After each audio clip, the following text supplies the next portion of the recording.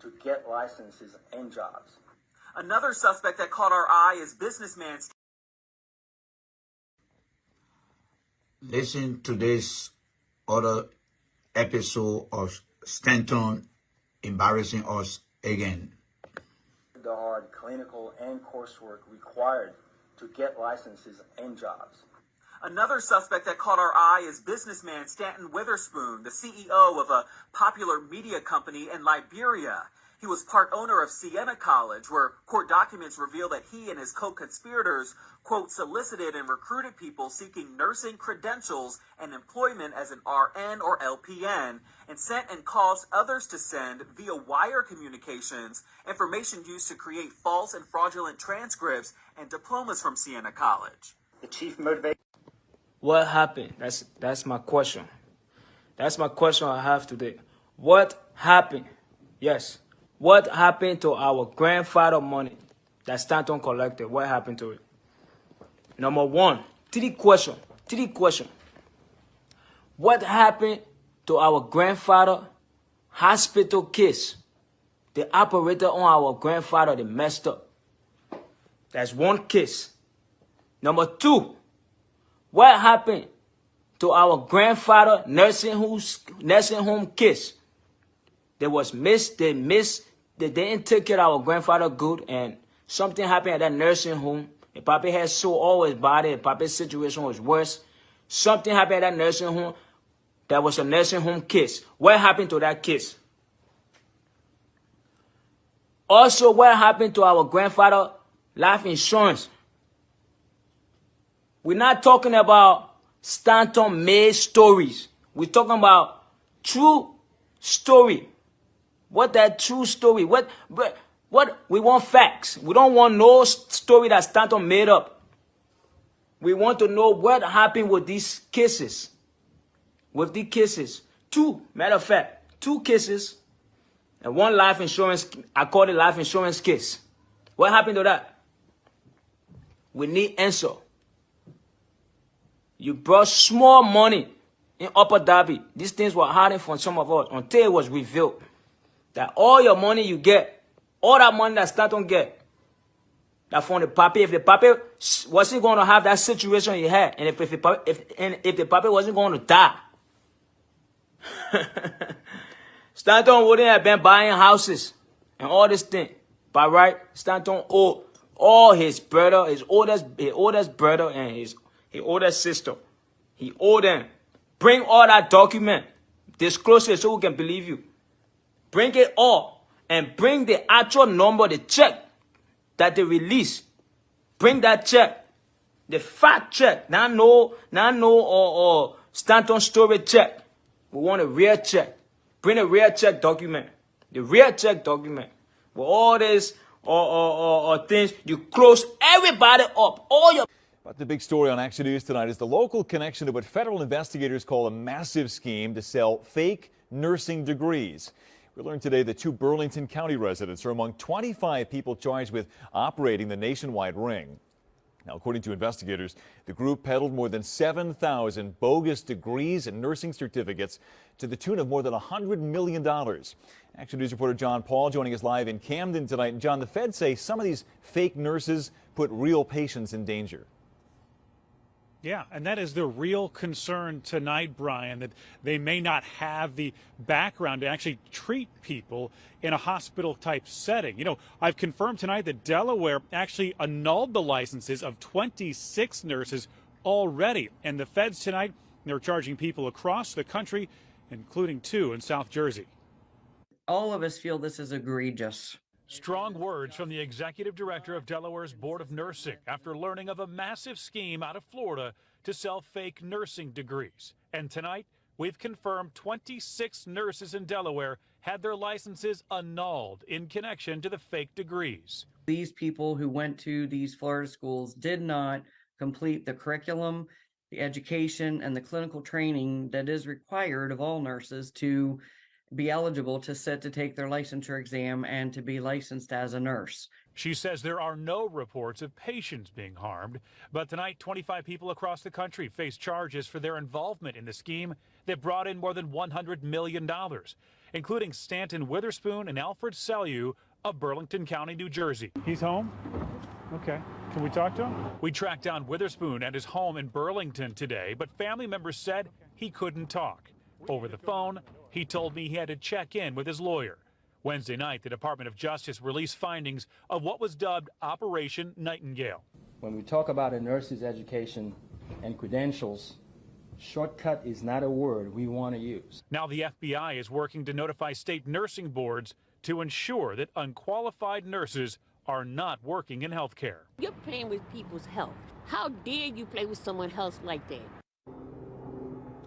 It is important to note those nurses in Delaware, they have the right to appeal this decision. I also reached out to the nursing boards in Pennsylvania and in New Jersey, still waiting to hear back from them. Live in Camden, John Paul, Channel 6, Action News. Brian? It also tarnishes the reputation of nurses who actually did the hard clinical and coursework required to get licenses and jobs.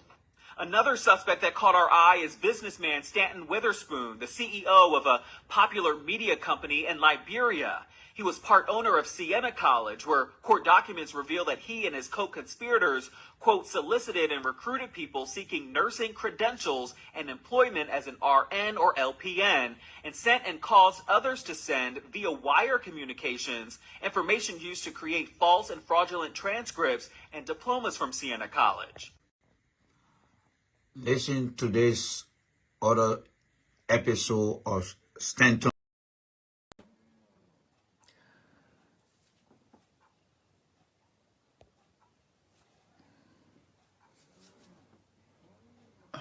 Okay, ladies and gentlemen, I'm back here. We are back here, and tomorrow is Friday. Thank God it's Friday tomorrow.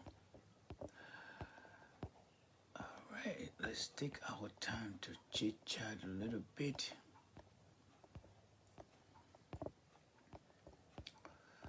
Let's take our time to chit-chat a little bit. Let's take our time to chit-chat here.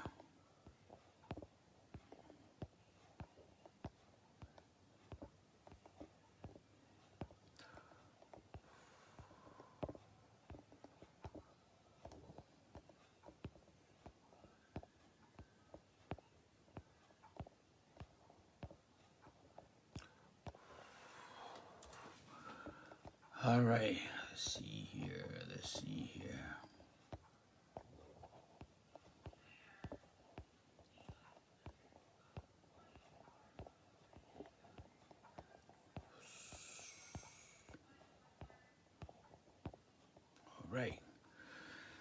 All right, ladies and gentlemen, thank you for joining me here.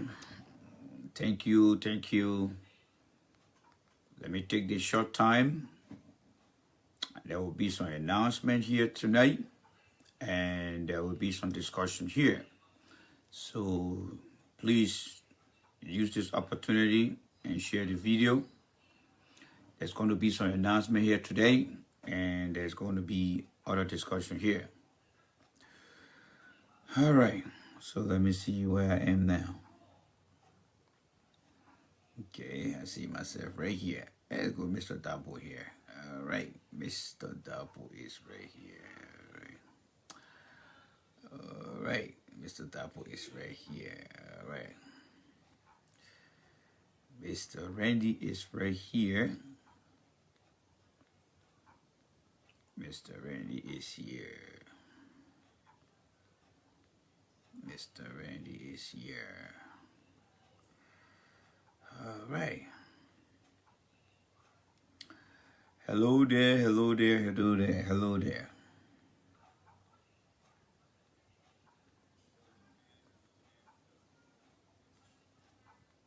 Okay, share the video, folks. Please share the video.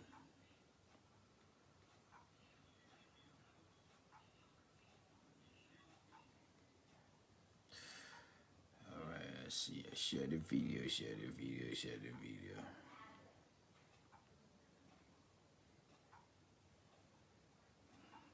Share the video. Don't be afraid. Share the video. Don't be afraid. Share the video. Okay.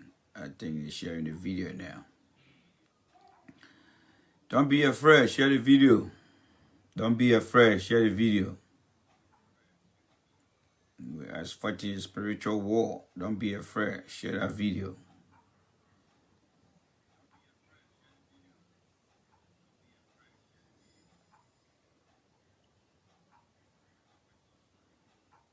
Okay, let's see here.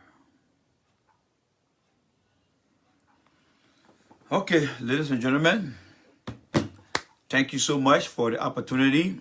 I'm here to just say a few things, and you are welcome to listen to me here. So please feel free to stick here and stay with me. Stick here and stay with me, all right? Something I want to say to everyone here today, so please feel free and stay here, all right? Yeah, Michael Devon, thank you so much for the opportunity. Thank you, thank you, thank you, thank you. So tonight, I just want to discuss the following things that are on my mind. This morning, those of you that followed me this morning, I spoke my mind, and I stand by my mind. Because I believe in what I say are things that I know are the right things to do. All right? So those of you who follow me all the time, you're going to know my position that I stand. The COP in the CDC is something that I don't subscribe to.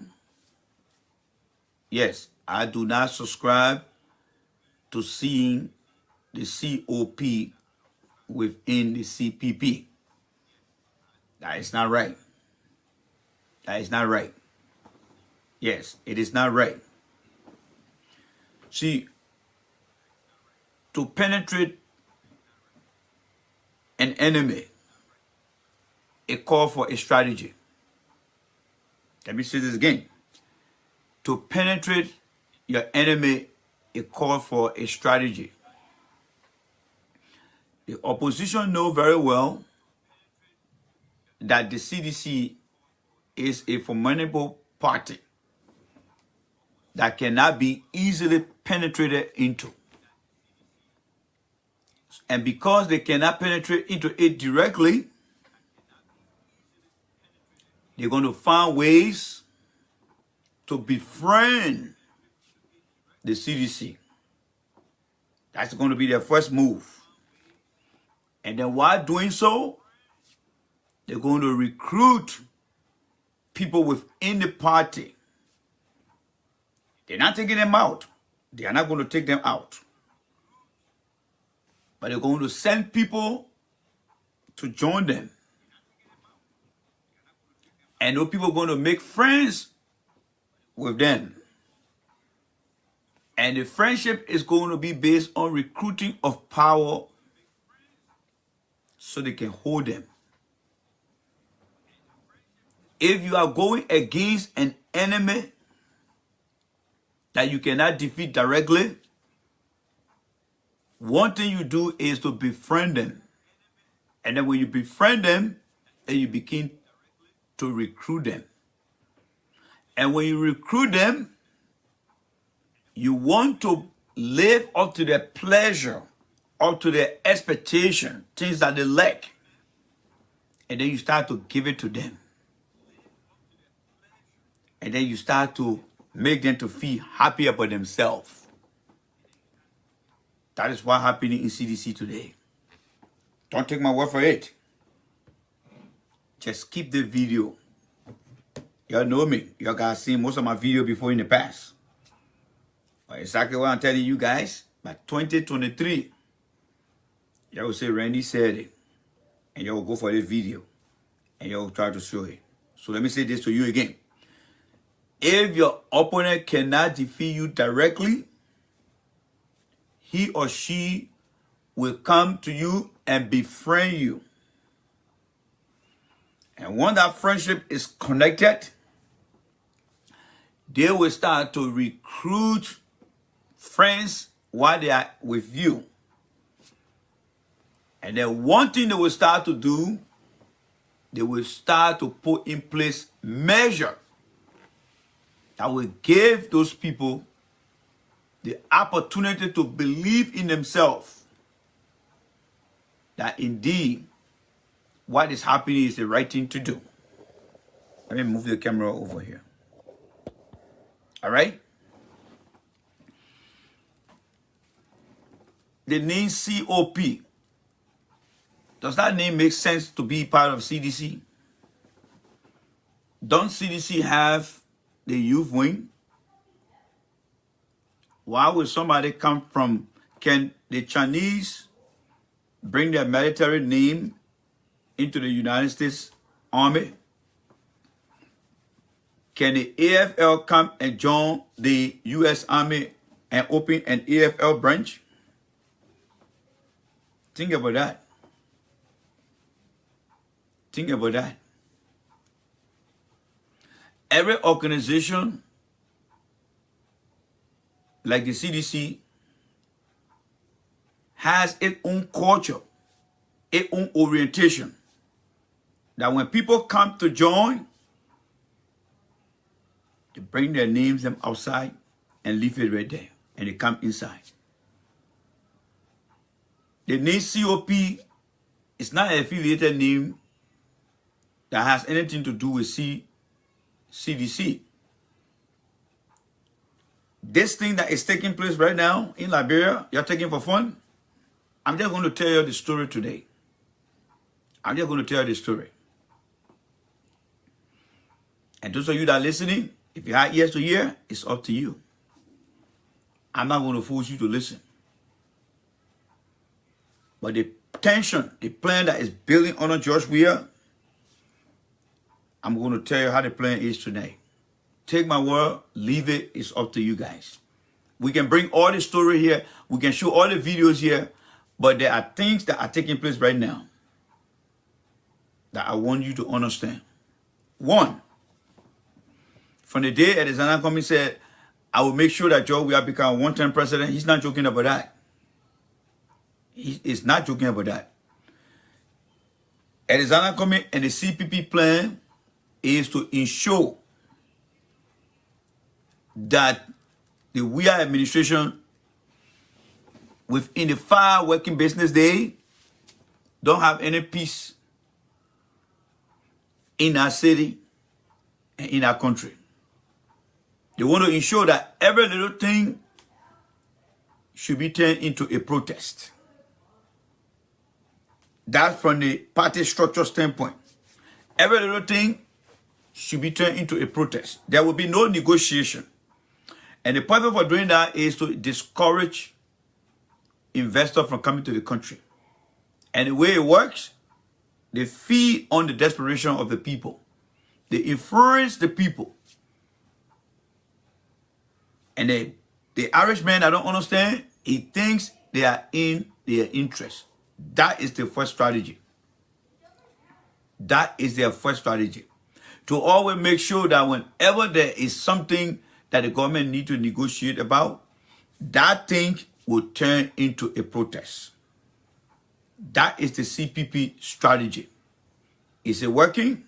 Well, it's making progress. The second strategy, the first strategy is the civil society strategy. The civil servant strategy that is organized by the political party leaders. That is to enforce protests in the street every day. The second strategy is the communication aspect. Yes. The second strategy is the communication aspect. Yes. The second strategy is the communication aspect. How that work? You see Spoon TV? Those of you in America here, the biggest Republican TV channel is Fox News, right? Yes, it's Fox News. Donald Trump loves to go to Fox News. because that station support him. And through our 5 News Network, they are all over the country promoting the image of the Republican Party. Going in every little town, country town, linking up with every little radio station, and promoting the image of Fox News through, the Republican agenda through the Fox News, right? And with the texting now, Mr. Trump is texting all the time. Second strategy, but you're not seeing the big picture. Spoon TV. A CDC is not careful.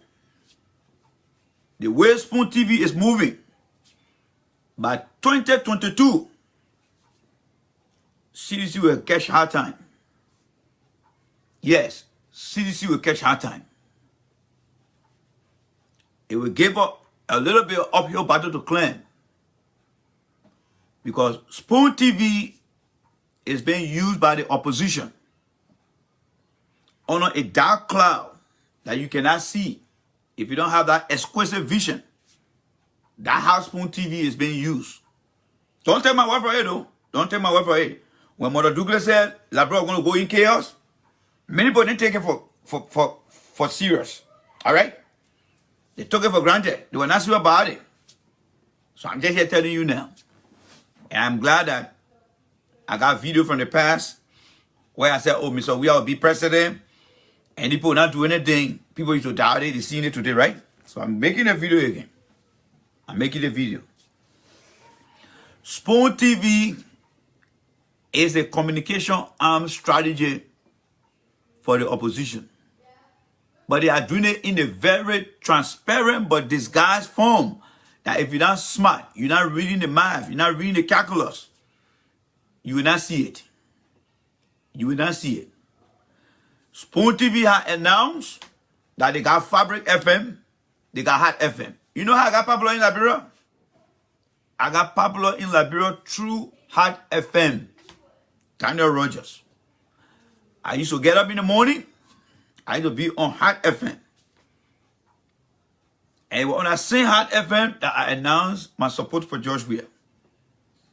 Spoon TV, they support the opposition.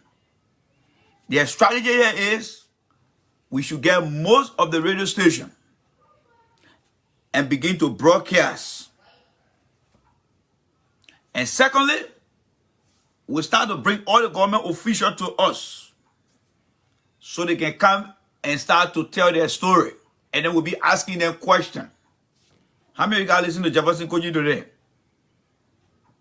One of the reverend got up and said, Minister Toy said, the president will be a dictator. That's a message to sending. Maybe you don't understand. There was nowhere, no time that Samuel Toy ever went over there or ever said the president should be a dictator. But they brought it back to make that out of an issue. Jefferson Koji came today and spoke about the Justino girl story. Next thing you know, the other medical Uber went up there and started to add a part of story to it. They got a lot of listeners today. They feel that the online participants are not their target. Spoon TV strategy is to get involved with the local radio station in Liberia and start to broadcast so that the people on the ground who can vote will start to hear what they have to say. They're going to get Moswaro County. They're going to go to Grand Bassa County. They're going to go to Cape Ma. They're going to go to Banga. They're going to go to Yikipa. Then they start going to Southeast. By the time you make up your mind, it will be too late. Hiya. One day, I will say, Randy, you were right. And that day, I will just cut off from Facebook, and I will be gone. I'll be gone. But I will prove it to you. If we're not careful, no God will sweep underneath us, that when the time comes, it will be too late. it will be too late. You see, the sad thing about it, Jefferson Koji will get up and go and sit on Spoon TV and have interview. But those are all who come here every day and talk about the government. They don't care to come here and even say, hello, my man, thank you so much. That is the difference between the white man leadership and the typical African man leadership. I'm speaking my mind tonight. Yes, I am. And you can feel any way you want to feel. But these boys from the opposition, their goal is to make we are one-term president, and they're working towards it. Trust me, they are doing everything. Spoon TV, it will take charge of all the communication aspects. Don't they have Kiss FM in Liberia? Why Kiss FM cannot link with us? All right? Let me see what somebody say here.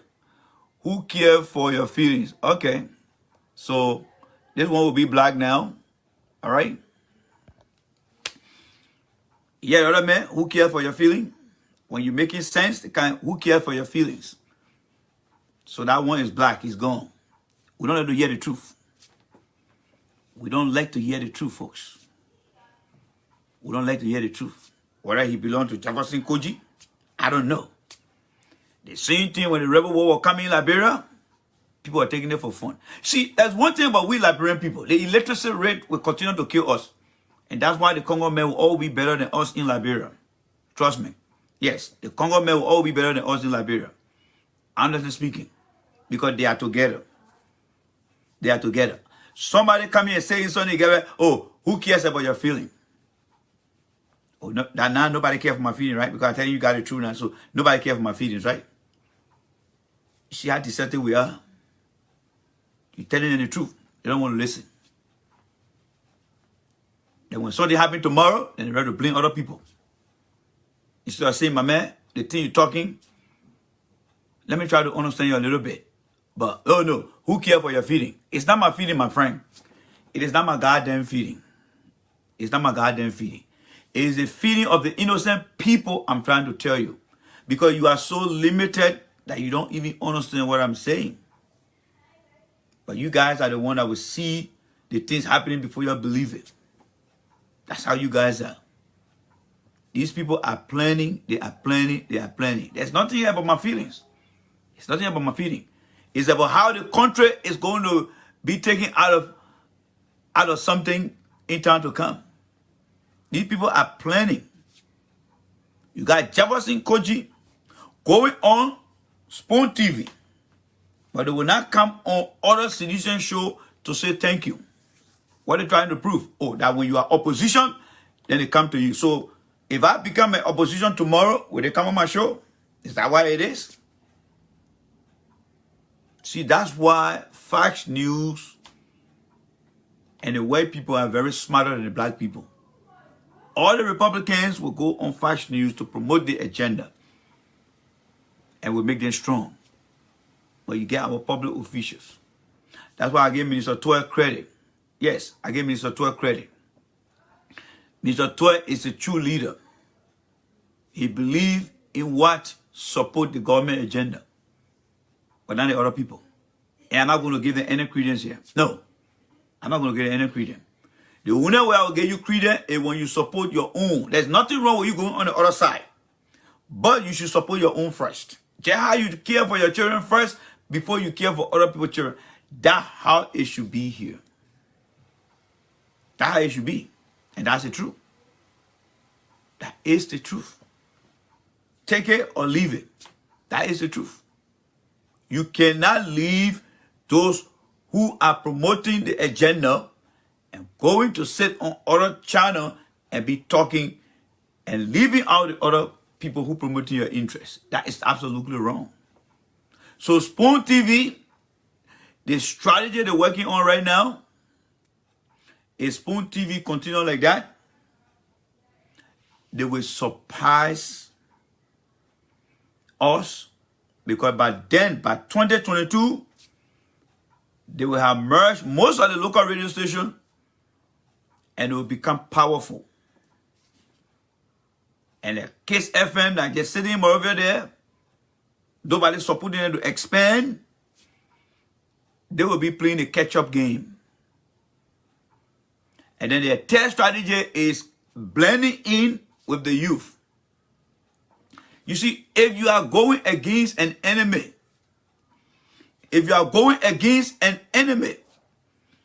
that you cannot defeat directly, you know what you're going to do? You're going to befriend that enemy as your first move. And then while you're with them, you're going to what? Recruit most of them. And then begin to support things that will create their emotions. That's what they call controlling the dynamics. The COP is coming from across the street. They're coming into the CDC youth wing and creating another COP. Tell me, what is the purpose of doing that? What is the purpose of doing that? Can the AFL or Liberia come and join the U.S. Army and say, we're bringing the AFL into the U.S. Army? Every organization got their own culture. These guys, when they come, we should be able to teach them our value, our political value. If we want to have a youth wing, we got our youth wing. We shouldn't go and copy something and say this is our own. You can't do that. And that's where I stand for my principle. I can't do that.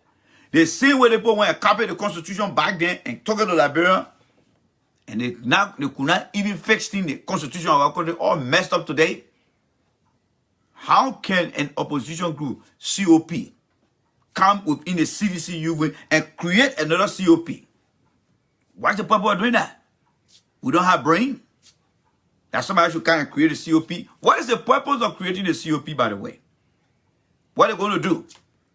So when the COP, director and the COP throwing stone, then our COP should go and throw stone? Is that why it is now? Is that why it is?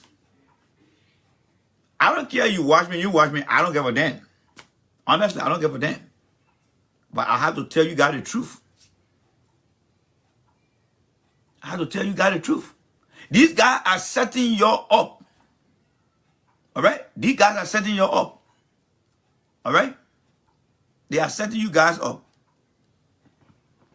They say the way to keep your opponent motivated is to align with their interest. Yeah? The way to keep your opponent that you already enter into is to align with their interest and determine their cause and promote it.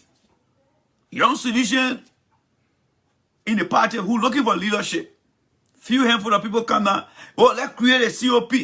Oh, yes, that's true. And they catch their interest. Yeah, we are the young CDC COP. And then the guy then say, bravo, our plan are working. How we making progress? We're pushing for protest. It's making progress. We just had our speech. We're going to make sure the election is delayed. We're going to push for that. We don't know whether it's going to be successful or not. We're going to push for that. We're going to make sure the healthcare workers continue to protest. We got Spoon TV. Then I capture, how do you call it, Hot FM. They are capture Fabric. So we got voice on the ground now. We bring the official them, question them toughly, and then they will start to pull towards us. And then we'll start getting more. You see, Henry Costa is getting very unpopular now because he doesn't have a radio station on the ground. So the opposition now is going through Spoon TV to start capturing their voice. Again, you will say, who cares about your feeling? Only the American people care for my feelings because they know that I can see things from far off and begin to tell them, and they will listen. Not because of my color, but what I'm saying that makes sense to their ears. Henry Costa is going to a year now, doesn't have a radio station on the ground. Spoon TV, a new guy, he knows his online broadcast is not working for him. So he's now merging with Fabric. He's now merging with Hot FM. And he's going to spread his wings. And who you think he's targeting? Politically, politics deal with numbers. Numbers come by you influencing people. And influencing come by you bringing people on and humiliating them. And then the people get a win. It will come a time, Spoon TV will be the leading radio station on the ground and online because they are well coordinated. See, the opposition, they communicate with each other. They're communicating with each other. So their plan is just going in. How sure are you guys that their plan B, their plan C, where you see the COP is forming, young people that came from the COP, join today. Next thing you know, boom, they're coming up with COP in CDC. Do you have that analytical mind? Did you do high-level thinking? You know, you guys don't do that. Especially the guy high, yeah, black hair. He don't have that kind of mind. He doesn't have that kind of mind to think. This is a mind that they pay good money for. This is not just a mind that just go and clean poo-poo. This is a mind they pay good money for. When people say, look at the math, look at the calculus, and add it. That's what I'm trying to tell you guys here. Corsair voice is not popular in Monrovia and Liberia anymore because he doesn't have a radio station. So they're using Spoon TV now and going with a strategic plan, merging with radio stations and getting their voices on the ground. That is their strategy. And then the plan C, the youth wing that just came. There is a saying that says the best way to keep people motivated who are your opponent after you blend in with them is to align yourself with their values, things that they like. They know there will be some young guys in the party that want to be part of their version of the COP. And they will get in there. Those guys are thinking far ahead of us because we are not communicating. We are not communicating. So the guys are thinking, one day I will say, Randy, you read, and I will be the day I will close my Facebook page and I will be done. And I will tell you, say, you know what? I'm a Liberian. I'm one of the few that don't think they're Liberians. These guys, look, I sit down and do critical analysis with mathematical equation, putting things here, taking it here, and taking it there. The first time I saw Smith Tobe, you know what Smith Tobe black mean? You ask Smith Tobe today. And this is just an evidence of story. When Smith Tobe used to broadcast on OKFM, it came a time I said Smith Tobe was trying to get a job with the government. Smith Tobe got out of his seat and went and black me. Today, where is Smith Tobe today? Working for the government. Because I saw the math. I can see the thing and tell them. Yes, that is the gift that God gave me. Spoon TV, I have been telling you guys, Spoon TV is a opposition, but they are playing it very smart. They're playing it very smart. They know they need a population. And how can they draw the population to themselves? It is to bring the government official on their show and start to interview them. And then you see all the population will start listening to them now. And then it will become the bigger show now on the block. And then everybody will be going there. Then those are all the CDC side when we're talking, oh my man, Toy don't come on your show, Jefferson will go on the other side. Then when they get the attention of the people now, that's when they will start to control the narrative. Do you think Jefferson Koji doing the right thing? Oh no man, he's doing the right thing. But who is the man? The coming will start coming now. But then it will be too late because they might already what? Systematically cover the entire geographic of major counties in our country. And that when they will say you got to do heavy lifting to catch up with these guys. That's why the people pay some of our good money in the country with our engineering brain. Because we can see things and begin to do the matrix. Don't take my word for it because you Liberians, you don't believe in people. That's why we are one of the lower class or species on or among countries in the world because we don't trust our own. Yes, we don't trust our own. We don't trust our own. No. Look at the country. We don't trust our own. When a Liberian man comes here to tell you something, we don't trust our own. We ridicule each other. That's who we are. We don't trust our own. But you know what? I thank God that the video is not being recorded. You all saw my other video the other time, right? When I said Georgia are going to win and Georgia don't do the right thing. This is another history that I'm making here. If you all continue to make the slightest mistake, when the guidance start to surface among you, that's the time I will say goodbye to you. That's the time I will say goodbye. Politics is about strategy. It's a political war, if you don't understand it. And it's about numbers. It's not like in America where they go by electoral college setting number kind. Liberian politics is based on popular vote. Our people are very, very ignorant in terms of understanding things. And if we don't educate them, other people will buy into them. You guys know that Costa's voice is going down. So Costa is sitting there in the back now because he's very unpopular to the many Liberians that don't believe that he's the right guy. So they brought in a strange guy. But the strange guy is learning from Costa's mistake and they are systematically carrying out their plan. Carrying out their plan. Carrying out their plan. While you're there making that noise. Oh, ready that foolish man. Ready that this. It's the same thing when Noah was telling the people, God is about to turn the earth into a whole dam of water. People were there merry-making. Oh, who cares? You're taking it for fun. You're taking it for fun. You don't know what's going on. You're taking it for fun. I'm not interested, right? Because number one, I don't cause people, man. I don't do. You see, all the negative people that on Facebook, in the government, they go on Spoon TV, Yeke Koluba, Costa. Then now you get in the government official and going there now. Chawasin you going there now. By the time you go to all them start going there. Spoon TV will start. As soon as Spoon TV come on now, by the time you read 10 minutes, they go up to 2,000 and say, yes, we got the guys there now. We got them. The plan works.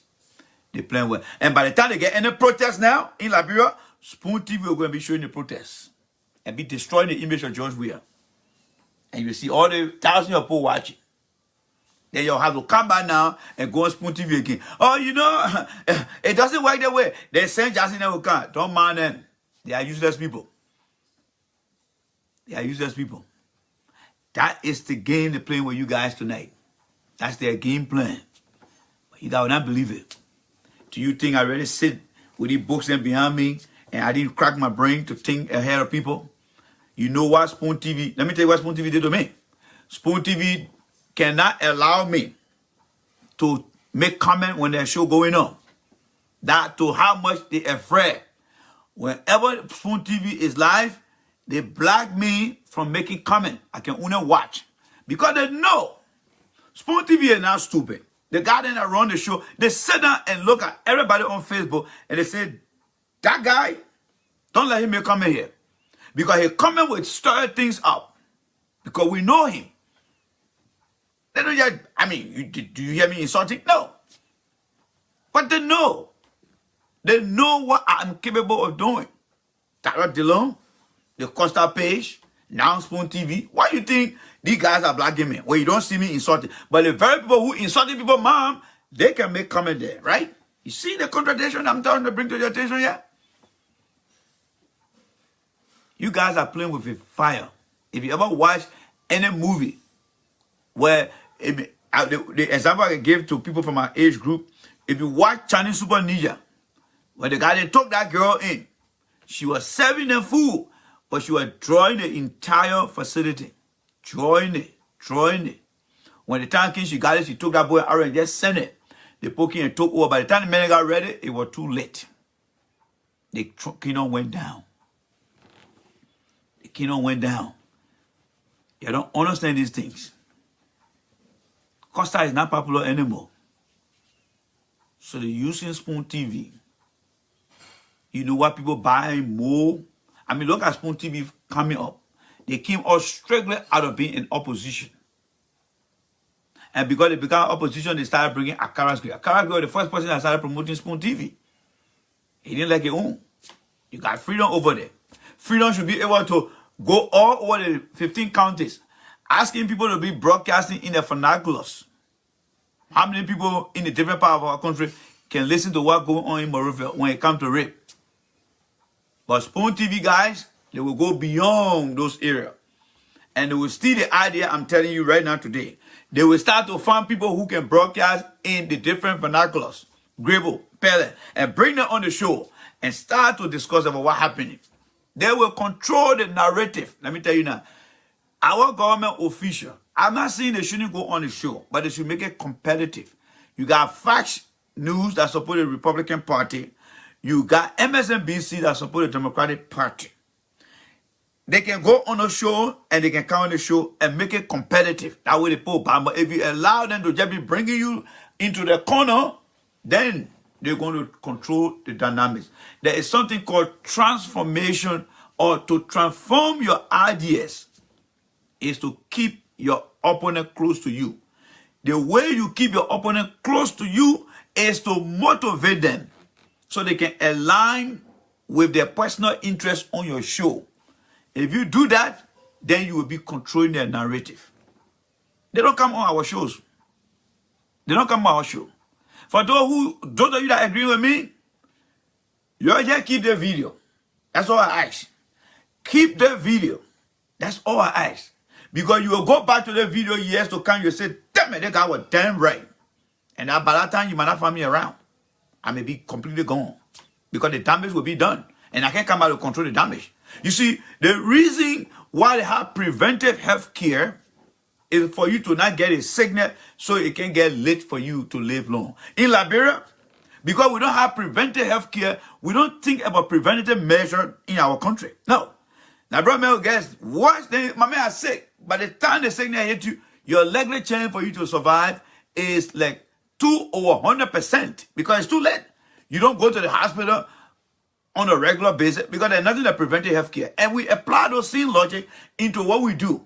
We see things because we support somebody personally. Why somebody say, oh, we don't say. But then when the damage comes out, oh, yes. You're listening to the report today, asking Jefferson Koji that Samuel Toure said the president want to become a dictator. That man who called himself pastor, his purpose over there is to reiterate things that will resonate with other people. The more population they get, especially on the ground, that's the most dangerous part. I will tell you now, I will confess. Those guys gaining ground, gaining popularity on the ground by broadcasting through a local radio station, they're going to defeat my teaching on here. Yes, they're going to defeat it. Because the more radio station they get into the people now. They get into the core of the people. If they were all on Facebook, I would say, you know what? People in Liberia that don't have data, they will not listen to these guys. But these guys know that not all Liberians can afford phone data to listen. But they can listen to the radio and hear people. That is the most dangerous part that will harm us if we're not playing well. There is still opportunity. We got Case FM. We got how they call it? We have Case FM. We can start to compete with them by opening other radio station. Whether it's in River G, whether it's in Bukonjere, whether it's in Maryland, we can open other radio station. You see why I used to make Costa powerful? Costa became powerful because Costa used to be broadcasting radio Kwage in Kakata, or radio this in Beaumont, radio this here. Costa was getting popular. But because he had a problem with his transmission, they shut him down. So now these guys are coming now. They're setting themselves. They're picking people. Mr. Toure, Jefferson Koji. Their target. And they want to be the icing on the cake. The day president will appear on that show. All other Facebook group that's supporting the president, case closed. There will be no more again.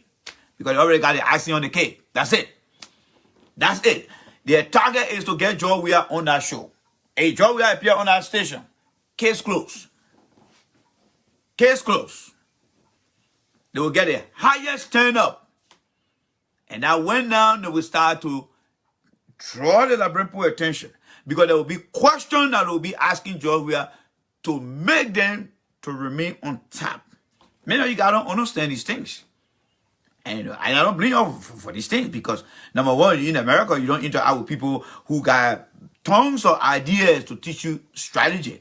Number two, many of you guys don't go to the school where they teach you the ideas. So, because you see a Liberian man sitting here looking at you now, all you see is the Liberian face, you hear the Liberian voice. Oh, man, that's how we are. That's how we are. But I'm telling you real things here. All right?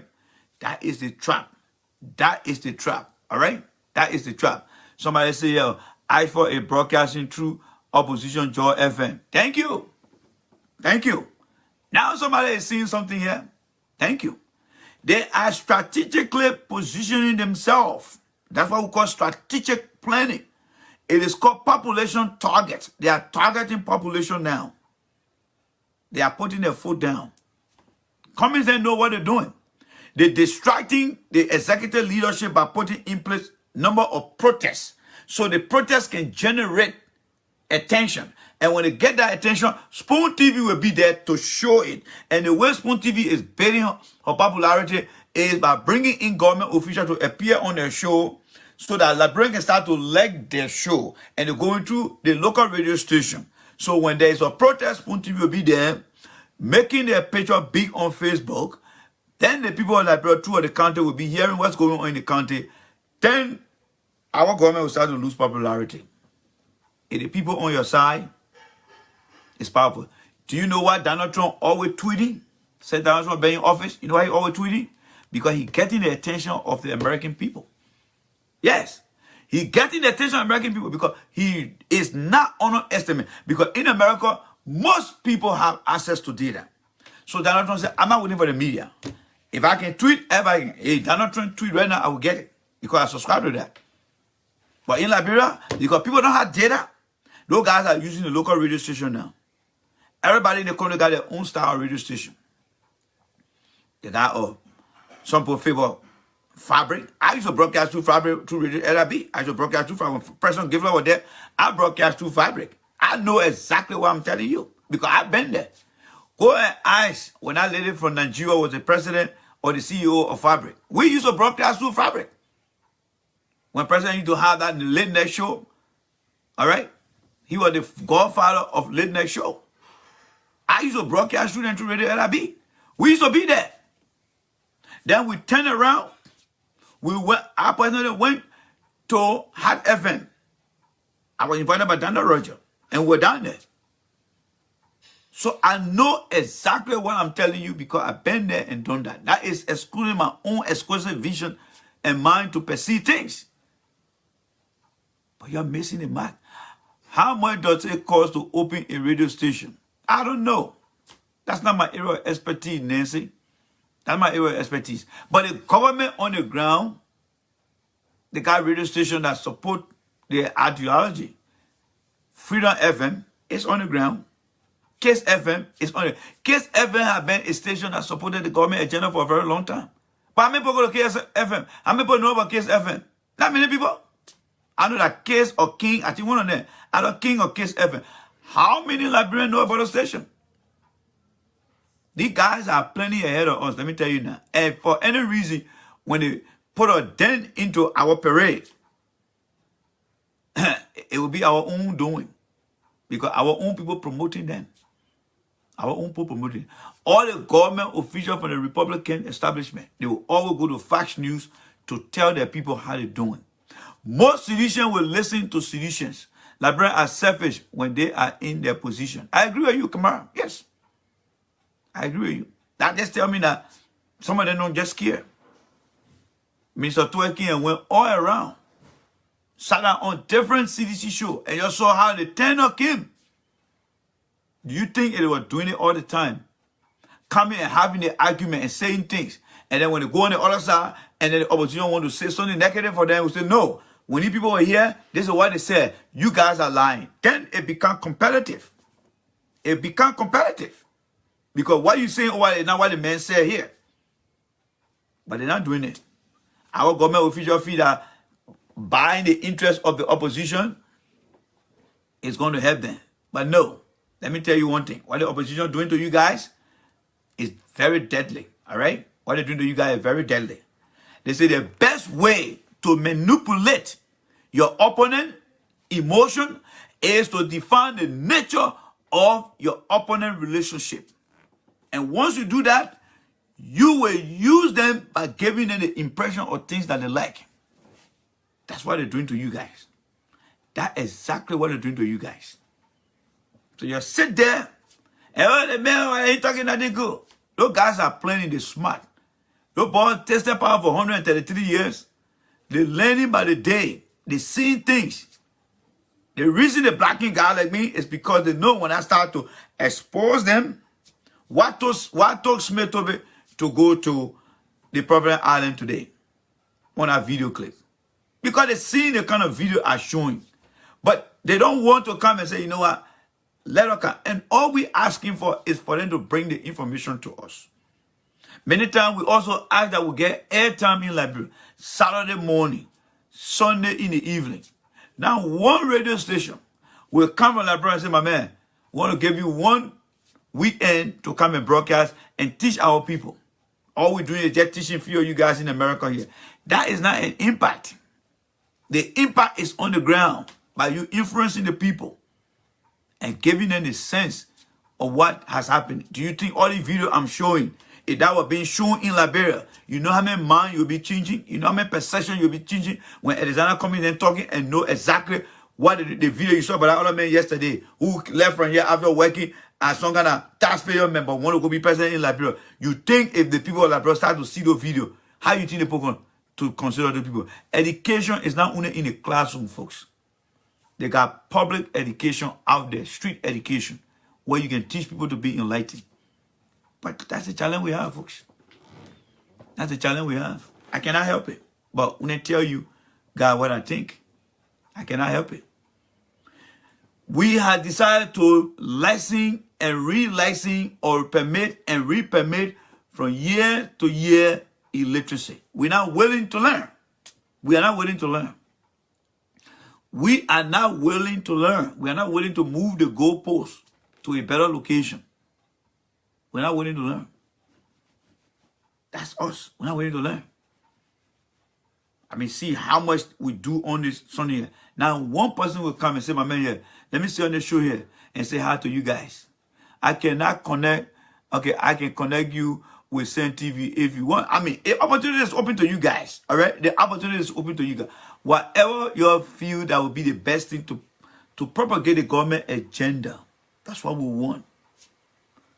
The very video, you can send that video. Somebody can go and watch it. As long as the message is making sense to you, think about it being a bigger picture. The reason people build network, all the companies you see today, whether it's Chevron, GE, Apple, why do you think they get connection all over the world? Because they feel that they will grow their profit by expanding their business. Politics, the more radio stations you get that broadcast locally in the country, the better position you will be in. The better position you will be in. Don't feel because you're in power, you got a little thing around you. No. There are other people who planning to get rid of you. And they will do it in a very systemic way. Yes, they will do it in a very systemic way if they want to get rid of you. All right? When you are ready to take down an opponent, they will keep the pressure up on all sides. And that's exactly what Bernard Ewing is doing. Maybe you're not here again. When your opponent is ready to take you down, they will keep the pressure on all sides. You seen the protests? You seen the COP trying to establish itself within the youth rank? They want to create pressure to go against the other people. That's why it is. That's why it is. We was going to open Send TV USA, but I was relocating, so they told the owner in Liberia to put it on hold. Whatever works for you guys. Whatever works for you guys. But we got to make sure we do our best. Because two things will happen. Is if Spoon TV managed to control most of the radio station to get their messages across, we'll have to do heavy lifting to catch up with them. And they will also increase the speed. They will put a turbo engine where they will increase the speed. So we'll be chasing them. And there's a possibility that they can win. Because they get the people's mind. Because one thing they know about the native man, they start giving all rights. They start giving all some little things. They win the people's minds. By the time you want to go convince them, it's too late. Because they'll ask you, what have you done?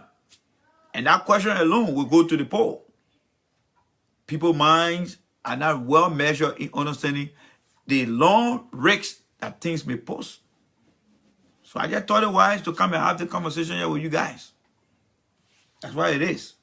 Sometimes we got to have the in-house meeting. What strategy is going out there? What strategy is going out there? When you're in politics, it's a game that you play every day. Yes, because the opposition will create a trap for you by playing to your expectation and causing you to let your guard down while they are planning to hit against you. That's what they will do. That's exactly what they will do. So, don't take my word for it. I'm just telling you guys now. I'm just being honest with you guys. The only way we can start to gain momentum, the government officials need to recognize what we're doing. They need to appear on our show, tell us about their progress, tell us about their agenda, tell us what they're doing.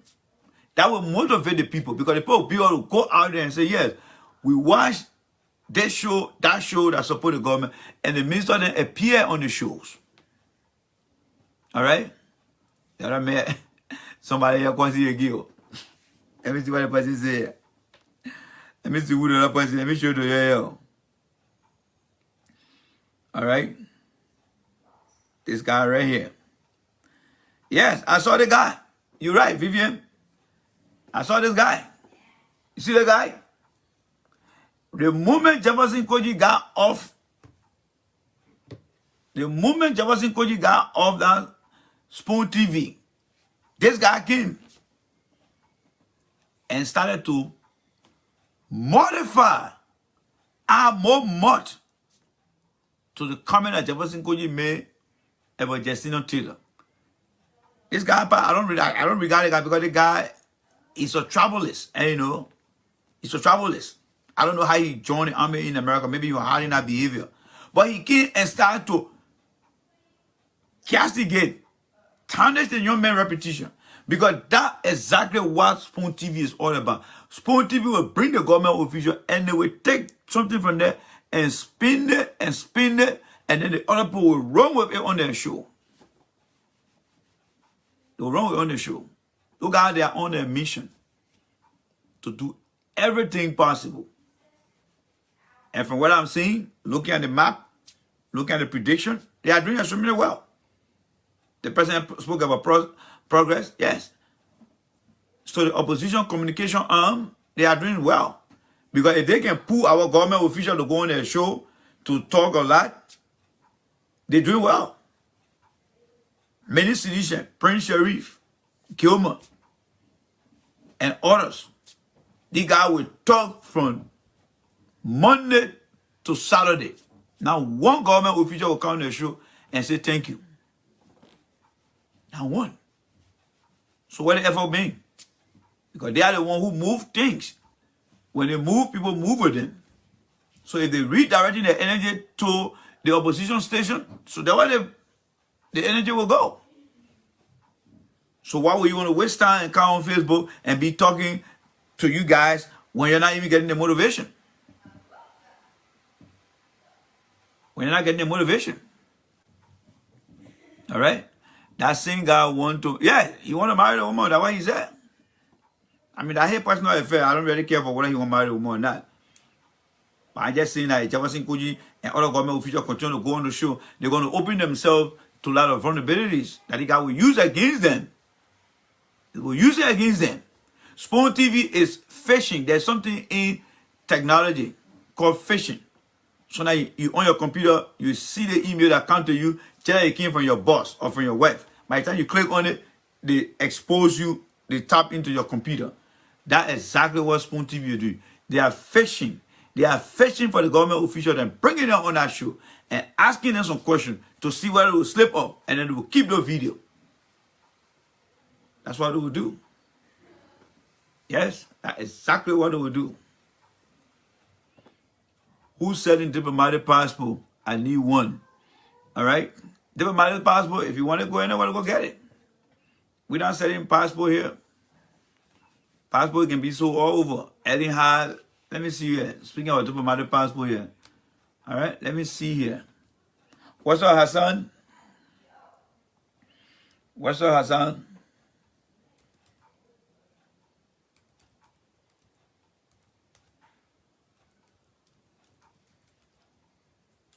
Let me see something here.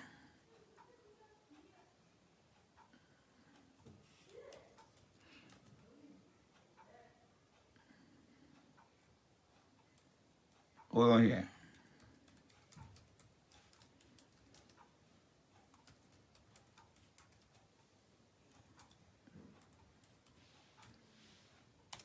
Let me see if I can get it searched here. Okay, yeah, let's see here. This is by the United States, U.S. influx on Liberia, New York. Okay, let's see. I was trying to find something here, but excuse me, I don't think I'll be able to find it here now. I mean, think for example, okay, good. So, as I was saying, these guys are working against us seriously. And the government officials, some of them, are promoting these guys. You cannot have people talking for you guys, and you're going to them, and you're giving them all the support. Never saw that before in politics. Never saw that. It's like people who are government officials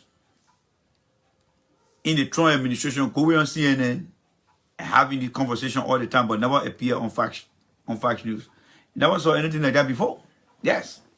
So what you hear here tonight, it was just a warning. It was just a warning. Because I have been following the trail. I have seen Spoon TV going with Yaka Koluba using all type of profanity against the president. They're embracing it. They're not stopping. They're not stopping because they know the population in Liberia is polluted. It's polluted with people with nasty minds. Yes, it's polluted. So they love those things. So they will not put any ethical standard to it because that's what they love to hear. They will continue to do things. All right? Which one people not ready again? Those are the people they support. Those are the people they support. So if you are a government official, you going to Spoon TV, there is nothing wrong with you going there. But you must learn to support your own. You should learn to appear on the different shows that support the government and talk about the things that you're doing. Talk about your plan, the plan progress, the plan targets. Let those who support you get to hear from you on any medium here. But you can't take your whole time and go sit over there. I'm not talking about the Liberian people. For me, I'm not talking about the Liberian people. I'm not talking about myself. Because right now, when I finish from here, I'm going to have fun time with myself. I'm not talking about the people back there. Because I know one day, government officials will fall off the cliff and it will come down. That season will dry. Any officials that were enjoying 12 years ago, right? Where are they today? They're down today. Two officials that were enjoying almost 40 years ago. Where are they today? They're down. Same way with the we are government officials. Everyone that in the we are government today, you guys are having fun. But when I talk in your drop, what are you going to be saying now? When you meet some of us here. My man, how you manage? You're hiding thing, how you manage? Are you going to say, oh, Mr. We are not listening? Or are you going to say they men were controlling this? Is it going to be the same repeated something again? That's how it is. All right? So I'm here to tell you the story. All right? Somebody said, so are you suggesting that government officials should not go on opposition channel? Look, Mr. LIB Botuman, LIB got you. You said something yesterday again. This time tonight, I'm going to block you. Yes. LIB got you way, you're going to be black tonight. Because you cannot learn from the past. As an engineer, I don't take repeated mistake easily. You came on the show yesterday, and yeah, much I appreciate you, but you have a learning disability, and I cannot help you. You had a learning disability. You just got here, and have you listened to me? Now you say, oh, are you suggesting? Instead of you listening to me. From the beginning of the show, I said, I don't disagree that it should not go on opposition, but it should start with us first. And I just repeated that again, and now you're asking the question here again. You know, you are a very lucky guy. Yes. LRB guy, you're very lucky. The star you were born on a knee, it's a very, very lucky star. Tell your mom, tell your dad, tell God, thank you. But there's something that keep telling me not to block you. So you're a very, very lucky man. All right? Very, very lucky. Keep that luck with you, my friend. You're a very lucky guy. Because there's something that's telling me that I cannot even move my finger to block you. You're a very lucky person. Yes. You're a very lucky person. You're a very, very lucky person. You sure you were on the show yesterday? Is that somebody else I was talking about? I think you were on the show yesterday, my friend. You were on the show yesterday. LRB Gayu, you were on the show yesterday. Go watch the show yesterday. You were here yesterday. All right, have you seen this video, Randy? Please listen what this guy, senseless guy. Bill, I don't listen to this guy, Bill. I don't listen to this guy, Bill. I don't listen to this guy. Yeah, I'm too intelligent to listen to this guy. No. I don't listen to this guy. I'm not even going to show him on the camera here. I don't listen to this guy. Yes, this guy is below my standards in every capacity. I'm not going to listen to him. No, I don't listen to him. So that's what it is. That's exactly what it is. They need to start to support their own. Bring the policy. The finance minister started that process. But it seems to be that they are not interested in doing these things. But what I'm telling you that these guys are planning, and they are planning very, very strategically. They know exactly what they're doing. All right? So, guys, I will take a few calls, and I will be going. If you want to come in, please. I'll take 3 people, and I'll be out of here. All right? I'll take 3 people, and I'll be out of here. All right? I was on 2 days ago. Okay, if you're on 2 days ago, but I seen that you made a mistake again, bro. 2 days ago, then it's the day you made that mistake. Yeah, it was the day you made that mistake. Now you come back again, you fall in yourself that same mistake. Oh, there you go again. Yeah, Donald Trump. Donald Trump, just tweet that again, all right? All right? See, Donald Trump is very engaged with the people because he knows social media in America is very big. All right? Let me take this caller here, and you guys should know exactly. So this is my first caller out of 3. So let's see how that works. First caller out of 3. Hello? Oh, that's my man here again. What's up, Yeah, my man? I was the one that was letting you know that I can connect you with Send TV.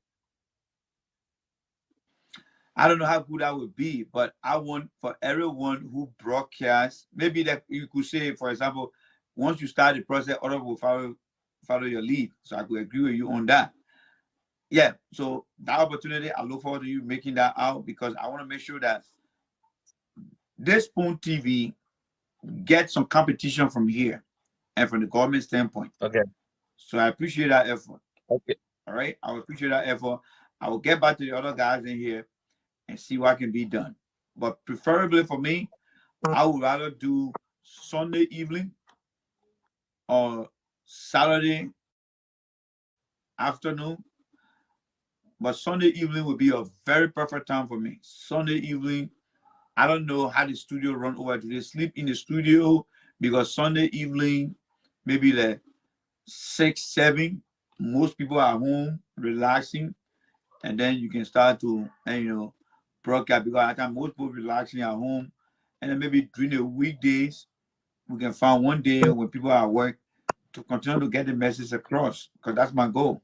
There's one guy who is leaving from the United States. He called me up and said, are we going to Liberia? I'm going to open a public center where they will be broadcasting from. So he wants me, whenever he's running that show during the week, where I can get in there and just begin to talk to the young people, explain to them. So that's something he's working on too. Okay, because So what you got to say? no, because you know Sam TV in Liberia is pretty big. So right when I heard you talking about it, the man that owns Sam TV, he you know he's a big some kind of big guy in CDC over there. So I contacted him right away, and he told me, he said, so long I make the recommendation, he all for it. So he just want me. So he told me that, you know, if you can send me your number and I will send it to him, or either vice versa. You know, he's willing to have the conversation, because we were going to open up CNTV USA. I bought the equipment, I bought the software and everything, but I'm relocating from New Jersey to all the way down to Texas. So, you know, everything will put to standstill. But I still got the software, very nice, expensive software. Um, so I mean, everything is there. We just need someone in America that can, you know, that is willing or having the time to, you know, to broadcast and present the factual information to the Liberian to the Liberian people. And I think with your expertise and the amount of information that you have, I think you would be the right guy. And you know, just as soon as you said it. Yeah, but let me say this. Let me say Mhm, this. The software you're talking about, that's fine with me, mhm. because I won't have that opportunity before, but I turn it down because I'm very busy. What I would like to see myself doing, like if my show is on, somebody can just someone cast my show in Liberia and I do my talking. If that would require me to have the software installed on my computer, I don't mind doing that. But I don't want to be on a big set. No, that's not my style. Oh, no, no, no. No, that's not my Oh, style. no, no, Yeah. no. So yeah, I don't want to be somewhere. I just want, if I'm on, Mhm. somebody say, Randy, yeah, we can connect your show to the audience back home. Perfect. That's all I want. Oh, okay. That's all I want. So yeah, that's all I want. So it's Sam TV, got the studio, and say, look, because right now, not Fabric, but Freedom can connect me Yeah. and I can start to broadcast. Like when I get on Freedom show every Mhm. evening, I just connect to the show. We had a conversation on the radio. People calling the show. Oh, we're ready here. We are my analysis. That's something that I'm looking for. If they want to take it to the next level, where they say, okay, when you broadcast it, we can show the video in Liberia for those who got Facebook to see you. Because I believe the people on the ground who don't have access to data, to burn data, those are my primary targets. And that's the target that Spoon TV is going on. See, many of the guys, they don't understand the logic. And, you know, they don't understand the logic either because they are not school. So they will come, oh, man, talking crap. And those are the opposition guys that want to, you know, distract you from your agenda. But I want to make sure that my people, the Silesians, level-headed Liberians that want to see a better country that will be very competitive with ideas, they are the ones that I am targeting, and they are the one that I'm trying to bring the idea to when I say that Spoon TV is on a They mission are. to what? To map out most of the local radio Yes. stations. That's their Yeah. plan. And if they do that, President Weah will catch hard You're right. time. Because the fact that they're bringing their official on their show is put us in a very bad position. That they're telling us that you guys, you wolf, we're bringing your guys in here and we're asking them all the questions. Some of the questions are not making sense. And then you see everybody will start floating to that station and they will dictate the process. If you allow somebody to dictate the process, they control it. Yes. And you know, and that's why I don't want to see. And I just hope that the guy will listen. And, you know, maybe I know they don't care. Maybe they're like, oh man, we got enough now, man. If we lose, who cares? I mean, sometimes you get different reaction. Yeah, You you're know, right. because people that mean business will do the best. People that mean business will do the best. I mean, you see the election here today. Joe Biden is going in every corner, every little phone, your old email. They're still reaching out to you because they need people on their side. They need for soldier. They need everybody. But there's just something fundamentally wrong with some of the government officials. You saw the finance minister, he did an extremely good job. Came on most of our network. When he got done, then he went to the opposition side. That means that we have a balanced airtime where he came on our show.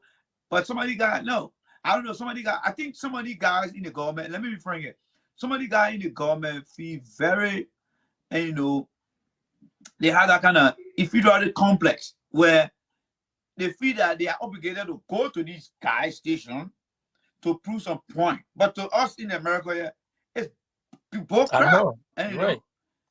it's bull crap. So I don't know, but I try to wrap my head around that.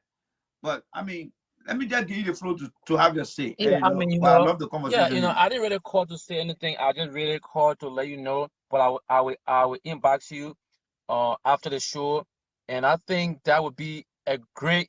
I think that is a great idea.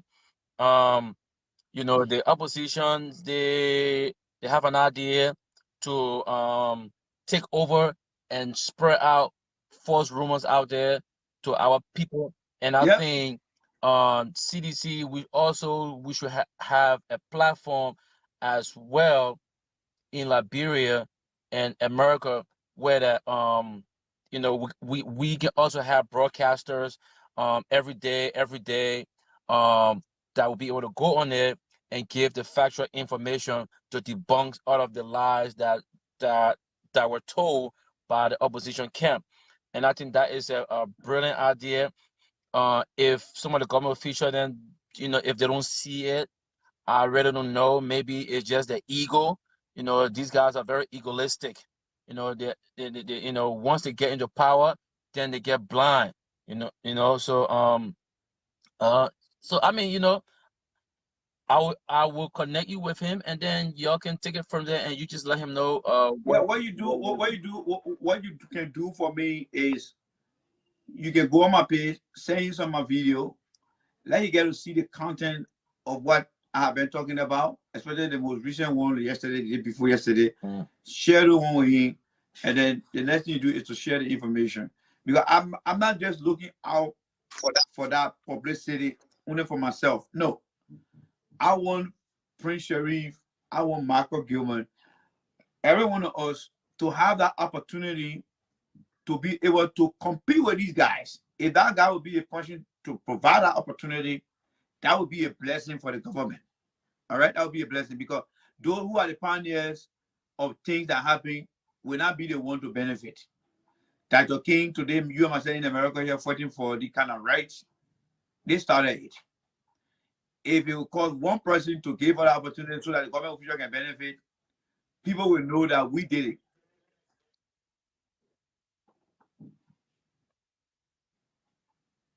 Say, you are breaking in, I didn't get you.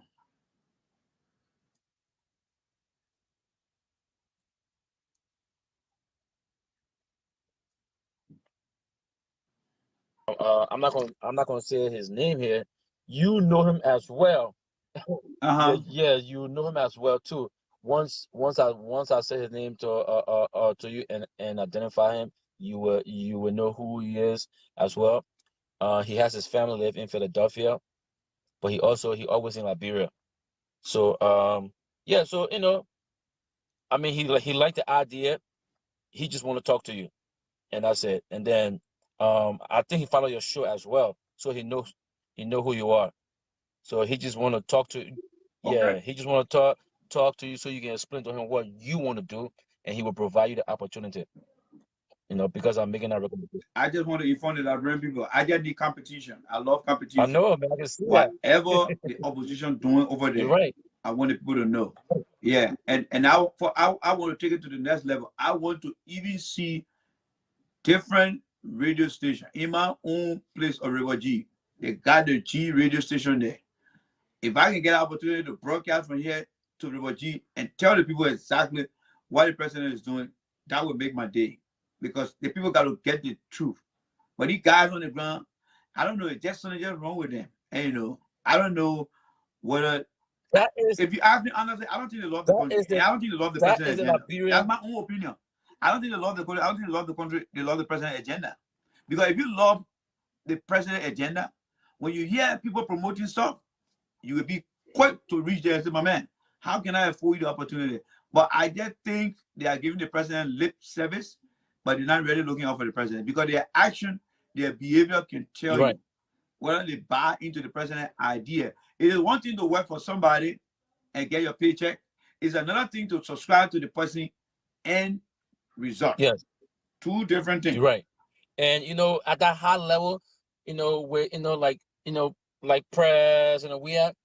He has certain level where that he's so busy, and he having lots of conversation with other world leaders and things of that nature. So he expect these guys around him to be doing the right thing. So whatever information they take to him verbally, he just takes it as it's factual information, and these guys are doing the right thing, but probably they're really not doing the right thing. Of course, and one thing they fail to realize, and they're trying to underestimate. You see, during the early era, when Liberians got on Facebook, there was nothing like Facebook Live. Only in the last year of President Ellen Johnson Sirleaf, it was when Facebook started getting popular within the Liberian community. But Ellen was already done with her term. Yes. But this administration is living in the preliminary stage of Facebook. And at the preliminary stage, there is a lot of technology that is being pumped in different ways.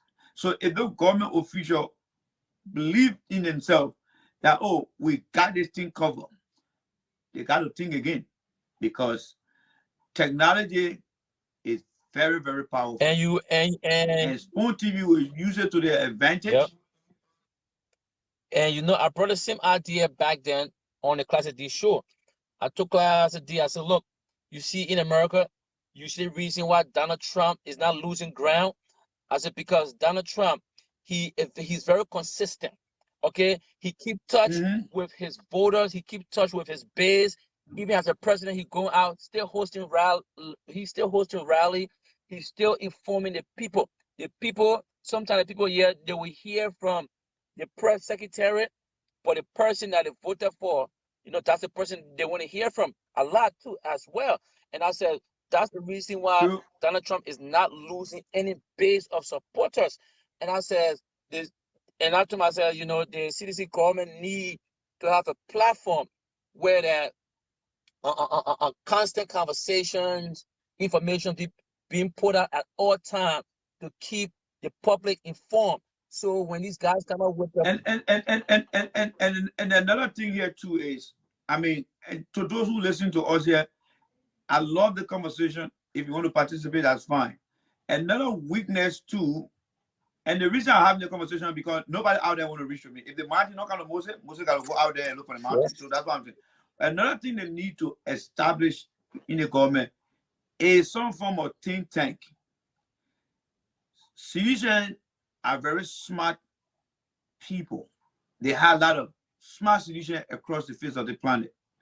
But it wouldn't take someone from home or someone who would be designated by the government to say, bring these people together. You see, when Bill Clinton was president, there's a guy who called Paul Bagada. They got our own ABC News now. They call what's his name, man? The guy with the wild face here. I just forgot. I don't watch TV, so I'm sorry. Yeah, I just forgot his name. I watch the news. I keep myself informed. Trust me, I keep myself informed. I don't watch TV. I keep myself informed. I don't want to come across anything. Yes, it was back then when I was in school that when I never to watch TV. But nowadays, I keep myself informed, man. Information is very relevant in this DNA here. I mean, the age we live in here. I just forgot his name. All right, but these guys, they were Bill Clinton war room guys. When one issue come out, the next morning, across all the network, those guys will go from one place to another to debunk everything that will be said of Bill Clinton character or Bill Clinton policy. And they were all part of the policy team. So they were tapping into their knowledge. CDC need to have these things. But I don't know what the guys are afraid of. I don't know whether they think when they open up other people to jobs, we are going to take jobs from them. Some Liberians here don't want jobs. They just want to see this president succeeding. They got the idea, and to give it to these guys. But the ability to connect is one of the deficiencies they have. And this has nothing to do with criticism. If a criticism make you tougher, all right?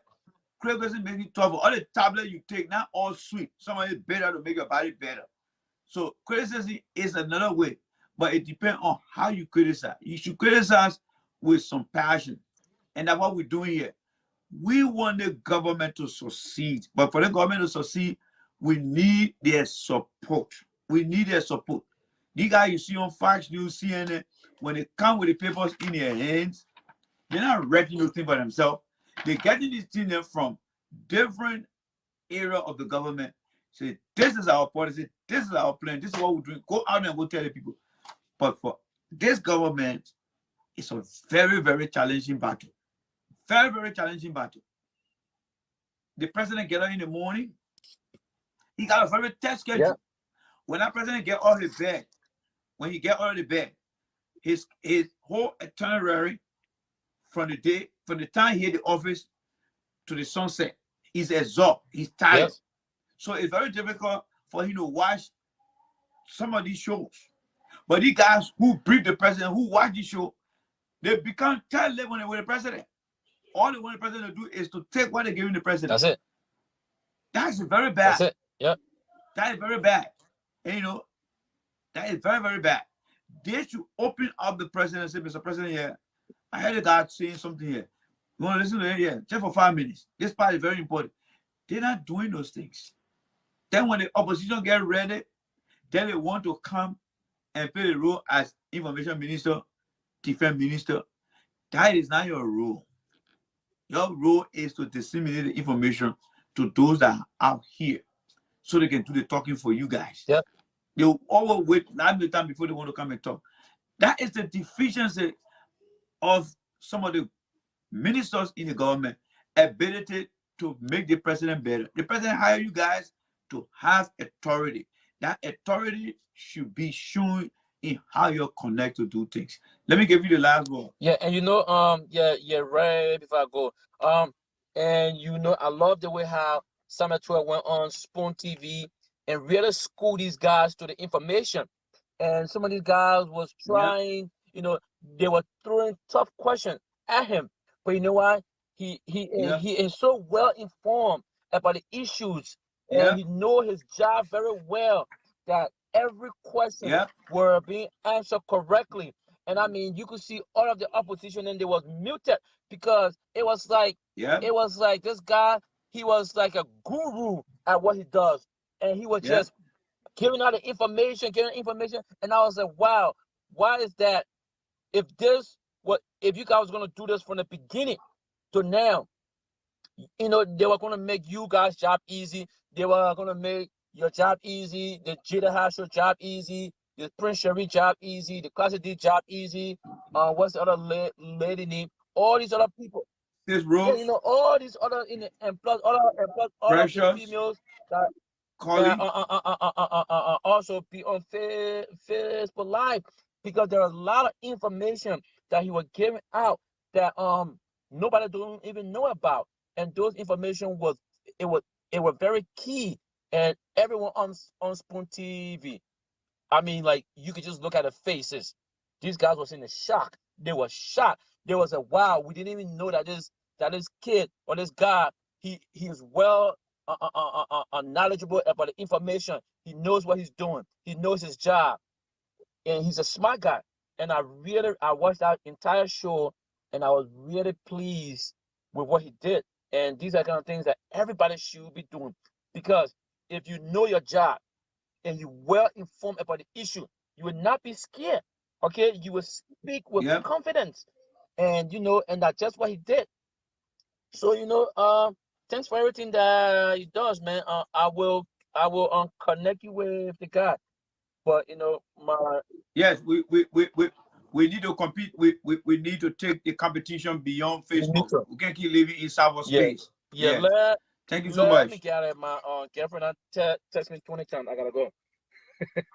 My man, let me let you go before I get into it. I'll go talk about one minute. I'll let you go. I'll let you go. I'm now a marital counselor. All right, let me see what it says. They got, let me see here. Okay, so says down, say they got the president in a bubble. President Weah needs to give the First Lady a different role to check on this guy. Yes, I mean, whatever way it takes, because the opposition, we need to outsmart them in every way and shape and form. And, you know, we can do all the talking on Facebook here, but if we don't engage the people on the ground, it's going to be an uphill battle to fight, because the opposition themselves, they are already landed on the ground. They are now finding their way to the different radio stations, and they can do a lot of strong damage on the ground. Yes, they can do a lot of damages on the ground. They get on the ground. They can do a lot of damage on the ground. All right. But Randy, to think it is power drunk or power confused. And, you know, let me see here. Mike say, hi, Mr. Dapo. I think it is better for the government official to do more clarity on the opposition show in order. Look, let me tell you one thing, Mr. What's his name here? Mike B. Smith. If you think the opposition will accept everything the government is going to take, then you don't understand politics. All right? I agree with you to a point, but let me make it clear to you. Do you think the opposition, their goal is to listen to what we are going to say and say we're okay with that? Then you now understand the full length of politics. Mr. Weah can even go over there and they put 10 us down and find nothing on him, they will not feel satisfied. Their goal is to get him all that here so they can sit down there. That politics.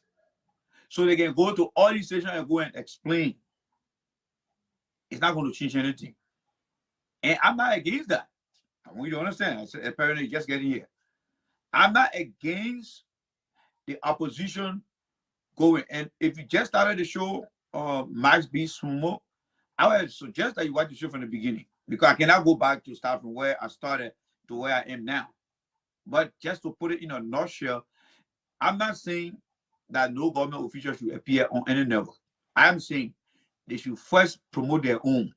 They should follow the example of Minister Samuel Tuet. I came across all the major talk shows that promoting the agenda of the government. And he came and explained exactly what his role have been and continue to be, and his expectation, challenges, and stuff. Then you can cross over to the other people. That have been my appeal. The second appeal to the government official is when we are discussing issues such as the issue of the protest. If there any public information, any information document that is for the public use, today we live in a technology world. You can text somebody and say, I got this information, would you mind helping us to explain this? And we can do that for them. But they must own their own. If you live in America here, most of the public officials from the Republican side, they go on Fox News, they express themselves, few of them go across other networks. That's how they need to keep that. That's how they need to keep those things. You should start with your own. You should start with your own. Max, you have to train your children first. Max, Sumo, you have to train your children first before you start going out of the train other children. Because by then you will know exactly how you can balance yourself. That's what I'm saying here. We don't see the government official then appearing on any of the shows that we run, even for 5-10 minutes. But they will go and sit on other show. And if you think they're going to convince those people, you're wasting your time. Because one principal goal of the opposition is to remove the current government. Do you think everything Donald Trump doing, trying to argue in America here that the country is well, you think that Nancy Pelosi and Joe Biden want to hear and say, okay, we okay? Donald Trump can even come on CNN and explain from from sunrise to sunset. You think the Democrats are going to set up for that? No. That is the competition. It's a political competition. Somebody want to be better than the other person. So I'm not against the idea. I'm just saying what I just said, all right? So let me program. Who coming on next? Anybody next? Because I'll be getting out of here by 11:15. 11:15, I'll be getting out of here. Anybody next on the list? Who next on the list?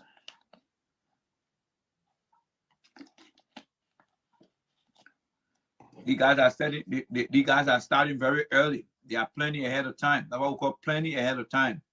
they are planning ahead of time. And if we don't start to plan now, we're going to struggle a little bit. Yes, because once they get hold of the people, they will start going to phase 2 of their plan. And what phase 2 is all about. So if we have the capacity to compete, we need to match them up. If they get 2 radio stations on the ground that are broadcasting through, we also need to get 3 radio stations or 4 radio stations to broadcast through as well. So that way they can know that we are also on the ground and we also, you see on Facebook, how we all over the place. When Costa come and say something, or anybody come and say something, or somebody put something, every other person that broadcasts on behalf of the government will come and set the record straight. So that's the same thing that we want to have on the ground.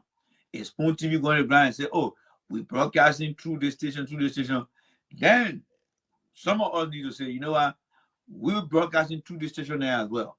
It'll be like, wow, the competition not easy. Everywhere we go, the guys are there. So that means we're matching them.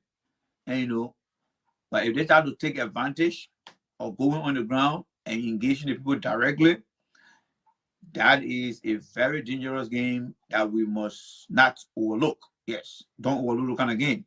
If your opponent get on the ground and begin to talk to the people who are the real voters and begin to talk to them, you are in trouble.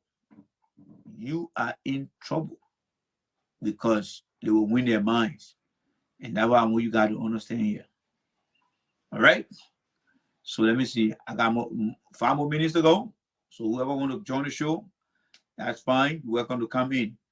There are times that we must face ourselves, look in the camera, look in the mirror, and say, this one not working. This is the issue we have. If you're a true citizen, not every day sun will shine. Not every day is a Christmas. Every week got 1 day to repeat. Monday last week will be Monday in the following week. But it will not come after that Monday. After Monday will come Tuesday. After Monday will never come Monday. After Tuesday will never be another Tuesday in that week. Is that how you want to play your game as a citizen? No, I'm sorry for you. We must challenge our government officials to live up to the standard. Taking leadership in our country is not just wearing the coat suit, riding the next car. No. It is about making sure that the president agenda works. Work by giving deliverable. Work by you informing the people. Work by you supporting those who promoting the agenda. That's why it is. We can't keep fighting with all no ammunition in terms of documentation to support what the government is doing. The government only ammunition to prove to the people that she's working is to provide information to help us understand what they're doing by providing the information to the public. If the public get hold of the documentation, it will become a real hard evidence for anybody to persuade them to say no. If the media is giving you the opportunity to broadcast over there, it will also help in this direction. So guys, I want to say a big thank you to you guys for showing up. That's me. Sometimes I sit before my bosses. We talk, we express, we look at the strength, the weakness, the opportunity for improvement. All right. And we look at the threat, and then we'll go home, we'll work on it, and then we'll come back. So on the show, in how much I provide all the documentation for you guys, videos, documentary, my talking. We should learn to evaluate other weaknesses we have in the whole Randy on Facebook with the Bakube show. We should go look at the weakness. How can we bring the weakness to some level of putting strength into it? We can't come here all the time and say, oh, everything is good, everything is good. No, we got to speak our mind. So tomorrow, I'm going to be here early. I might start my show maybe like 6 o'clock, running up to 10 o'clock, and repeat the same thing. Because it has to be repeated for people to understand. All right? So when you come to Randy class, it's a learning curve. It's a teaching moment. It's intellectual exchange. I look forward to your input as you listen to me, as I read your post. The only time you get black if you say something that makes no sense. But in order for us to move our country forward, we need to be able to accept the wrong, the challenges, the not so doing well, and the so doing well. Like in the case, the finance minister, I can get him the pat on the back because he went across every medium, both the left and the right, and he did what he could do. The time is over. We know.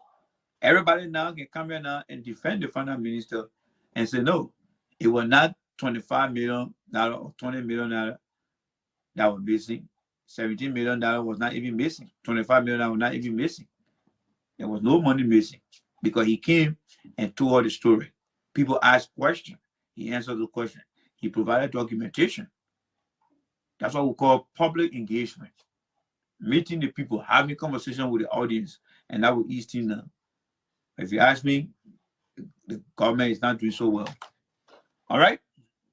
So let's say a big thank you to you guys for coming on. This is not my regular network broadcast. I'm always here Monday, Wednesday, and Friday.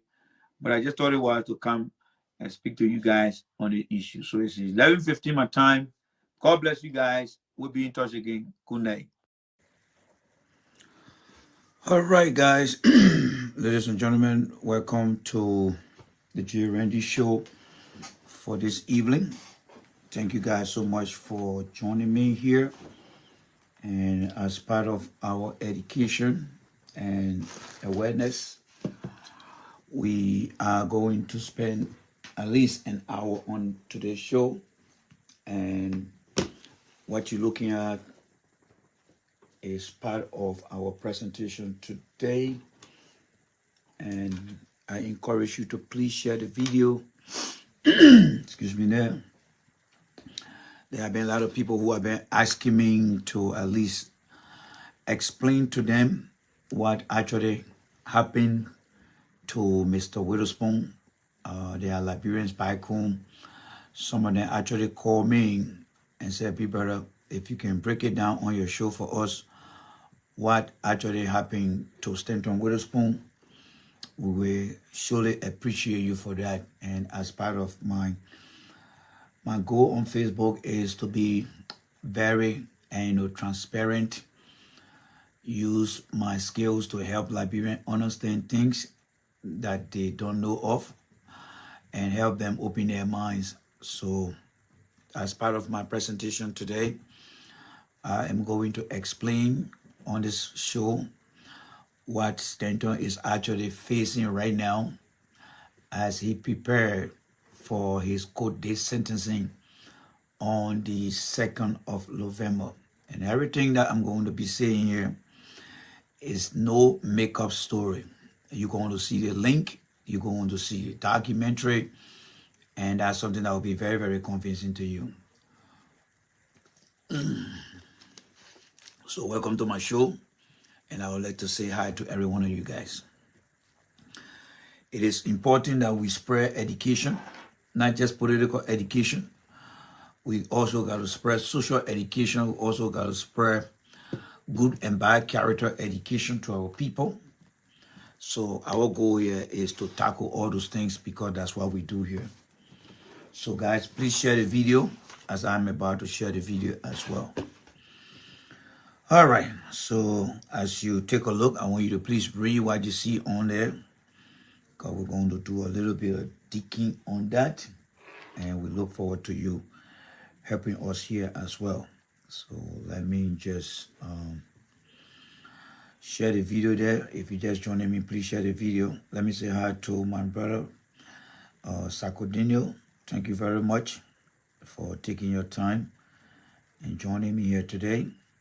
So today we're going to discuss other things, but my viewpoint is going to focus on this gentleman you see out there. And then also we are going to look at a few things tonight, and then we'll call it a day. So please share the video here. We have done some extensive research, and we will be looking at Mr. Witherspoon and his court sentencing date that is scheduled for November the 2nd. Our goal here tonight is to help our brothers and sisters, present them with the facts, that many people are unable to present. And then from there, we'll go into our usual politics. So please share the video for me. We want to provide education to our people because there are some people that don't know what is going on here. There you go, Moyo. In 10 days, his fate will be decided. What a way to put it, Moyo. What a way to put it. In 10 days. So, guys, what will happen to Stanton Witherspoon when he appears in the court, we don't know. What we do know is we are going to discuss it here and be able to help our brothers and sisters back home understand what is unfolding right now so that they can be on the alert, they can have that understanding, excuse me, so that they can know exactly what's going on. It is part of what we do on the platform here to educate our brothers and sisters, give them the knowledge. We're going to base our conversation mainly on what has been written, what has been published, and those are all the things that we're going to be going by in this conversation here today. So please share the video, guys, and make sure that this information is shared among your friends, Liberians, so that they can all get to know and understand what actually Stanton Witherspoon has done in America. And you know, the Liberian people deserve to know these things, and we'll do everything. We'll do everything to make sure that they get the true meaning of this thing. I mean, according to Mr. Witherspoon, he believes that what he's doing out there are the right thing, all right? Or they are all the right things he's doing. But we also believe here too that we need to let our people know about what he has also done over here as well too. So thank you guys so much. If you're watching from Liberia, welcome to the show. Wherever you're watching from, welcome to the show. My name is Jay Randy. Let me turn the camera around. It's been a long day for me, but I'm very grateful to God that I'm here. Just took a nap and just got up and getting ready to start the show. So please bear with me.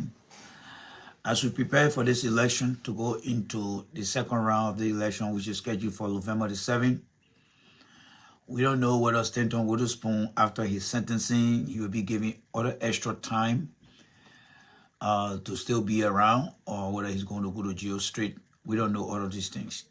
But there are many Liberians who are called on me and say, "Big brother, yes, we admire all the video you show about Stanton Witherspoon, but are you able to at least explain to us what he actually did in America?"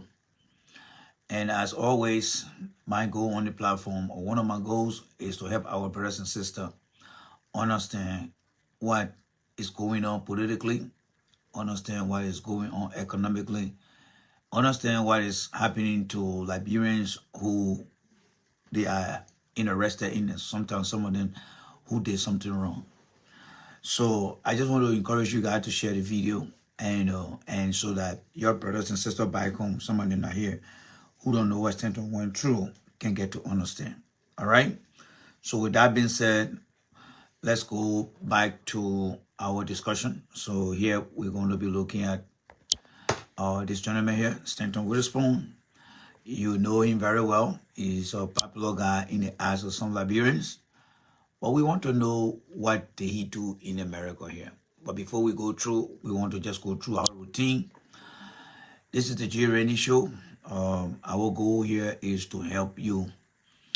And we must accurately teach our country, history, and event in order to reconcile and move on. But at the same time, we also want to make sure that when people are not doing the right thing, we also bring that to the attention of the Liberian people. And then here is our page and our favorite pages. You can subscribe and you can follow. Search for us on Facebook, on YouTube. Just type in J. Randy Free Voice. You see a lot of videos on there that you can watch. And then you can also find me on the Universal View of J. Randy, and then of course the J. Randy J. Tapo, you can find me there. Again, we are very concerned about getting our broadcast into Liberia. For those who are sending a contribution, I want to say thank you. We are making contact. Someone wanted me to contact Hat FM. I'm going to be making some contact this week. There's a gentleman from Kakata. He sent me information, and he want me to reach out to him. I'm also going to reach out to him, but your monetary support will help us on the platform.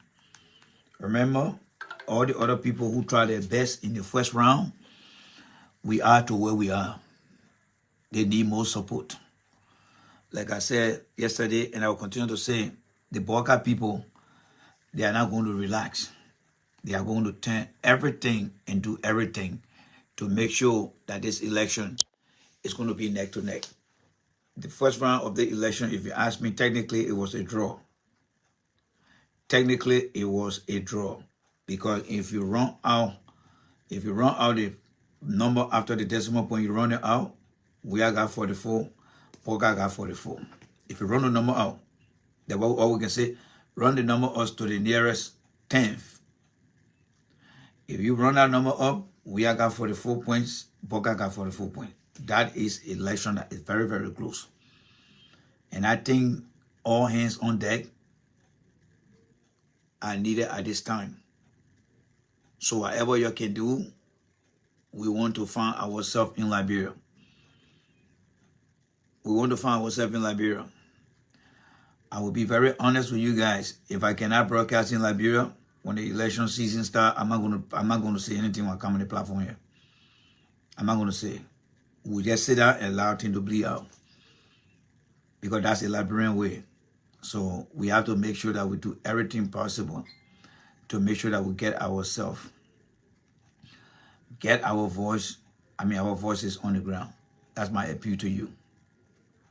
That's my appeal to you. I would like to thank my sister Yasa. She asked me to reach out to DJ Blue. He just got elected. I will try to reach out to him. He's my good friend.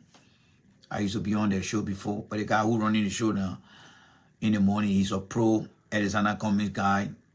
I need to find some space on that show to see who I can work with. But I'm going to say this. If I cannot get my voice into Liberia, I'm not going to campaign this coming season. And I'm only looking from now to next week. Yes, from now to next week. Let me look at my calendar here. Because November is right around the corner. It's right around the corner. It's right around the corner. Today is October. Today is Monday. Today is October 23rd. I am hoping to broadcast. I want to start my broadcast hopefully this coming Saturday. I want to make that contact this coming Saturday, because by next week, Tuesday, October is done. Yes, by next week, Tuesday, October is done. By Wednesday, we're going to have the first, and then we're going to go straight to the 7th. So this week is what we have. Yes, this week is what we have. So if we can get anything, well, I can guarantee you I'm not going to waste my time. That means the remaining, because I'm very much sure that starting from next week, let's say starting from this coming Saturday, I believe, this coming Saturday, the 28th, up to, I believe, the 5th of November. That is from the 28th of August to the 5th of November. It's going to be that 1 week for the at least short period of time to convince the other people who they want on their side. So I'm not going to waste my time, to be quite honest with you guys. All right? So, and that's why we are asking you guys to please make your monetary contribution as well. Yes, we don't have time. Time is not on our side. It's not a regular election. We are hearing that on the 7th, the election is going to take place. So we need all hands on deck. We need your support. If you have any radio station that you're aware of, let us know. As far as I'm concerned, this election, I cannot tell you who's going to win. In 2017, I was very sure that Joshua was going to win because of the margin. But this election, the number is too close to determine a winner. And what does that mean? It means from the past election, both sides worked very hard to maintain that number. What is the prediction? I don't know. But what are the strategies to work harder? And how do we implement those strategies? It is by doing things that will be better than these guys. Don't feel fooled. Don't see the same people sitting down in Liberia on a different radio station. You already saw what happened already. So don't be complicit to say, oh yeah, the same people will carry out through. Remember, it's only one day that everybody will go vote. And when that vote start coming up, and the numbers start coming from each county, remember, there's nothing you can do again. You cannot do anything. You cannot do anything. And that's why we are calling everyone to work very hard. All hands on deck. It's very, very important. The number in the country in terms of the vote, it is a split vote. You have to dump somebody's numbers on your side in order to get elevated. And that person is also seeking to dump part of your number on his side to get elevated. That is the strategy. That is part of the plan. And it cannot come but by adding new people to the ground. People are bitter. People are unwilling to go vote. Do not take the thing for granted. I'm telling you. The election will only take one day where Liberians will go to the poll to vote. When that day is over, it's going to be a defining moment in our history. Whether we are going to stay there for 6 years or Boca are going to take another 6 years. Do not underestimate this election that is coming out in November. It has the propensity, the potential to change things around. We are saying it here. For me, what I saw from the first round, we need to do more. What I saw from the first round, we need to do more. We need to do more. George, we have defeated Joe Boca 62 to 34% in 2017. That was a big margin number. But to see Boca coming close to this, it is worrisome. It is worrisome. So we need to get our voices on the ground. We need to make sure that we reach out to anyone. The people on the ground, they are now willing to listen to some people. I see my sister, Mabel, is here. I don't know whether she ever got a follow-up call. Anyone who wishes to reach out to Mabel, she's here right now. If you have any contact with your government official, please make sure you contact them. There's one thing the president said that I really agree to. There are people in his government that are causing Liberians that don't even consider themselves to be citizens but want to vote for Joshua, that pushing the behavior of some of these people, are pushing those Liberian people away. If Liberians on the ground don't get it, especially the government officials don't get it, I got it, and I want you to understand this. We need to be like a flow right now. Lay down, let people wet their feet on your back because you want that power. Your ego will not give you that power. If you don't hear the strong message, you will not be prepared for the battle. With that being said, let's get into some details here. So again, this is our cash app. The people in the opposition, when they're ready to raise money, they raise the money. I'm telling you now. The people in the opposition, there are people in America here. They are not Unity Party people. They just don't want for George to be president. I'm telling you the truth. And the reason some of them are so bitter is because they will tell you, say, the people around that president that they're not correct. There are not many people out here that will tell you that George Weah is a bad man. There are not many of them. The few will tell you that. But majority of the Liberians out here in the diaspora will tell you, my man, that man, the people that get around him, they're not correct. And that's some of the reasons why they would take their money and say, we'll give it to Stanton Witherspoon, we'll give it to the other people here. Y'all go out there and get the people out there. And if you think their money will not double, it will double. Why? Because they saw the result. They just saw the result. And that result is encouraging. So what would they do again? They will try to pump more money in there and say, if we can get, we are neck to neck. So let us, let us do the best we can. All right? Let us be the best we can. Do the best we can to get this thing together here. All right?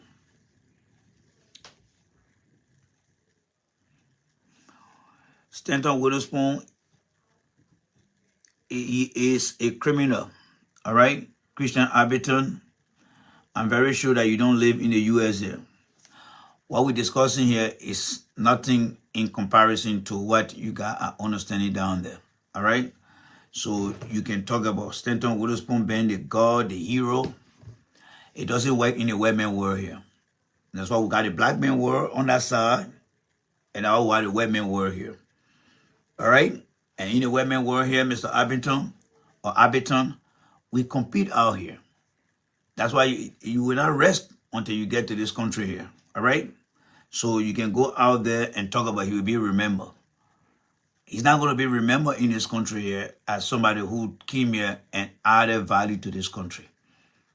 That remembering you're talking about, when you come here and talk about him, people are going to look at you very funny. That's what I'm going to tell you right now. So you can give him all the praises you want, but he's a criminal in this country. All right? The country where your family member wants to come. The hard work they want to come do here. Stanton cannot live up to that standard. So you can praise him everywhere you want to go, but on the platform, you will let you know he's a criminal. All right? The people you call corrupt people in our country, they are better than Stanton on the side because they have not gone through any legal procedure to find themselves guilty, even though you're saying there are people who steal. So I'm sorry to let you know that you're on the wrong platform, my brother. Yes, you are on the wrong platform, and this will not help you. All right? You are dealing with a criminal. Stanton is a criminal. All right? And that is why we will try to explain to the Liberian people today what he's going, who he is, and what he has done in this country here. I understand some of you guys are not educated to this thing the man has done because he's not willing to educate you. He's only giving you political emotions and, invoking your emotion about things happening in the country. But he's hiding his character. But on here, we'll let you guys know here. Yes. Yes, so we'll let them know here. Maybe he can still hear. His ignorance about things that are happening on the side here. There's even some Liberians that live here that really don't even understand what's going on in this country here. I will tell you that one maybe. And one day you will travel to America, you will get to know. You will see it for yourself. And not all Liberians, not all Africans in this country truly understand how things work here. That is a fact. And those that listen to me and watching me, they know exactly what I'm talking about here. So let me do something here quickly here. All right? For politics business, you're trying to degrade your country standard because for politics business, you're trying to degrade your country standard. Oh yeah, the man is our hero. No, he's your own hero down there. Yeah, he's a criminal. Those who believe it, they can accept it. But yeah, he's a criminal. Even your own children, they are not proud of him right now. The man you're praising, your own children are not proud of him right now because he's a criminal. All right? So let me progress. Randy, you keep calling Stanton Aberton. No. There was a guy I was talking to here at Chocomo. Yeah, there's a guy here who came here. His name is Christian Aberton. Yes. He's considering Mr. Stanton to be his hero. Yeah, he said Mr. Stanton is a hero. I'm letting him know that Stanton is a criminal. He's no hero. All right, so without further delay, let's get into the show right now. All right, so let me see what I can do here quickly here for you guys. All right, So we would like to start from here. As you can see here, this guy is what's my ruler? Okay. This guy is the guy that calls Stanton Witherspoon. The Nightingale is an operation that the FBI has been carrying out for a very long period of time. It's not only limited to Stanton and the other people that got busted. The Operation Nightingale has been a careful investigation that the FBI has been carrying out in America. They found out that there are people who are getting fake credentials and wanting to be nurses. And these are the different steps they were taking here. So they got kind of line it up here for you.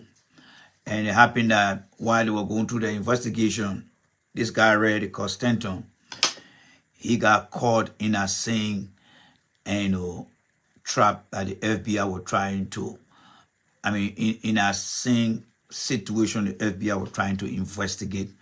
So he got caught in it. Yes, he got caught in it. And when he got caught in it, again, I'm making this presentation for my fellow Liberians back home who really want to understand these things. So it started from the FBI Nightingale investigation. It was brought to the attention that there are some people issuing fake credentials in America, and they wanted to find out who are those that were involved into that. So on one fateful day, the FBI came out and made the announcement that there were 25 people who have been busted, and then it went all over the news. So let's try to listen to the news. We got the different states across the country that reported this thing. What we're going to do first, we're going to start from this post here. Let's start from this post. All right, let's go to the post here and listen to briefly, not in depth, briefly to the FBI director. You are seeing the video, but please bear with me. I'm trying to put things into context. All right. So here is the video here. We're going to play for you briefly. All right. Okay. So let's watch this here. All right.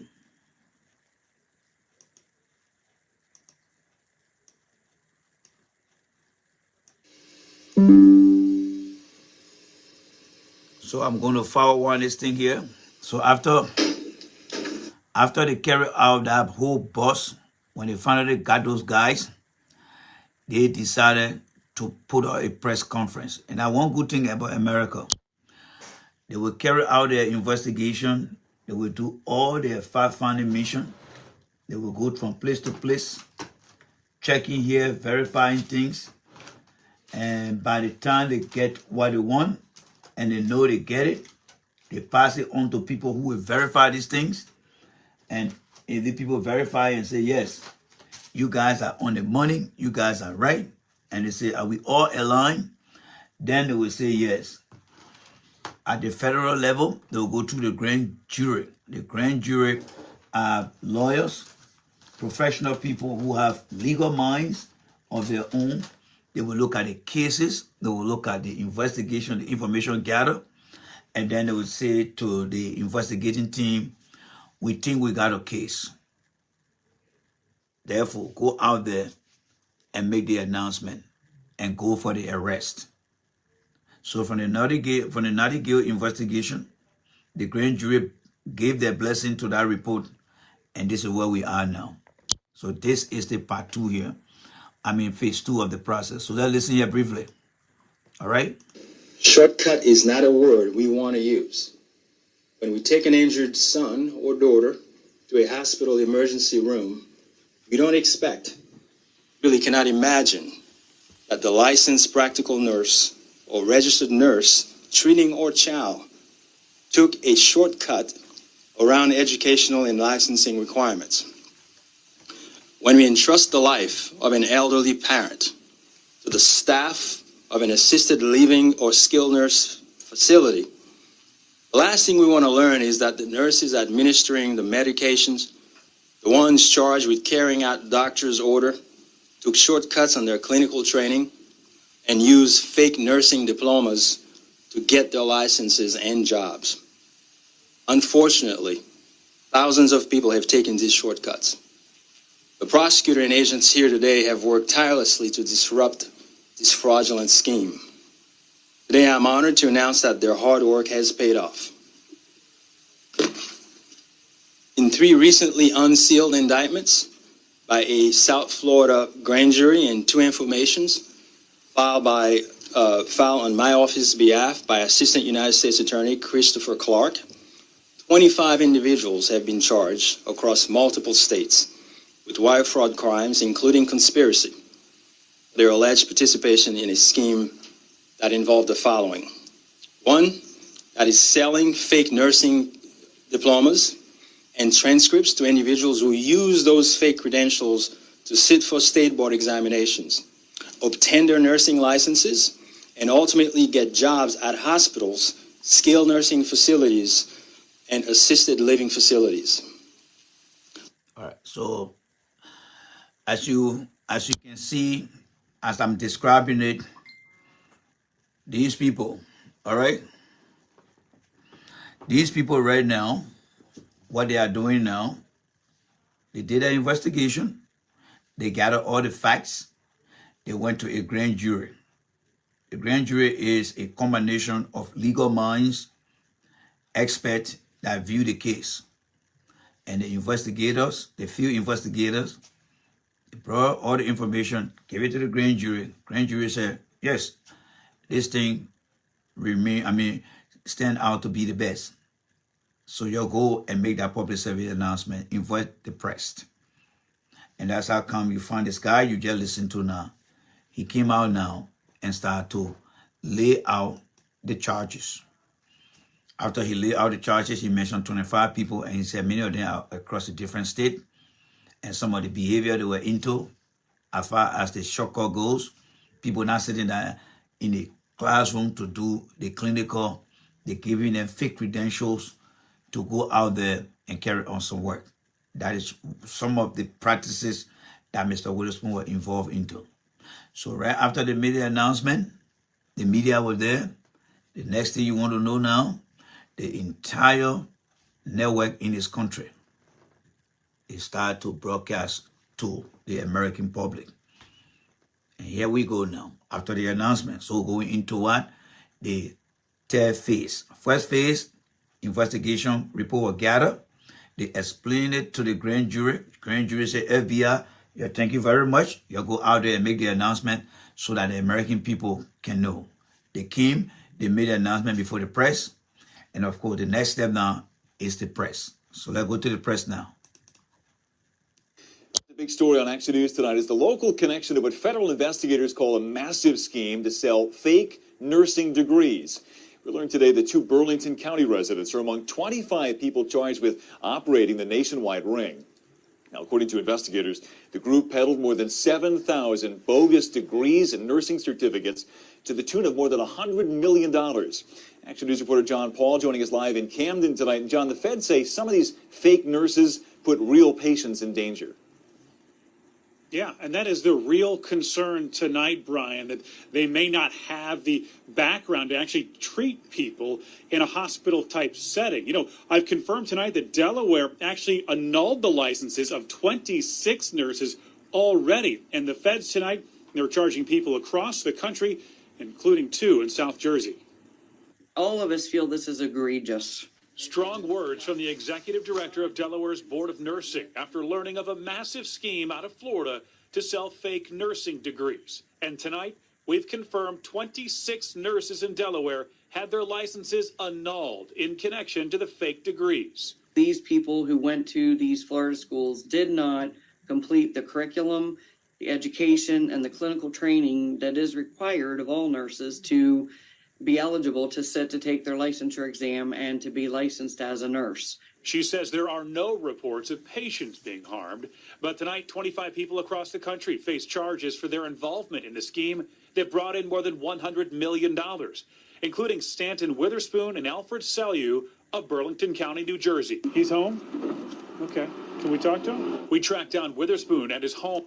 So we stop here now for us to bring you up to speed.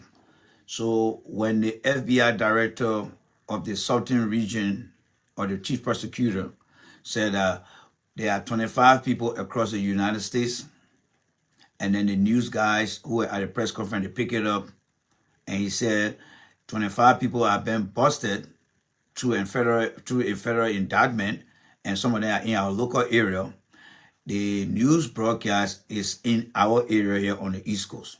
So the guy you see right there is like the guy living in Congo Town, and then he go to Stanton House in Mama Point, because maybe whether the OK FM or the Fabric FM or Freedom FM, they went to Stanton House.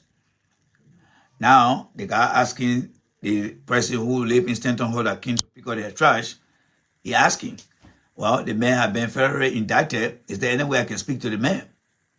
Now, all the noise the man making around here now, in America here now, all the more he say he get, he can't come outside to talk to a journalist. Let's listen here again. In Burlington today, but family members said he couldn't talk. Over the phone, he told me he had to check in with his lawyer. Wednesday night, the Department of Justice released findings of what was dubbed Operation Nightingale. When we talk about a nurse's education and credentials, shortcut is not a word we want to use. Now the FBI is working to notify state nursing boards to ensure that unqualified nurses are not working in healthcare. You're playing with people's health. How dare you play with someone else like that? You see this woman? This woman now who live in America here. We know that our life, when we go to the hospital, is in the hands of these people. And the woman is very concerned out there and saying, how dare someone like that will be setting fake credentials? But as a man, people in Liberia and some Liberians here calling their hero, even though they live in the same New Jersey where that woman live, still they saying the man their hero. And the woman say, how dare you do things like that? You see how we Liberians, we fucked up? Let me progress here, folks. It is important to note those nurses in Delaware, they have the right to appeal this decision. I also reached out to the nursing boards in Pennsylvania and in New Jersey. Still waiting to hear back from them. Live in Camden, John Paul, Channel 6, Action News. Brian? Yep. All right. The big story on Action News tonight is the local connection. So, that was the story from the East Coast. Like I said, it went worldwide. All right? Let's go to another news channel now, I believe in the Midwest. Because the thing went all around. Listen and see. This one was in New Jersey on the East Coast. Let's go to another one here again so you can see for yourself. Welcome back. Now, last week, ABC7 reporting to our viewers. Why is that? Look at the state name here now, right? Florida. Welcome back. Now, did you see Florida there? Let's go by again. So the other people here, they are not in New Jersey. They are in Florida. See that? I tried to catch it, but I think you guys have seen it. So let's go again, we'll catch it. All right? So let's go 10 seconds backward. And let's play. Florida right there. So this one is in Florida now. So let's go to Florida now. Now remember, all 50 states in America, they got that news. So every state is reporting their own. So let me progress. welcome back. Now, last week, ABC7 reporting to our viewers about a warning from authorities to healthcare facilities nationwide after uncovering a scheme that sold thousands. Yeah, sorry. Let me go back. I was just looking at it. I didn't pay attention here. Okay, ready? Go. Let's go. Welcome back. Now, last week, ABC7 reporting to our viewers about a warning from authorities to healthcare facilities nationwide after uncovering a scheme that sold thousands of fake diplomas to people working as nurses. The operation, dubbed Operation Nightingale, uncovering 3 nursing schools based in South Florida, which investigators say sold more than 7,600 fraudulent diplomas for about $15,000 apiece. The local district attorney says in some cases, students would use the fake diplomas to obtain nursing jobs in other states without proper training. When we entrust the life of an elderly parent to the staff. So as you can see, every news station in America, whether they're on the West Coast, the East Coast, the Midwest, down south, they will describe to the people in that area, and then they will bring the very FBI investigator to give the actual story, and then they will go into their part of the story to inform the people back there. That's how bad this Stanton guy has become in this country. And some Liberian people, they think he's a god because they don't understand why the white men understand. Only few of us, and thank God for you guys that understand it and continue to sit here and share the video. So I'm really speaking to my brothers and sisters them back home, because I know if they were here and saw what the man had done, they would not even want to listen to him. And that's why those that call me and say, brother, please explain the thing to us. That's what I'm doing here now. So where are we now? We are in Florida now, right? After Florida, we're going to another state again. Just watch. Nigerian, we are. All right, let's go. Of an assisted living or skilled nurse facility. The last thing we want to learn is that the nurses administering the medications, the ones charged with carrying out doctor's order, took shortcuts on their clinical training.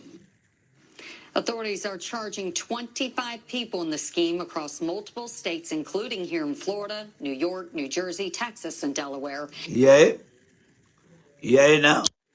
25 people, including New York. She said here, and she in Florida, because the place is in Florida, New Jersey, Pennsylvania, New York, and other places. And here in New Jersey, where Stanton Witherspoon live. When they talk about New Jersey, who you think you're talking about? Stanton Witherspoon. When they talk about New Jersey, Stanton Witherspoon. 25 people across multiple states. When you hear New Jersey, what man can your man? Stanton Witherspoon. The first video will show you the guy who reported from that radio station, that television station. They write in, they see New Jersey, Pennsylvania area. They just want to show the Stanton house. New Jersey and Pennsylvania, there you live in Gannonville, Iron Factory, and you got a Do River, and you just cross where Do River, you can ride to Jonathan. Then that New Jersey there. That Pennsylvania and New Jersey looking like. If you ever live in the Iron Factory area, so you cross all the Do River, that New Jersey. Any part of America you have to get to New Jersey from Pennsylvania, you got to cross all the river, they call it the Delaware River. The way he living, so the man can just get in the car and just go there. How you looking like? Let me progress there, folks.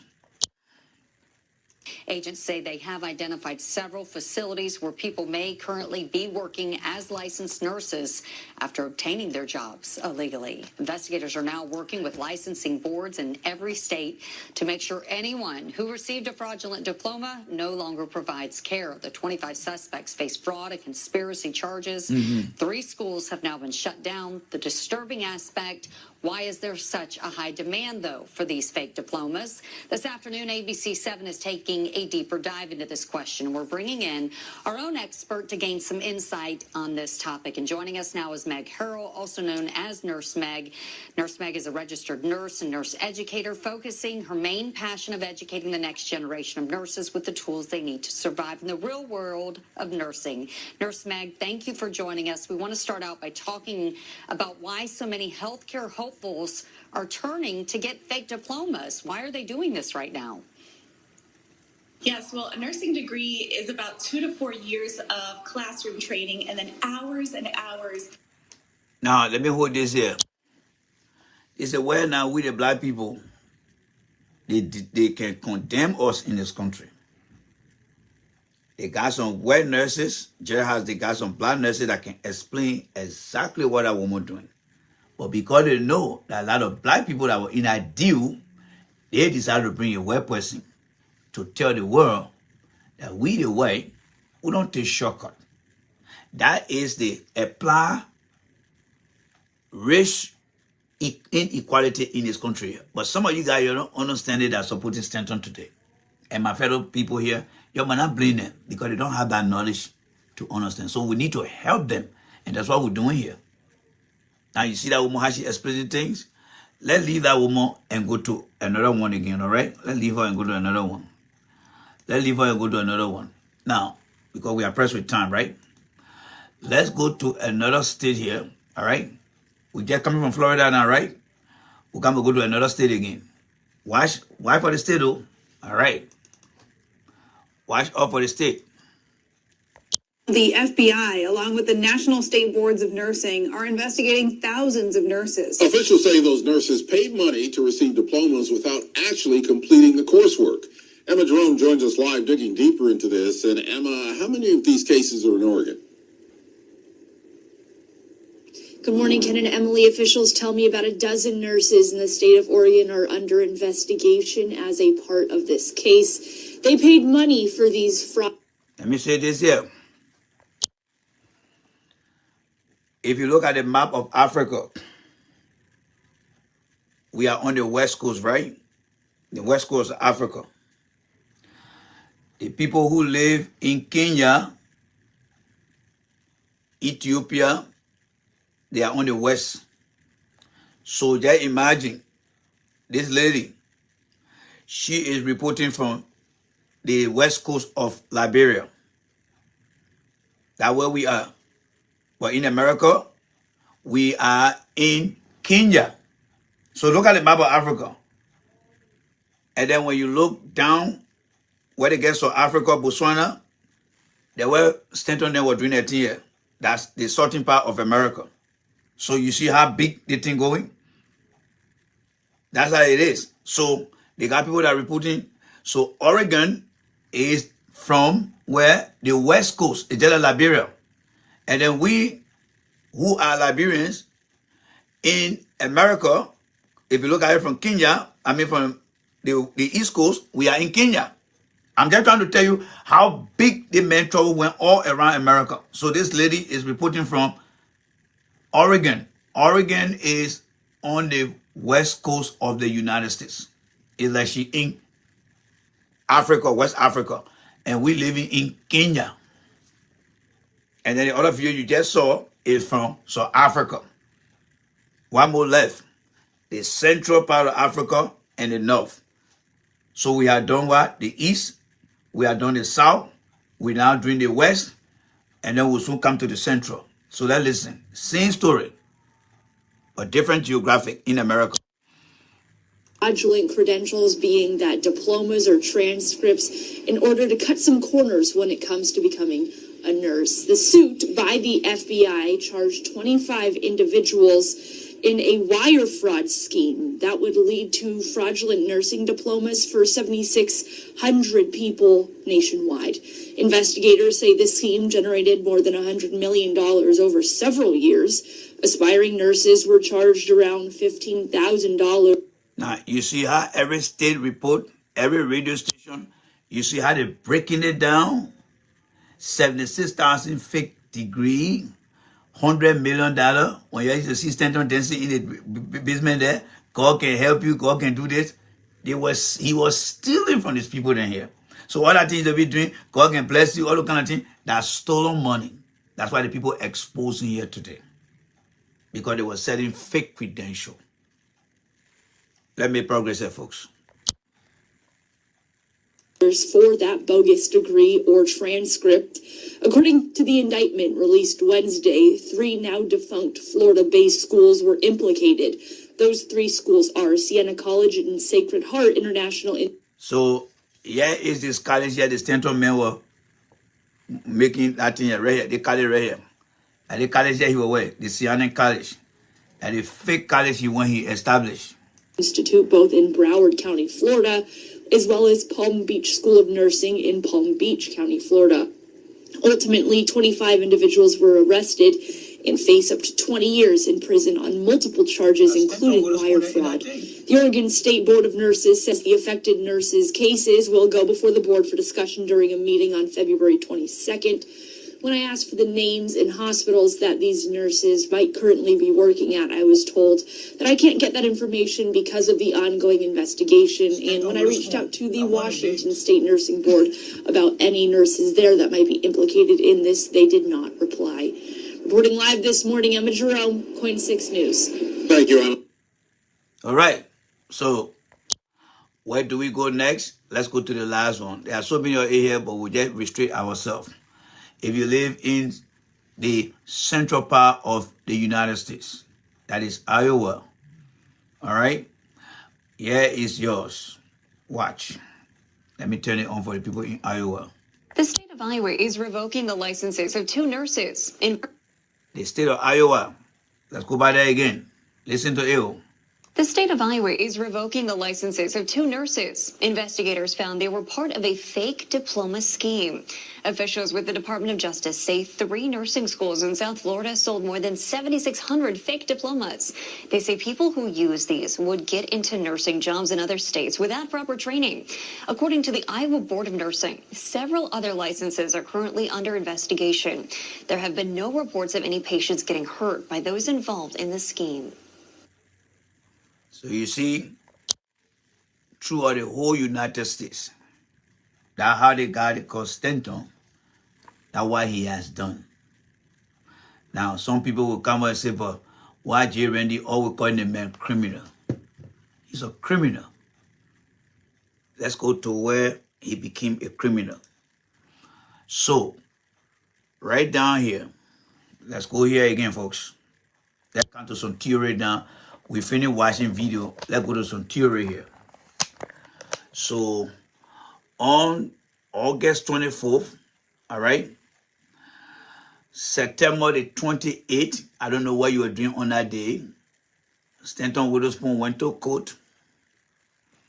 All right, he went to court on September the 28th.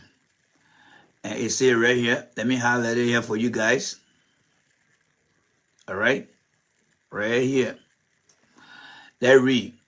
Stanton Witherspoon of Bradenton County, New Jersey, pled guilty on August the 24th. That was on our flag day, right? So while we're Dre in Liberia, he was in court.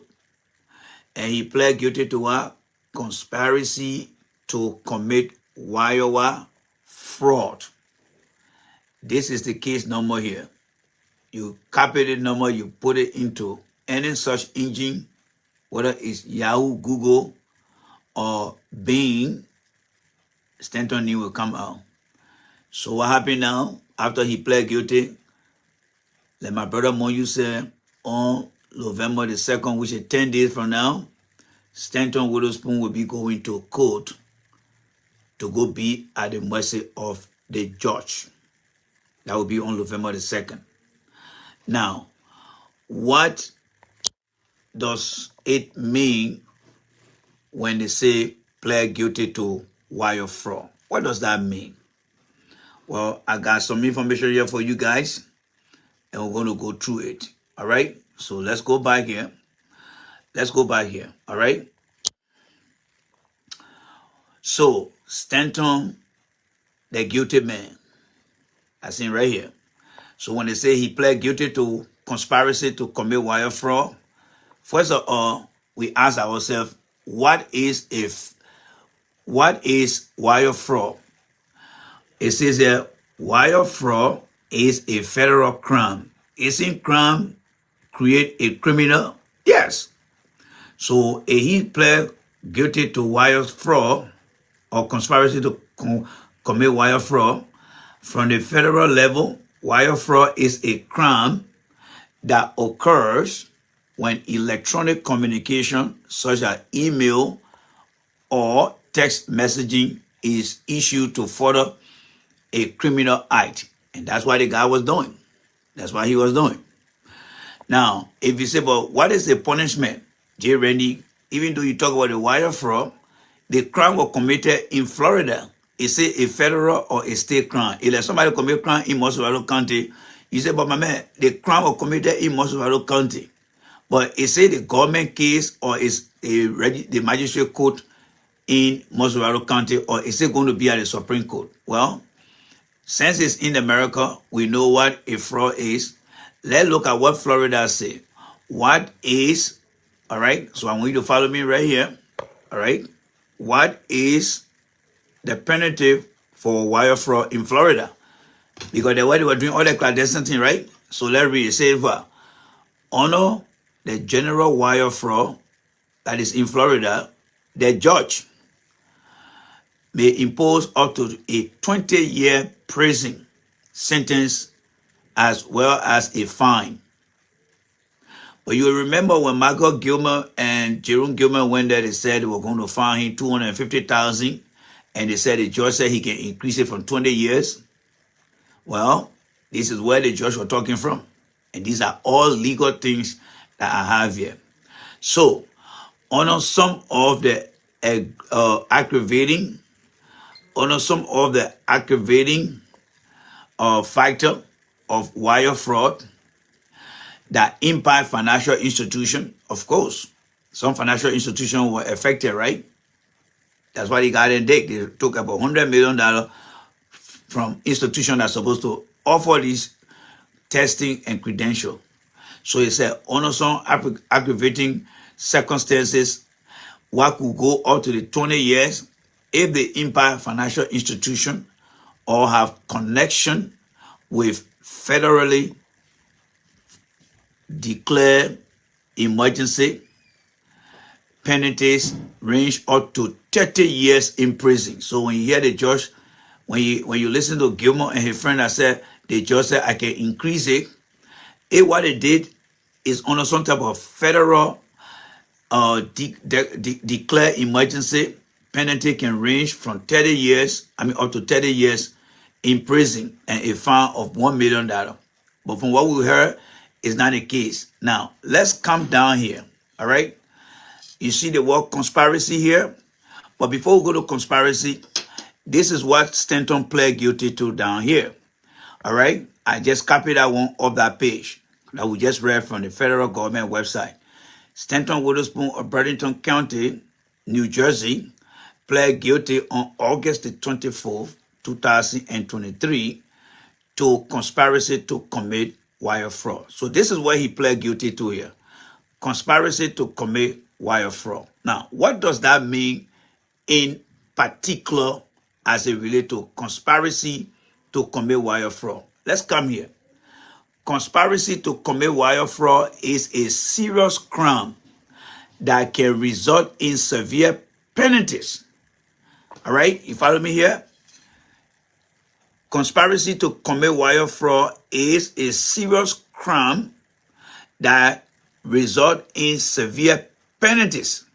I mean, plenty of things can happen to you. The maximum penalty for wire fraud and conspiracy to commit wire fraud is 20 years. 20 years. That is the maximum they can give you.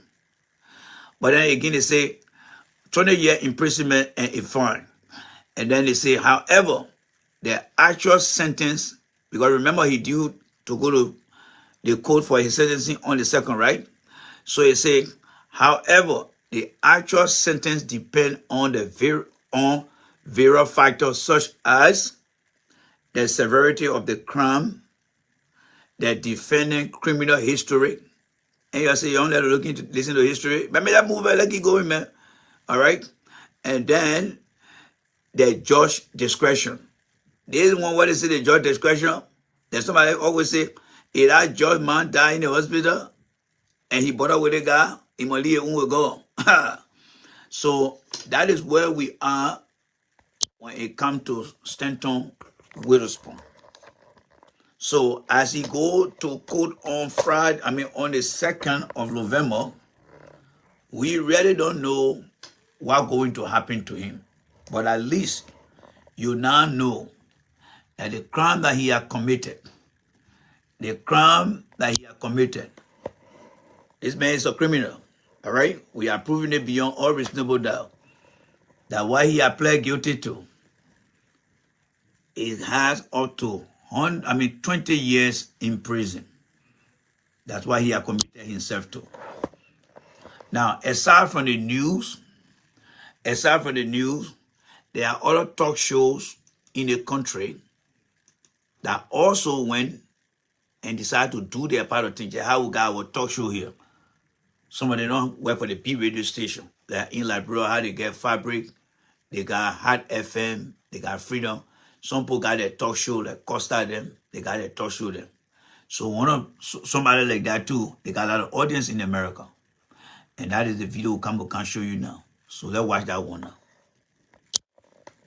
Listen to this other episode of Stanton embarrassing us again.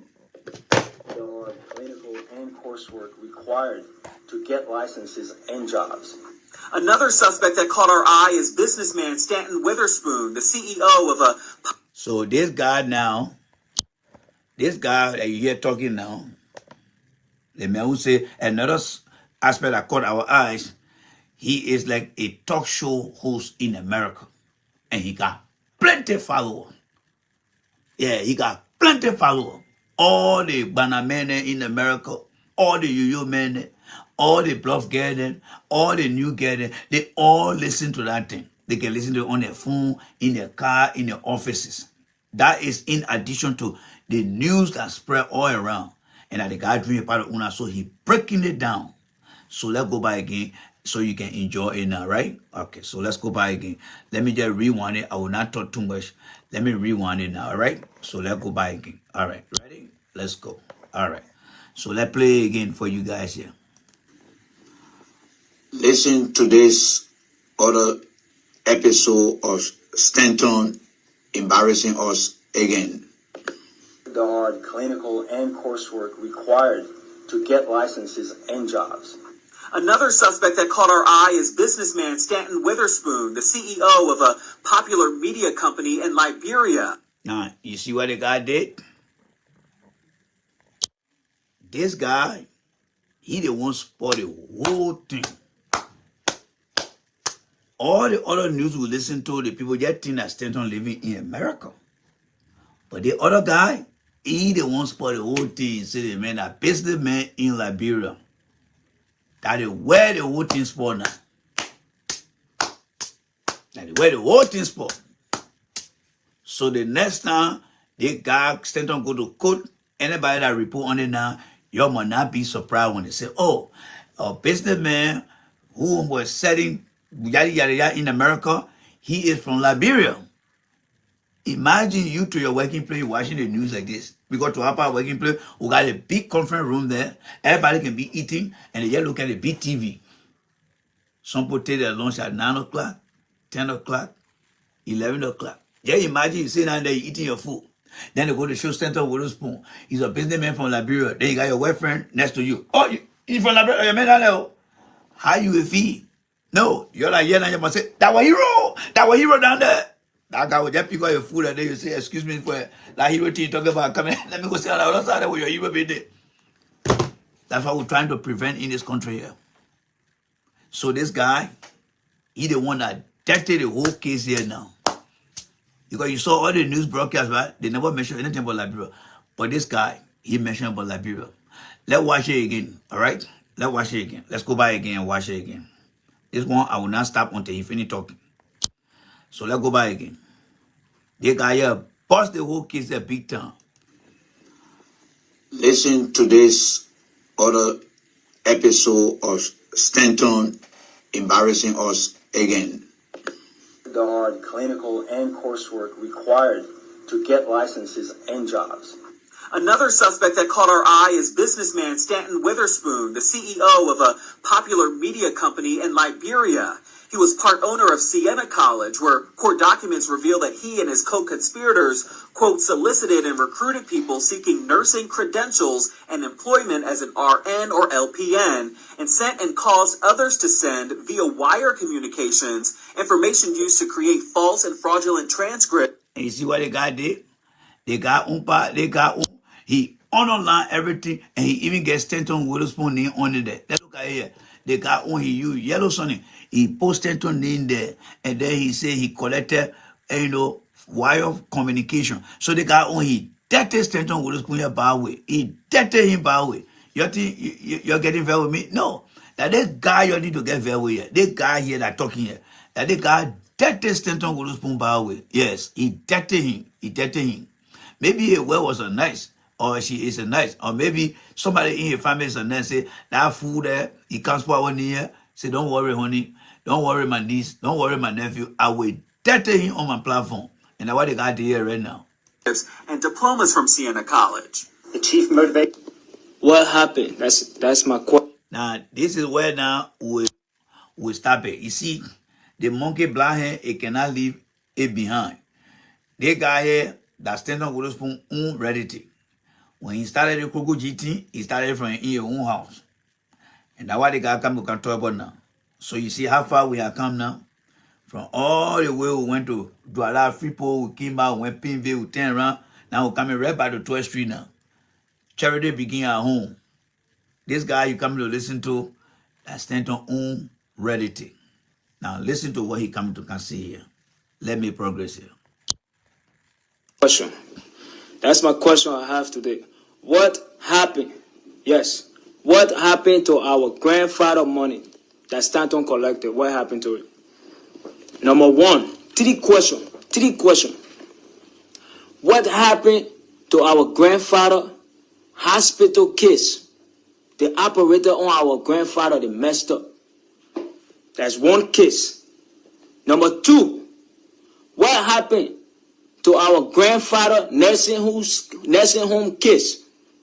They didn't take care of our grandfather good, and something happened at that nursing home. And Papa had sore all his body, and Papa's situation was worse.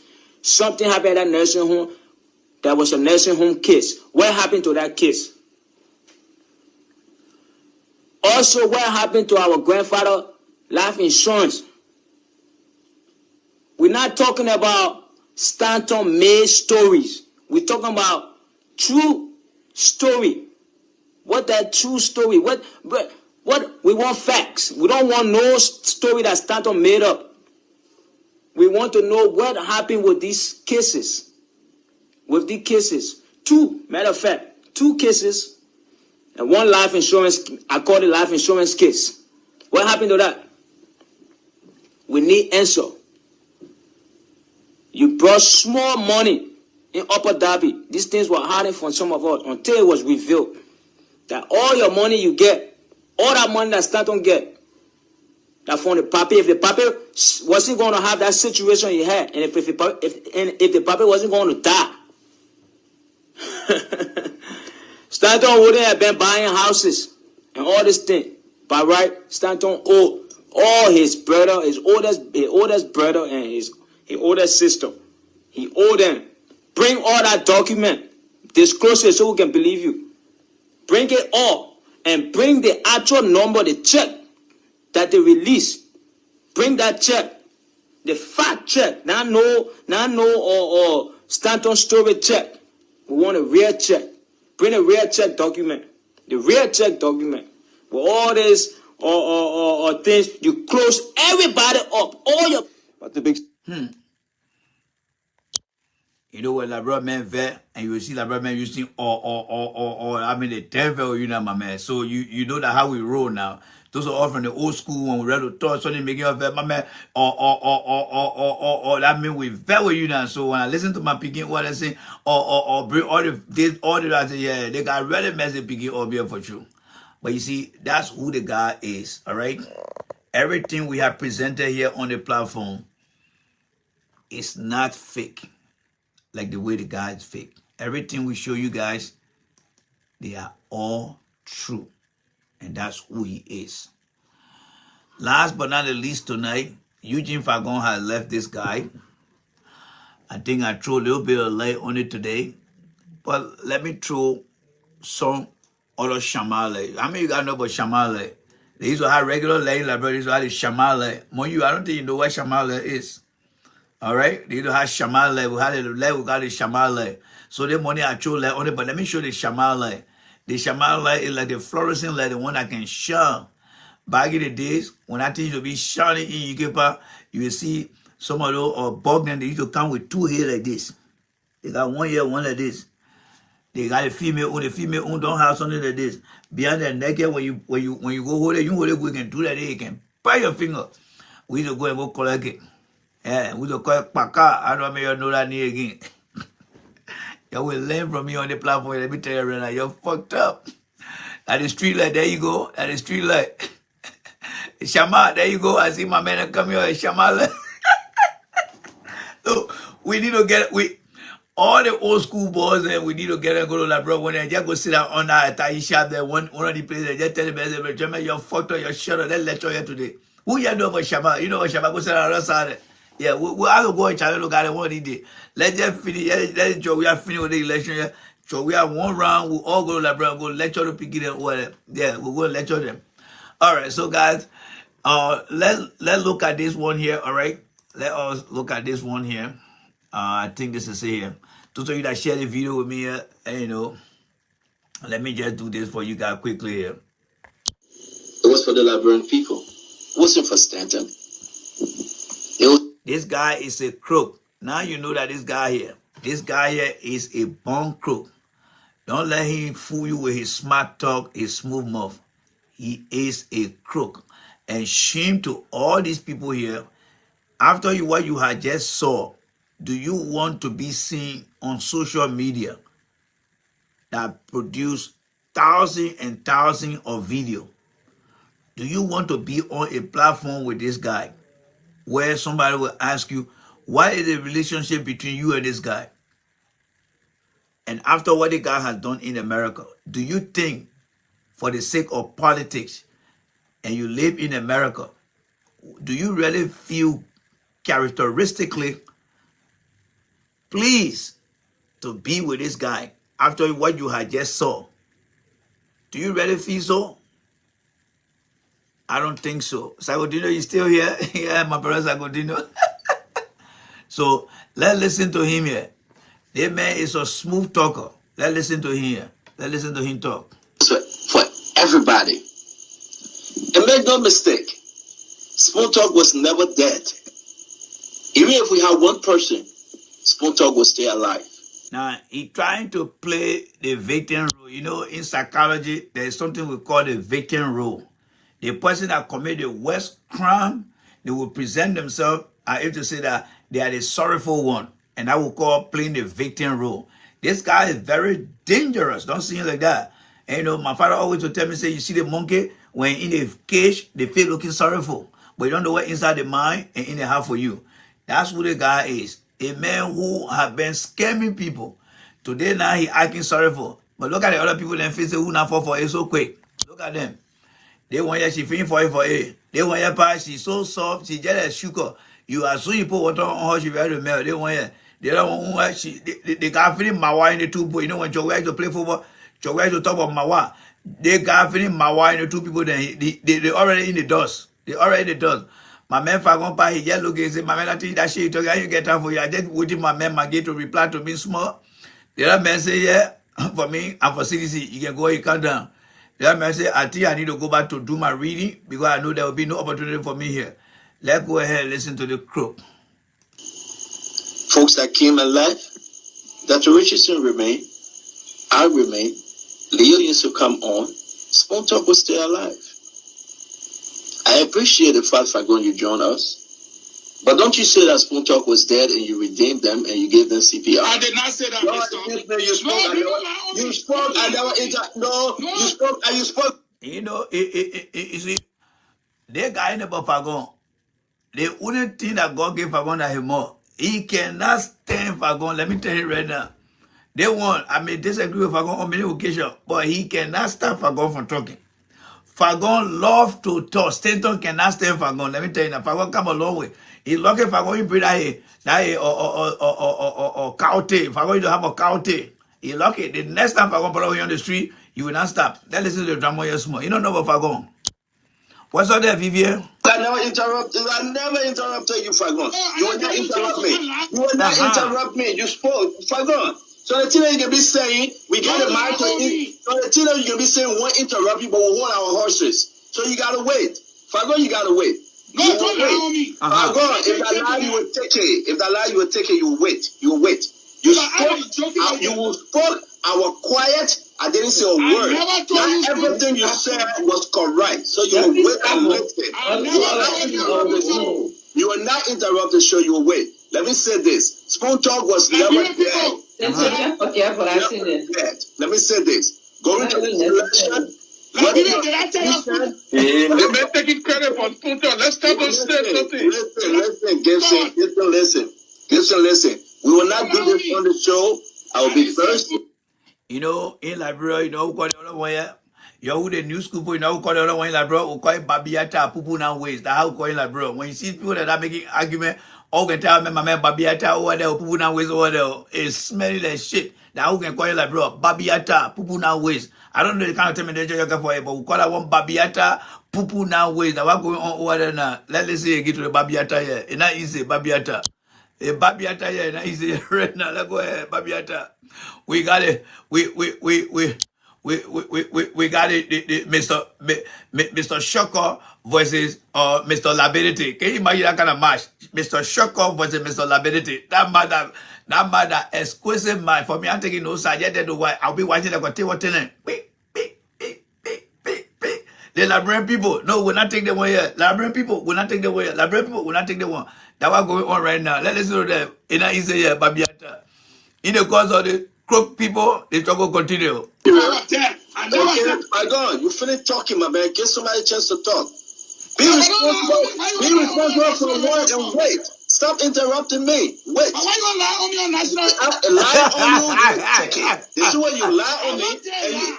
And you, so lie plus lie equal lie. That's why they both of them been lying. So both of them are now each other. They put in a job. We are between them. They coming. My man, you show come here. Yeah, he coming here. My dad get a job. You see how it's embarrassing themselves. My man, you lie, man, no, you can lie. So everything they've been doing on that platform is all been about scam and lie. That's why it's been. But that guy, you gotta be careful with Fagon.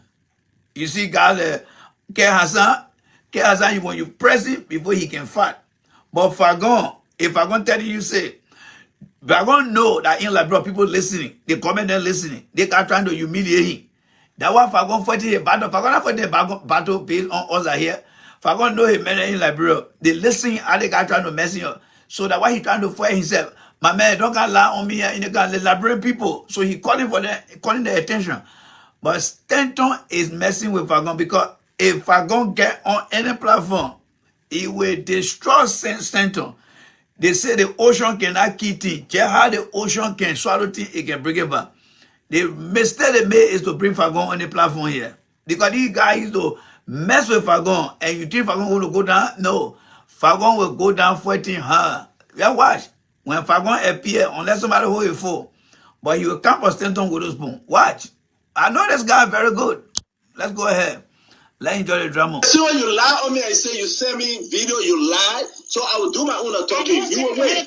You never send me no. Oh, wait for a video to helicopter. Why my helicopter is that? I used to ask about helicopter around. What a helicopter is? Why my little helicopter that used to be here? I know I put my helicopter. I don't go find a helicopter there. Where is it? Let me think small. I don't have a helicopter here. Yeah, let me go get my helicopter. Let me see. Where I put that helicopter there? Oh, man. Where I put that helicopter there? I don't know where I put that helicopter. I think that helicopter should be Austin. Yeah. Yeah, hold on there. Let me go bring the helicopter. I'll be right back. Yeah, hold on there. I'm gonna go. Be right back.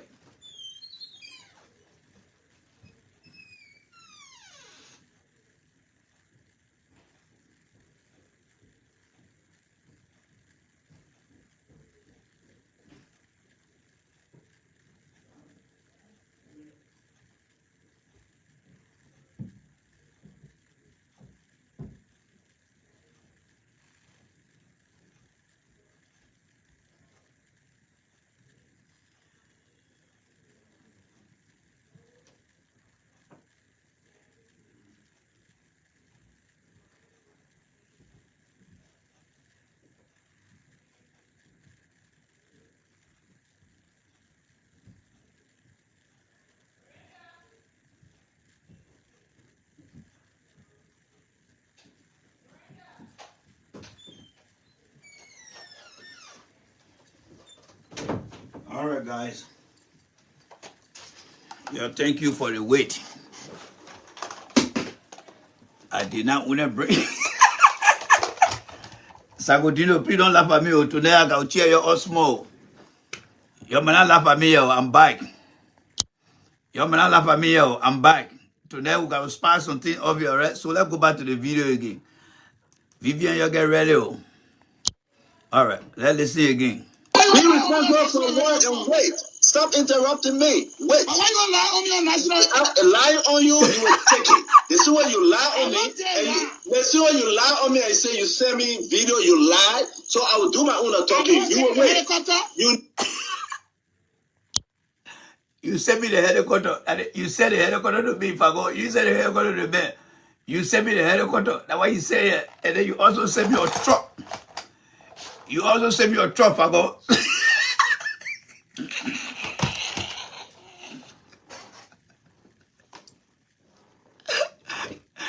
Still don't send me your bicycle. So I got everything. Somebody at the poor bitch, the whole address send it to me. They send me your bicycle. They send me your helicopter. They send me your truck. And they send me your Jeep. Oh, I forgot. And they also send me a motorcycle too. In the course of the people, the struggle continue. Let's continue. Let's see here. And I see here today. Mabiata Pupu ways. Let's see here more. Never send me no video. Stop. Don't interrupt me. Let me finish. Let me finish. Let me finish, Fago. I never send you helicopter. Nothing. You send me nothing.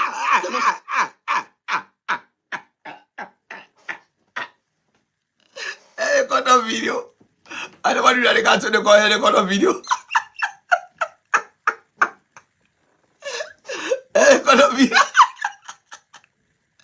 Let's continue. The other day said she want to laugh you. She want to laugh.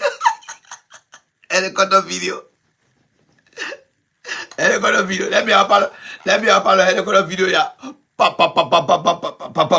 Helicopter video. Yeah. Right now the helicopter is passing right now, and we can see Fagon in the helicopter right now. There go Fagon there. You can look through the window of the helicopter there. We can see Fagon right over there. Hello there, Fagon. And then we're going to come to Dr. Richardson. And then we're going to come to our man here, Mr. Stanton Witherspoon. We're going to see him right here. All right. He's trying to hide himself because he's about to go to court. We're going to back off again and go to our man Fagon here.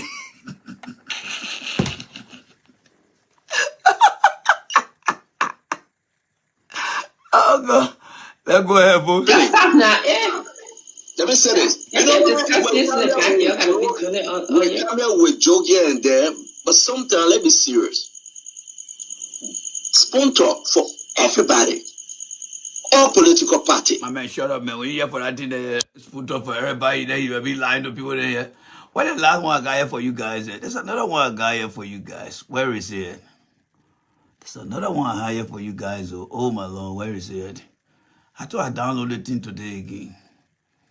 Somebody sent me the other one here today again. Oh man, God, please help me. I got the one for you guys. This is the last one for the night. Where is it at, Father God? Where is it at? Let me see what I hear. This one here, you want to enjoy the other one here. Yeah. Maybe we'll perhaps save the one for tomorrow. Yeah, we'll save the one for tomorrow. But let me see where I can find it here today.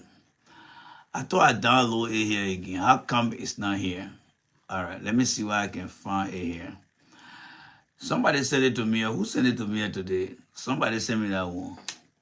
I don't want to say that one I'm talking about. I want to surprise you on it. Let me see what is in my box here. Oh, Lord, that one was so funny. I look at that one, I'm able to laugh today. I laugh until I don't know how to laugh. I know who sent me that one there. Let me see. Somebody sent me that one. Why am I picking Papi sent me that one there? Let me see here.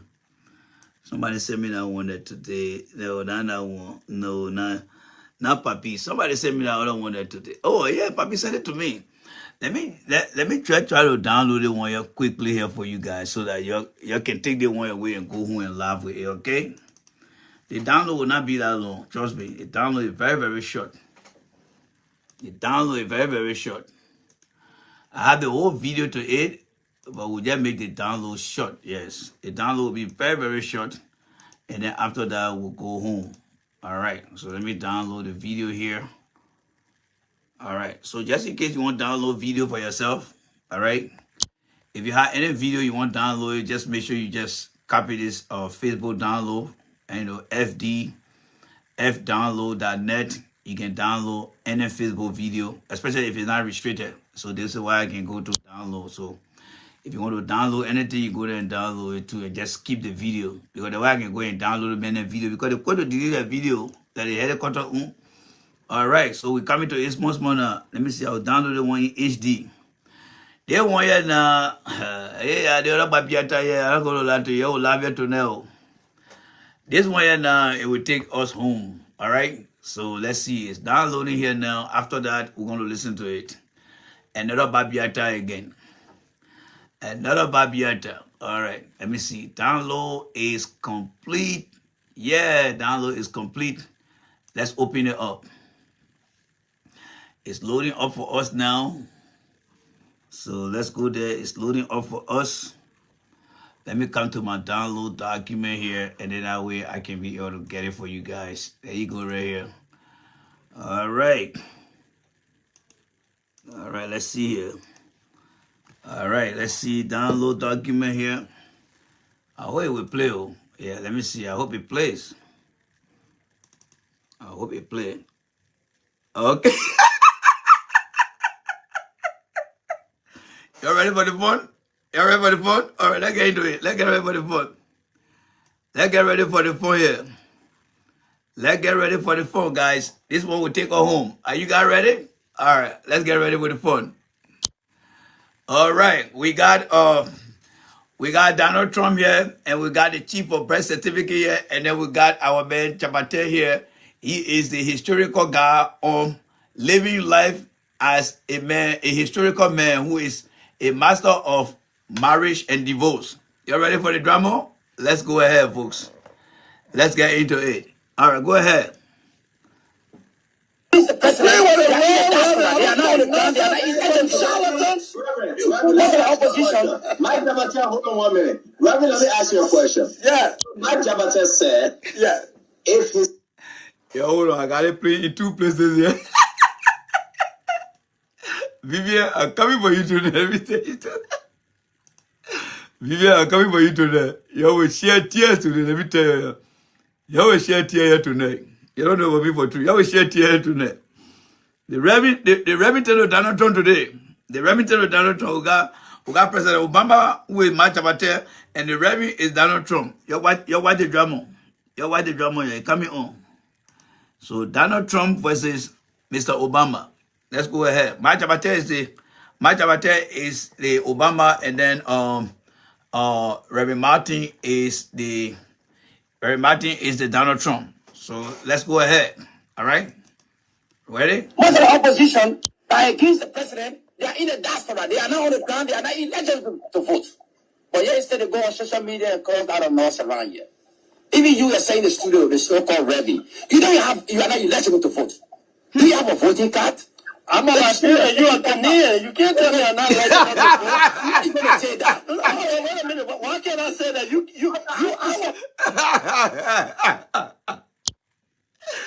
Donald Trump right now. Donald Trump is here still. They wouldn't do everything here, Donald Trump. Donald Trump is now America, but you America. But we're going straight for the better right. You know, you're not there for this. So let's see. But, you know, right now, Donald Trump got number 1. That is, Reverend Martin got 1. And Mike Jabate, 0. So the score right now is Mike Jabate, as you can see, he just took a 1 hit on the side. He holding his side right now. So Reverend Martin got 2 right now. So they play continue. Let's continue here, folks. Let's continue. Reverend Martin is right now in possession of the ball. I was born in my room. Wait a minute. You will not attack me and get away with it. Okay. I was born in Monrovia in 1955. My father was... Okay, there you go. There you go. The boy is still in the backyard of Mr. Mike Jabate, and Reverend Martin is in full control right now. He's in full control. He's not playing left midfield, but I think he's on the attack mode. He's taking it from the left hand side, coming toward Mike Jabate goal. Let's listen. You will listen to me. You are not a Liberian. I know you're not a Liberian. Yeah, and he just called for an infringement against the rule against Mike Jabate right now. That Mike Jabate held the ball with him, but Mike Jabate is saying no. I think the landsman is coming close to him right there. So Martin got that play is still in his favor. He's 18 yards away from the goal mob. Let's go again. Let's see. Mike Jabate and his team, they are trying to line up the right way. Let's go ahead. Because you support a foreign running government presidency. You pretending to be one of. Wow, he pulled the ball with the line. He just took it out. The lineman did not see that play right now. So Reverend Martin is impaired on that play. Let's go. We had the referee, crooked man, Stanton Witherspoon. As you can see, his name over there, Stanton Witherspoon. Nowadays, he doesn't use his name. Let's continue here. The play continue. Majabate is in serious trouble. He's down by 1 goal. And Reverend Martin is coming through right now, folks. He's coming through. Let's continue. And I can see through you. Come on, man. You're a charlatan. Wow. You are a charlatan. Go look it up. Wow. C-S-A-R-L-A-T-A. Wow, he are going straight now. He reading the rule from the regulation book. He said, Majabate, hold the boy. He's a charlatan. Majabate don't know. You have to take out his mic to listen to what he say right now. But guys, who is here betting for Majabate? For me, I'm on the side of Majabate right now. Let's see. Majabate is about to take the ball from Reverend Martin. It's a very, very face-to-face, pound-to-pound right there. Let's go ahead, folks. You're not for real. 1 minute you cussing the president, next minute you begging him for truck. All right, I never begged nobody for.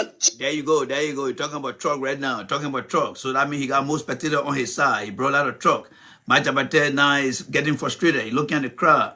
And everybody like, Majabate, you can make it. You can make it through. Let's go ahead. Everything I got, I earned. You're a false face. I don't care what anybody says. And right now, Majabate is contemplating right now because Majabate is looking at that ball carefully now. I want to make sure that he take that ball from Reverend Martin. Reverend Martin seems to be in control of the game full time, but we know that Majabate got something under his sleeve.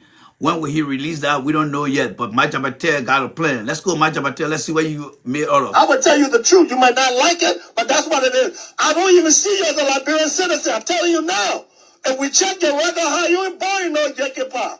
Okay. Okay, Reverend Martin just put the ball outside. He played with the ball too much. The ball gone outside. Now Majabate is in possession of the ball right now. Ladies and gentlemen, this is an interesting moment of the game here right now. So let's listen to Majabate right now. He's ready now to take on the new player now. I'm not excusing you nothing. You excuse me. You think because I'm Reverend, I would take nonsense for you? I'm not. Reverend, you got to let Majabate roll the ball. You got to let Majabate just tell the goalkeeper to bounce the ball so the play can go out of start. So Majabate is getting ready and the goalkeeper just bounce the ball now. The play is dead. He's going to restart the play. Go ahead, Majabate. I'm a different kind of Reverend. Mr. Waterford. Yes, sir. Mr. Waterford. Yes, sir. And the late Athlete Domba, my cousin. Okay, Majabate is taking it very easy now from the background. He passed the ball to the keeper passes it back to him. He's trying to lure Mr. Reverend Martin into his 6-yard bar and take that long run. Yeah, so he passing the ball back to his goalkeeper and goalkeeper passing it back to him right now. Let's go. Sima Domba is my cousin. There you go. I was born in Lima County. Yes. You got that certificate? Yes. I'm coming now. Reverend take down. See, Reverend, you divorce your wife 2 times. Oh, it's called that time. Majabate just took a long throw straight behind the goal back to the back of the goalkeeper of Reverend Martin. Listen to what Majabate just said here, folks. Listen to Majabate. Listen to him again. I was born in Lima County. Yes. You got that certificate? I'm coming now. Reverend take down. Okay. Reverend, you divorce your wife 2 times. You say you don't lie? All right, Majabate. Everybody give it over Majabate. Majabate just equalized. He gave the guy a free footer, a double shovel right now, straight into the back of the net. Reverend Martin now is so confused right now. You can see everyone right now, Stanton Witherspoon, everybody there laughing, down to the side key right now. Majabate has just equalized an 18-yard shot straight into the back of the net of Reverend Martin. Now, let's see how Reverend Martin hitting on the hand of the equalizer right now. Let's watch and see, folks. Twice, I the first twice. You know jack about me. You don't want to say you were the first your wife and she voted for CDC. Don't play with me. You don't know jack about me. You don't know me. You don't. Ladies and gentlemen, Majabate 442 has changed the whole game around right now. I knew Majabate has something on his sleeve. Majabate 442 has ready to cripple Reverend Martin right now. He is trying to redeem himself, but there's no way. Majabate is still in control of the play right now. He's still in control of the play. Let's watch it. Majabate is still in control. I've been the first 2 times. I've been married twice. When you come to talk, tell the truth. You don't know what you're talking about. You don't know jack. You don't want to say you're the first your wife and she voted for CDC. Now you're begging for Trump for CDC. Don't play with me. I'm not that kind of rabbit. No. Don't do that. Don't lie. Don't lie on the program. You play with a raw rabbit. You play with a raw rabbit. Well, Reverend, we know who you are already, but you are defeated in the game right now, Reverend. You on the door right now, Reverend. You are on the door right now. Majabate is still in possession of the ball right now. He's trying to chip around Mr. Reverend Martin, but it's not easy right now. Reverend Martin trying to hold it, Jesse, but that's not fair. Majabate is complaining to the ref, as you can see him right now. You play with the wrong Reverend. I don't take nonsense from charlatans. I mean, the Reverend is not disciplined right now. The Reverend is out of control right now, folks. The Reverend is out of control right now, folks. He's out of control right now. Reverend, let me ask you a question. Mike Jabate, hold on 1 minute. Reverend, let me ask you a question. Yeah. Mike Jabate said, if his wife waiting for CDC, he will divorce her. Yeah. So him going back to CDC, is he ready to divorce his wife? No, he need to divorce himself because he's going to CDC. Go and ask Dr. Family. When Dr. Family told him apparent people will tell them when you election you're going to mountain. Go and ask Nathan TJ when you came out to say if any win election and hell will go in your palm. Go and ask to respond. That was the political righteous I make around here. Okay, my but don't come and make statement that's not true. So, ladies and gentlemen, right now the score is 2-2 right now. The ball is right in the center circle of the field. My Jabate team will get it for 5 minutes, and then the next thing you know, they're going to lose the ball to team Reverend Martin. Reverend Martin is right now in control of the ball. Let's see. We need one more score in the game here, ladies and gentlemen. Let's go for the kill. My Jabate, if you don't know me, if you don't know about me, don't make up stories because everybody knows. This is my second marriage. This is my second marriage.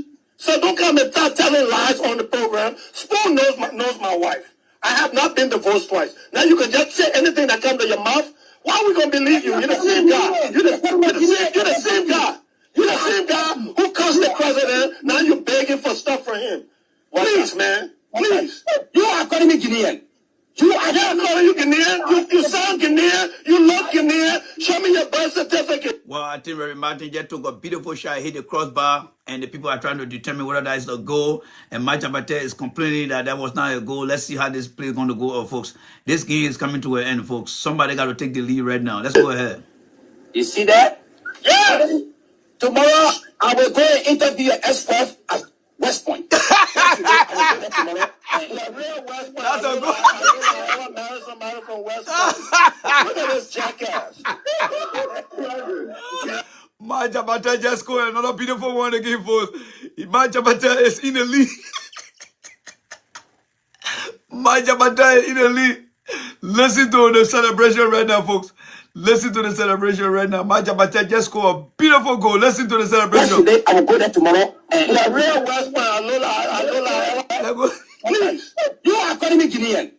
You are not calling you Guinean. You sound Guinean. You look Guinean. Show me your birth certificate.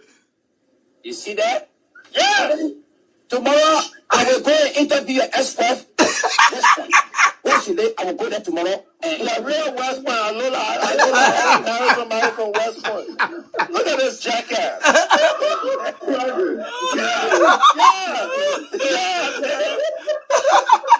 Play with the wrong guy. My Jabata won the game, ladies and gentlemen. My Jabata won the game.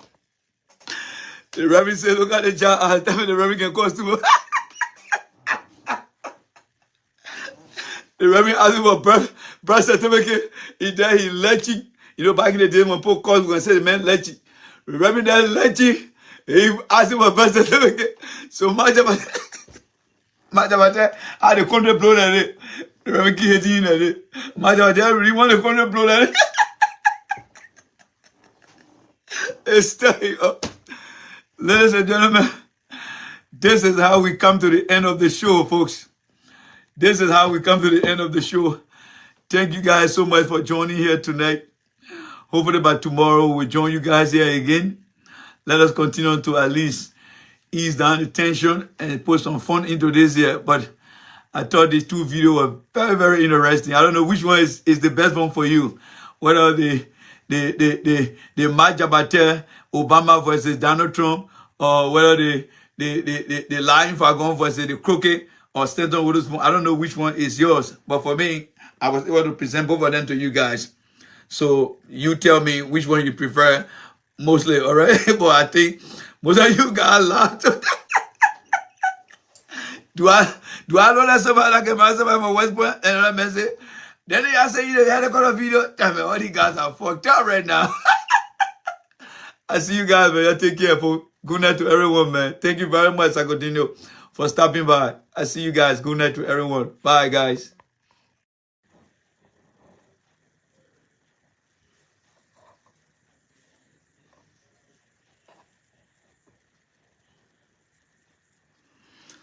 All right, ladies and gentlemen, welcome to the evening broadcast with me, Jay Randy here, and thank you guys so much for the opportunity. We are now counting the election, the rerun, or the second round, or let's say the round 2 of the presidential and general election, and we are counting down the number of days. Yesterday was October. Yesterday was, how do you call it, Tuesday. Yes, yesterday was the 23rd, I believe. So we have 1, 2, 3, 4, 5, 6, 7, 8, 9, 10, 11, 12, 13, 14, 15, 16, 17, 18, 19, 20. Yes, we had 20 days before we hit the, 20 days, because the election closes, the campaign closes on the 12th, as I recall yesterday. And then on that Monday, people will break, and have 14 people will start. So we had technically about 19 days to the election. So this is day 2 of the election. And what we want to be doing on our platform here is to provide information to the Liberian people. Again, sedition. I already said what I wanted to say, and I will keep repeating that. So I just want you guys to join me every evening. Let's have a round table discussion, discussing various things that are very relevant to this incoming election. Please share the video and let's have a great time, a time that we will discuss and get to know what is happening in the community of our politics. So as you can see tonight, we have one of the biggest political sellout. As you can see, we did a lot of posting of that today, and we will be discussing that in detail on tonight's show. Our goal here is to inform every Liberians about the people you are dealing with. You are dealing with dangerous people in the opposition that do not care for you. I know you will not listen to some of us, but we are just here to let you guys know. Because when all things break loose, we will be the same people coming here and will say to you, we told you, and you guys did not listen. So guys, as you join me this evening, please share the video, and thank you so much for your time. We are in this again, and we have from now to the 14th of November.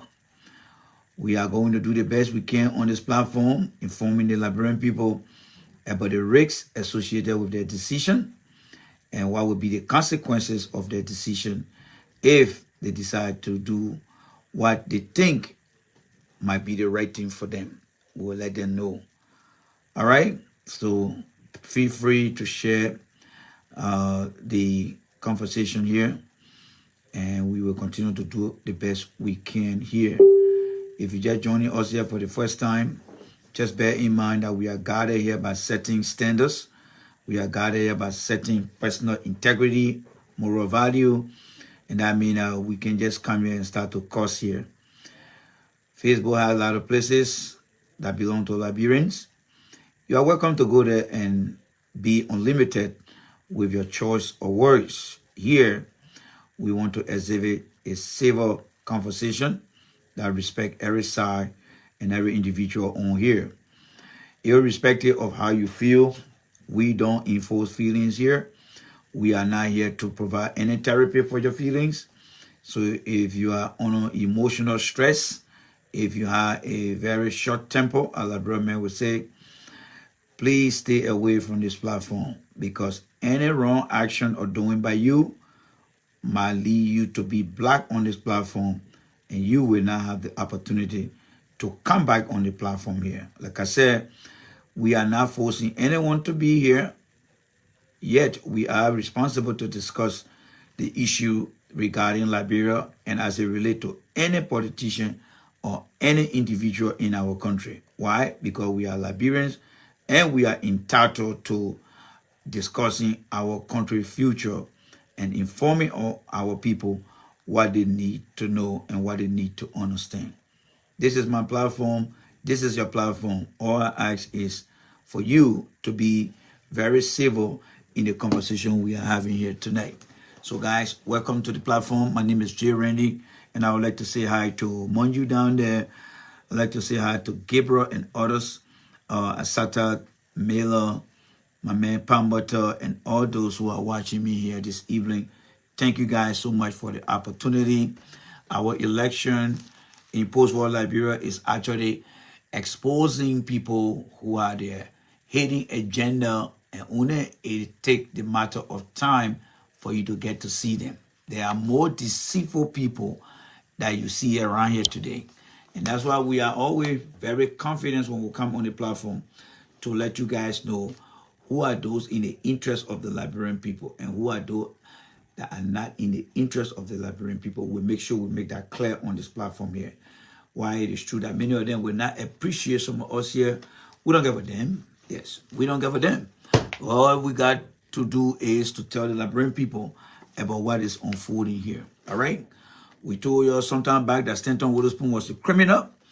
You didn't believe it today. People are defending him in a blanket of shame. Yes, many Liberians are walking back the shame today. We call that walk back the shame, because Mr. Witherspoon have brought shame to them, so they are walking back the shame. And that's what we're doing on the platform here. So guys, thank you. The class is very packed tonight. The class is packed tonight. You know, the platform is like the ark that God told Noah to build. When Noah was asked by God to build the ark, there were only a few people that got on our ark. This platform here is, while it is true that we have many Liberians, this platform technically does not belong to all Liberians, especially unreasonable Liberians. It doesn't belong to them here. All right? I will just be very upfront with some of you guys. You can make yourself to belong here. All it takes is for you to be civil, open-minded, and willing to accept the truth.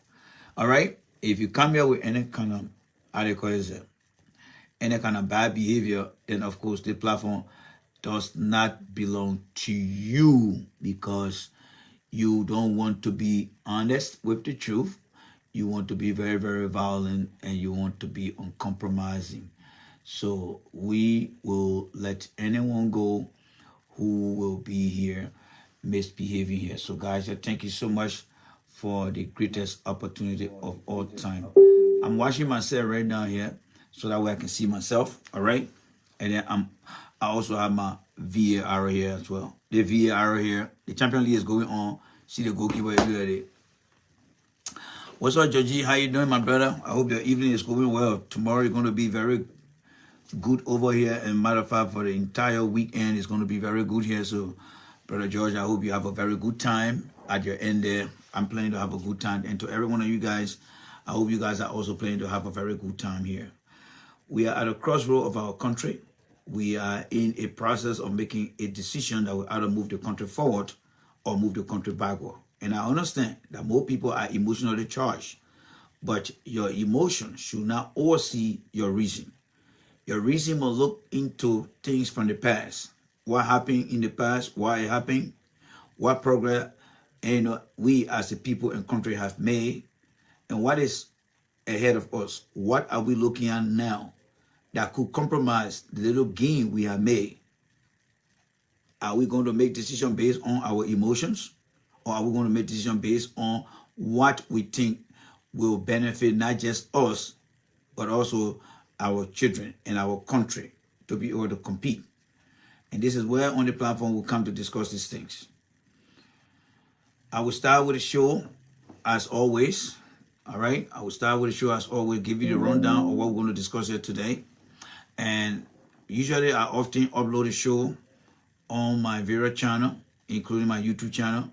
So what I plan to do, hopefully tonight, is to upload the show, and then maybe by tonight, I'll be able to run it for you guys who miss it to watch it on YouTube. But again, I would like to say welcome to the J. Randy Show here. All right, welcome to the J. Randy Show. That's me over there, the J. Randy Show. All right. Again, we have our vision statement here. If you just come here for the first time, we encourage you to read this. This is what drive our motivation to be here. This is what gave all the opportunity to always come here. Those are things that we are guided by. Next thing we want to also share with you guys here is this. We have 3 different platforms. We encourage you to subscribe, to follow, so that whenever J. Randy is on, you will get that message that will help you to understand where we are in terms of our programming. So please do yourself a favor and be able to participate. All right. This is our Cash App here. We operate here on our own strength, and we ask whenever God touches your heart, you don't have to do it now. Whenever God touches your heart, you say, hey, I think the Lord has blessed me, and I think the guy called J. Randy is doing extremely well. If you can just give us a little token of appreciation for what we do, we will ask God to multiply your hands. We are not in the business of selling certificate here. The only certificate I got are the professional certificate that I obtained by attending different workshop, seminar, or boot camp, and that is in addition to my 3 degrees that I have. I'm not in the business of selling credentials to people to get extra money like other people. I'm not in that business. That's why, like you, like me, I go to bed and sleep like a baby, because nobody coming to knock my door, or I'm not going to be appearing on any news to say that, oh, J. Randy is selling this. And that's why we are very honest by asking you for whatever donation you can provide for us. Next in line is what we call here. Let me see. Did I pass that? Oh, I think the one don't have that. Let's see here. Let's see here. I passed it. Did I pass it? Okay, here. This one should have moved somewhere else. All right. So on the J. Randy Show, we usually start with the J. Randy view, and then we have the main topic or the talking point, and then we look at question answers, and sometimes we take phone calls. We might not take phone calls today. Maybe Friday we'll be taking phone call. So what do we have on our list to discuss here today?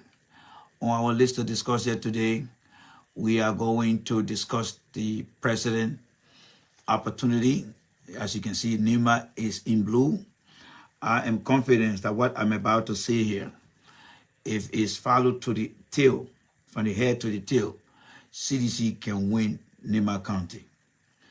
Prince Johnson does not own Nima County. His name is not labeled on Nima County. But it will take a strategic and a strong strategy to win Nima County.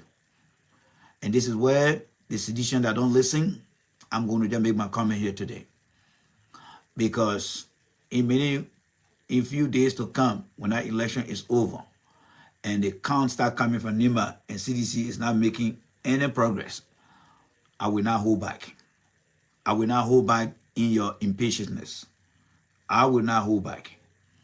Because this is the time that all hands are supposed to be on deck. This is the time that all ears are supposed to be open. This is the time that all suggestion, recommendations are supposed to be considered serious. But I still know deep down in my heart, and that one thing that my support for CDC always question me is people in the CDC are not willing to listen to people advice. But we'll be looking at Georgia today, and we'll be telling you guys about Nima County and the president. And then we'll go into our talking points, and that will be about the biggest sellout in our political history. One of my talking points, or let's say my first talking point, got a call today from, in fact, it was not a call. You will remember last year, I believe it was last year, when I was telling the ANC people that without me, they cannot win an election. So I'm going to use the talking point to at least bring you up to speed when I said that ANC will not win any election without me. You may overlook what I said, but the reality is here. And I have videos, I have posts that I mentioned those things because I was very confident. My confidence was based on my assessment. The information I got, the data I got, when I combined both of them, I saw the entire thing. I said, ANC cannot win this election. Today, ANC is no longer in a race. They got defeated. So it's time for me to cash in now. So let me use the opportunity to talk about that a little bit. Many times I have said it on here, but today I want to put that into context to be able to discuss it from my own strategy so that you can get to understand. One of my purposes of going to ANC, all right, one of the purposes or my main reason of going to the ANC was to show to them, that is to CDC, that what I always talk about in terms of advice could become productive for ANC. That was one of my reasons. So when I spoke to Mr. Cummings, still have that information on my phone here, I told Mr. Cummings there's nobody else I want to talk to but you. And you think why I said that? Because I have my experience with CDC. People will often tell me, my man, just go ahead, do it. Go ahead, do it. I'm not an ordinary person. That's why they don't understand. I am not an ordinary person. Credential-wise, let me know you guys, I have it. Experience, let me know you guys, I have it. Strategies, let me know you guys, I have it and I can express it. So I'm not just a regular Joe Blow that will just come and sit down and say yes, yes, yes, yes. No, I'm not. So based on my experience with CDC, we went down the hill in 2018. Team were not working on. Like, you know what? Let me try the next guy. We all try things, right? We all try things. You know, you guys watching me today. Perhaps the state you currently live, it was not the state that you landed in or you once lived before. The job you got now, it was not the job that you had. Thank God if you get a same job. That means that place understand you. You love working there because you guys are working together. My point here is there are times when things are not getting along, you have to part ways. But when you part ways, you have to be very condescending. You have to be very mindful. Take your past experience and match it against your incoming experience. And that's what I did. So when I went to Mr. Cummings, I told Mr. Cummings, I showed you guys a photo yesterday where you saw me talking to Mr. Cummings. Perhaps I can go over that because I'm talking about it right now. So let me go back there. All right. Here's the photo right here. Everything I see on my show here is not making up things. All right. So there you go there. There you go, Mr. Cummings. Right there. That's me right over there talking to Mr. Cummings and his, how do you call it, his director for ANC Global. And when I was telling Mr. Cummings over there, let you not imagine the picture, but look at me, what I was telling Mr. Cummings. I told Mr. Cummings on that day, the experience I had with CDC, you can see me lay my head at this. I said, the experience I had with CDC, I cannot talk to nobody in the party here but you. That's what I told him, because I meant business that time. Like I always say, I don't get into something and lose. I told CDC in July of this year, If George Weah does not, if you guys don't take George Weah to the second round, you guys feel the man. CDC feel George Weah. Everyone who been running their money from this town to this town, they feel George Weah. Except that. And they will be able to regroup to take George Weah to the edge. Except that. Except that. There's no reason that George Weah, who was not even president, defeated Unity Party in 2005 in the first round, 2011 in the second round, 2017 in the second round. He was not president, and he defeated Unity Party. You think if I know that statistics and what Weah has done, do you think I will go and relax? No. If I even get 90, I will say I need 110. If I get 110, I'll say I need 120. That's how I will focus my mind. There will be no election, whether it is legislative election, direct law. I will make sure that we flog them. You see Manchester United, you know what is struggling today? Because the momentum of Manchester United was built in Sir Eddie Ferguson. Since that man left that camp and that team, you see how poorly Manchester United is performing. When you have people who think ahead, who say, I don't care that mosquito, I will slap that mosquito, it will die. Before I can even say that some kind of little way that want to come with me, no. I will not give it a chance. Seriously, I've been very relaxed. So when I told Mr. Cummings, I said, look, I cannot work with nobody but you until you can say to me, Randy, you see this guy here? He's a mirror image of me. I'm busy. But whenever you have any issue, look up to this guy. I will say no more. Because if you recommend somebody and I know the person thinks like you, I'm going to work with that person. In that case, it was never done.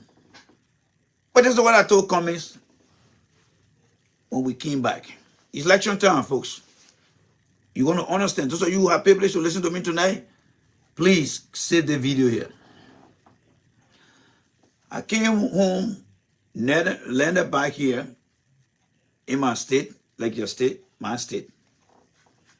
Sunday morning, when I woke up, saw a text message from Mr. Cummings. I will give him credit for that. He acknowledges people.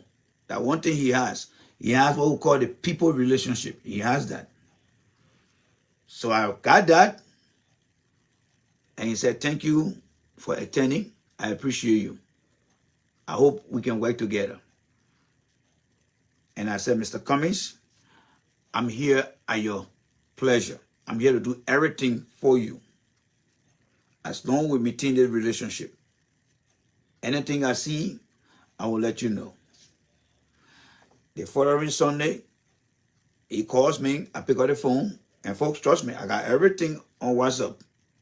My WhatsApp does not erase conversation.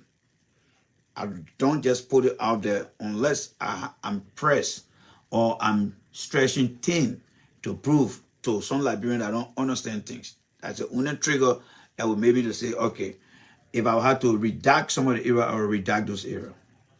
The following Sunday, Mr. Cummings called me. We had a conversation. After that conversation, I drafted a few things.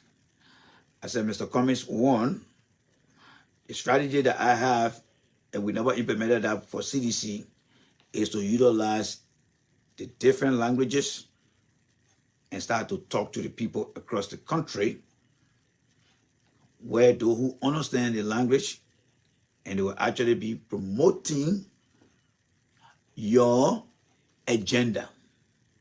We never did that for CDC because George Weah was so powerful in 2017 that that other strategy was not necessary. We actually froze that other strategy because the popularity of George Weah was untouchable at that time.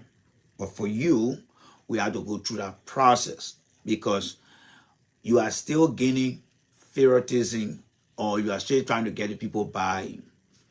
For many of you who follow me, unhappily, you saw a girl that used to come and talk in Pele and then you were looking for other people.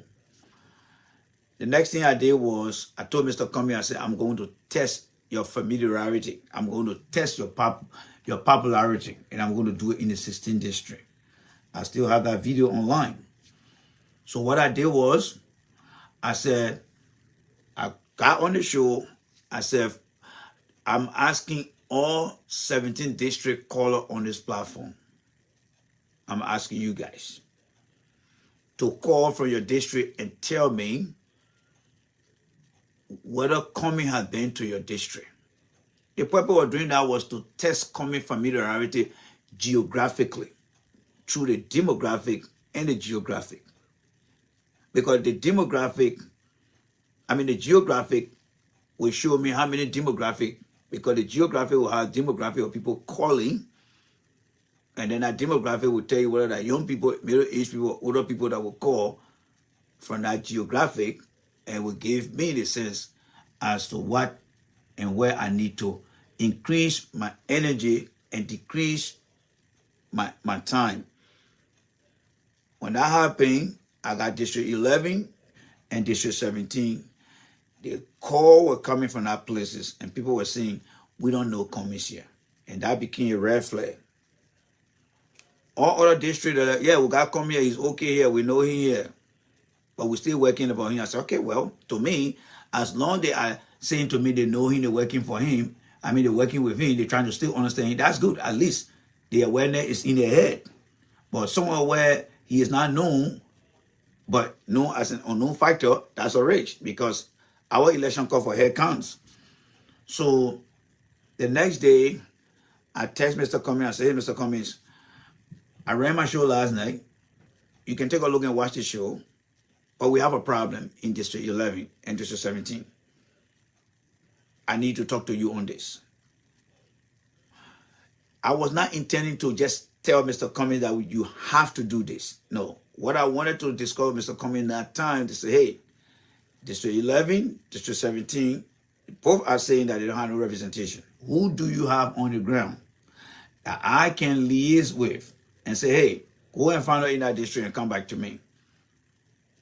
And you know what happened that time? When the call was made, there were people who called with familiar voices in my ear. Some of them said, this is J. Randy? Yes. From High FM? Yes. From Freedom FM? Yes. You own Commissar? Yes. How can we trust you? I said to them, what I will get from you guys if I tell Cummings and he doesn't cooperate, I will not work with Cummings. I took their trust and put it onto a commitment. That's what I did. That's why you saw me most of the time when I was going to work, I kept saying, you'll get Cummings to come to me, because people were watching me and they were listening. I'm not going to compromise misleading the Liberian people. And guess what happened? People in Cummings' circle decided by telling Cummings not to reach out to me. I said, well, I don't know what kind of data the people are looking at. I don't know how much experience they have. But what I'm looking at is going to destroy this guy. Where are we today with Cummings? So it was based on what I experienced, and I said, I just said that in a braggadocious way, all right? Because I wanted to maximize my authority. And that's why I said, without me Cummings cannot win election. I wouldn't say that because I was speaking to the people that were around him. And I wanted to be on history. In history. To say, yes, I said it. And I did say it. And today I'm right. There's nothing Cummings can do today. When Cummings look at the picture here today, there are a lot of regrets he having today. A lot of regret. Because one thing I assess on Cummings did not have gladiator colors. In 2017-16, CDC had gladiator colors. The gladiator colors are those who, when you own any platform talking, they will just call and say, that man a foolish man. That man not correct. They will ridicule you. Those were the gladiators' colors. They will completely neutralize you. When I did my canvas, there were no gladiator colors for Mr. Cummings. And then what made things worse, when Mr. Cummings started bringing all the other former rebel people, it destroyed Mr. Cummings. Another reason too that I was trying to get to Mr. Cummings as well, I felt that Mr. Cummings don't understand the political, the fundamental of Liberian politics. Mr. Cummings and his supporters do not understand that. That is the fundamental history of Liberian politics. I felt that Mr. Cummings did not understand it. Has he understood it now? I doubt it. Until he can prove to me and you. But here's why he doesn't understand. One big mistake Mr. Cummings made, and I hope that he doesn't repeat the mistake again. If he does, he's done. If he does it this election campaign, he's done for good. In 2017, when we were going to the second round, Mr. Cummings had a chance to be one of the top competitors to George Weah today. But boy, did he blow it up. Yes, he did. And how did he blow it up? By listening to the wrong people. You see, my friend, in 2017, there was nothing wrong with Mr. Cummings joining with Charles Walker Bronsky, joining with Boyka and Ure to challenge the election irregularity in court. That wouldn't show that every aspect of our democratic due process was available for anyone to use. So they decided to use the aspect of going to the court to carry out what they describe as voter irregularity. They were just trying to exercise some of the opportunities that our democratic process called for. They went to court, right? And we all saw that. And in the end, the Supreme Court ruled that the election must go to second round. Thank God it didn't happen this time. Even though Comey is trying to raise an issue, nobody's going to listen to him. Why? Because he got less than 3%. So he don't have any leverage to make a case. But there are people now who have lied to him and telling him, oh, let's go to court. But you and I know, somebody with less than 3% stand no chance. The case does not have a weight. And then lawyer look at that case, and then case or lawyer want to look at the weight of the case to determine whether they're going to waste their time or they're going to take your money. Unless a greedy lawyer who want money. But a seasoned lawyer will look at the weight of the case and determine whether it can move forward or there's no 3%, there's no case. You lost your 7% you had in 2017, you're down to less than 3%. That is a big loss, big hit he has taken. There's no way to go to court. And I think that's one of the reasons why he's calling for the inter-conversation, just to boost his morale. Because Abington already killed his morale. But we'll come to that. So, when the election went to the second round, election and public activities, politics is about gamble. Gamble. You have to take the risky gamble. But you must understand people who will provide you. If I were to tell Cummings in 2017 that, look, the election is over, go in the second round.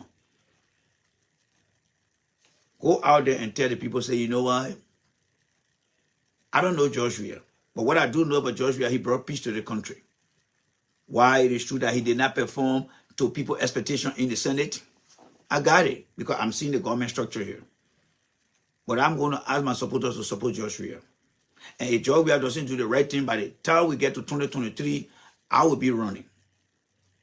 I might take the same approach like Jerry Rodden, but this time I will not be doing, I won't do a military style of Jerry Rodden. But I will keenly watch my eyes. So my supporters kindly join me. Let's support George Weah. And let's see what he's able to do. If he doesn't deliver, I will be running with George Weah too to get it. If Cummings has said something like that, today people would have joined Cummings. Now that he said that, through all the time between 2019 to 2022, don't join any coalition with anybody. When Boyka came, like on Cummings do, Cummings will listen to somebody who will tell Cummings, Do you really understand the history of coalition in this country, Mr. Cummings? No, Randy, tell me. Well, the history shows that every political party want to gain some real estates in the second round. So what do? They don't merge. Because if you merge, you will be selling yourself cheap at this time.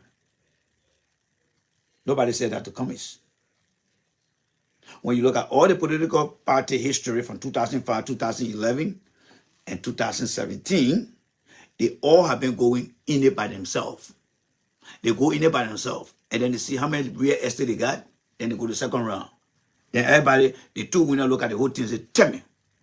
Yeah, my man, how can we get our man Bronsky on board? Because Bronsky can't tell. How can we get our man Prince Johnson on board? Prince Johnson King Faith. Wow. Negotiation start right there. But Barker and his people were very smart. They outsmarted Cummings. Because Cummings had a lot of buffoon behind him who think that being book smart was enough to offset the strategy of Liberian politics. They were wrong. You think it was a mistake that Barker was calling Cummings to come join him? No, because Barker knew that Cummings stood a better chance in 2023. Why? Cummings had never held any public position. He took 7th place. He came up with 7%. And Barker had ran before. And he lost. And with Cummings there and his popularity is growing, it became a concern. But the Cummings people did not see that because they don't have the exquisite vision and the experience to discuss Liberian politics. But because of enraged jealousy, when they saw some of us, especially talking to Cummings here, all right? When they saw someone talking to Cummings like this, oh, the man come to take our bread and butter. Where are they today? They are all fuck like Jesse Jean today. ANC, all their platform is quiet. Are quiet like Greya.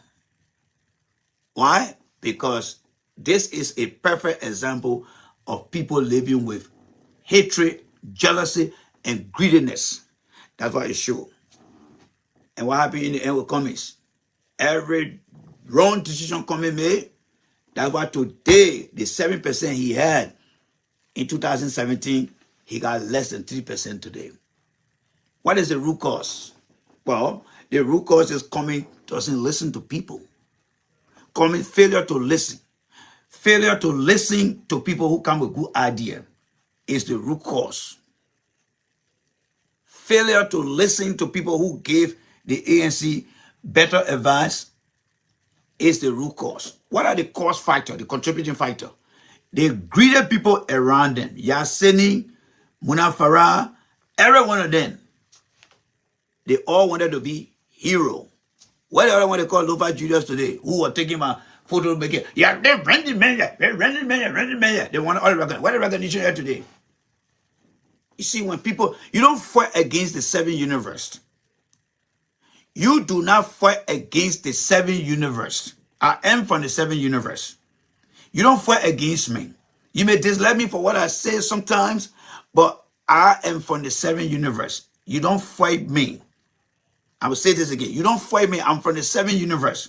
The 7 universe don't lose. We always fight to win.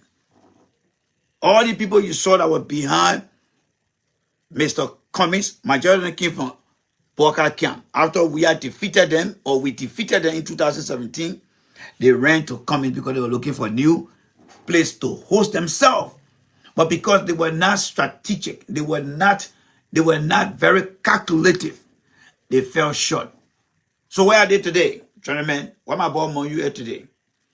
Where are all my boys? Pamoto, Spia, D-Blood.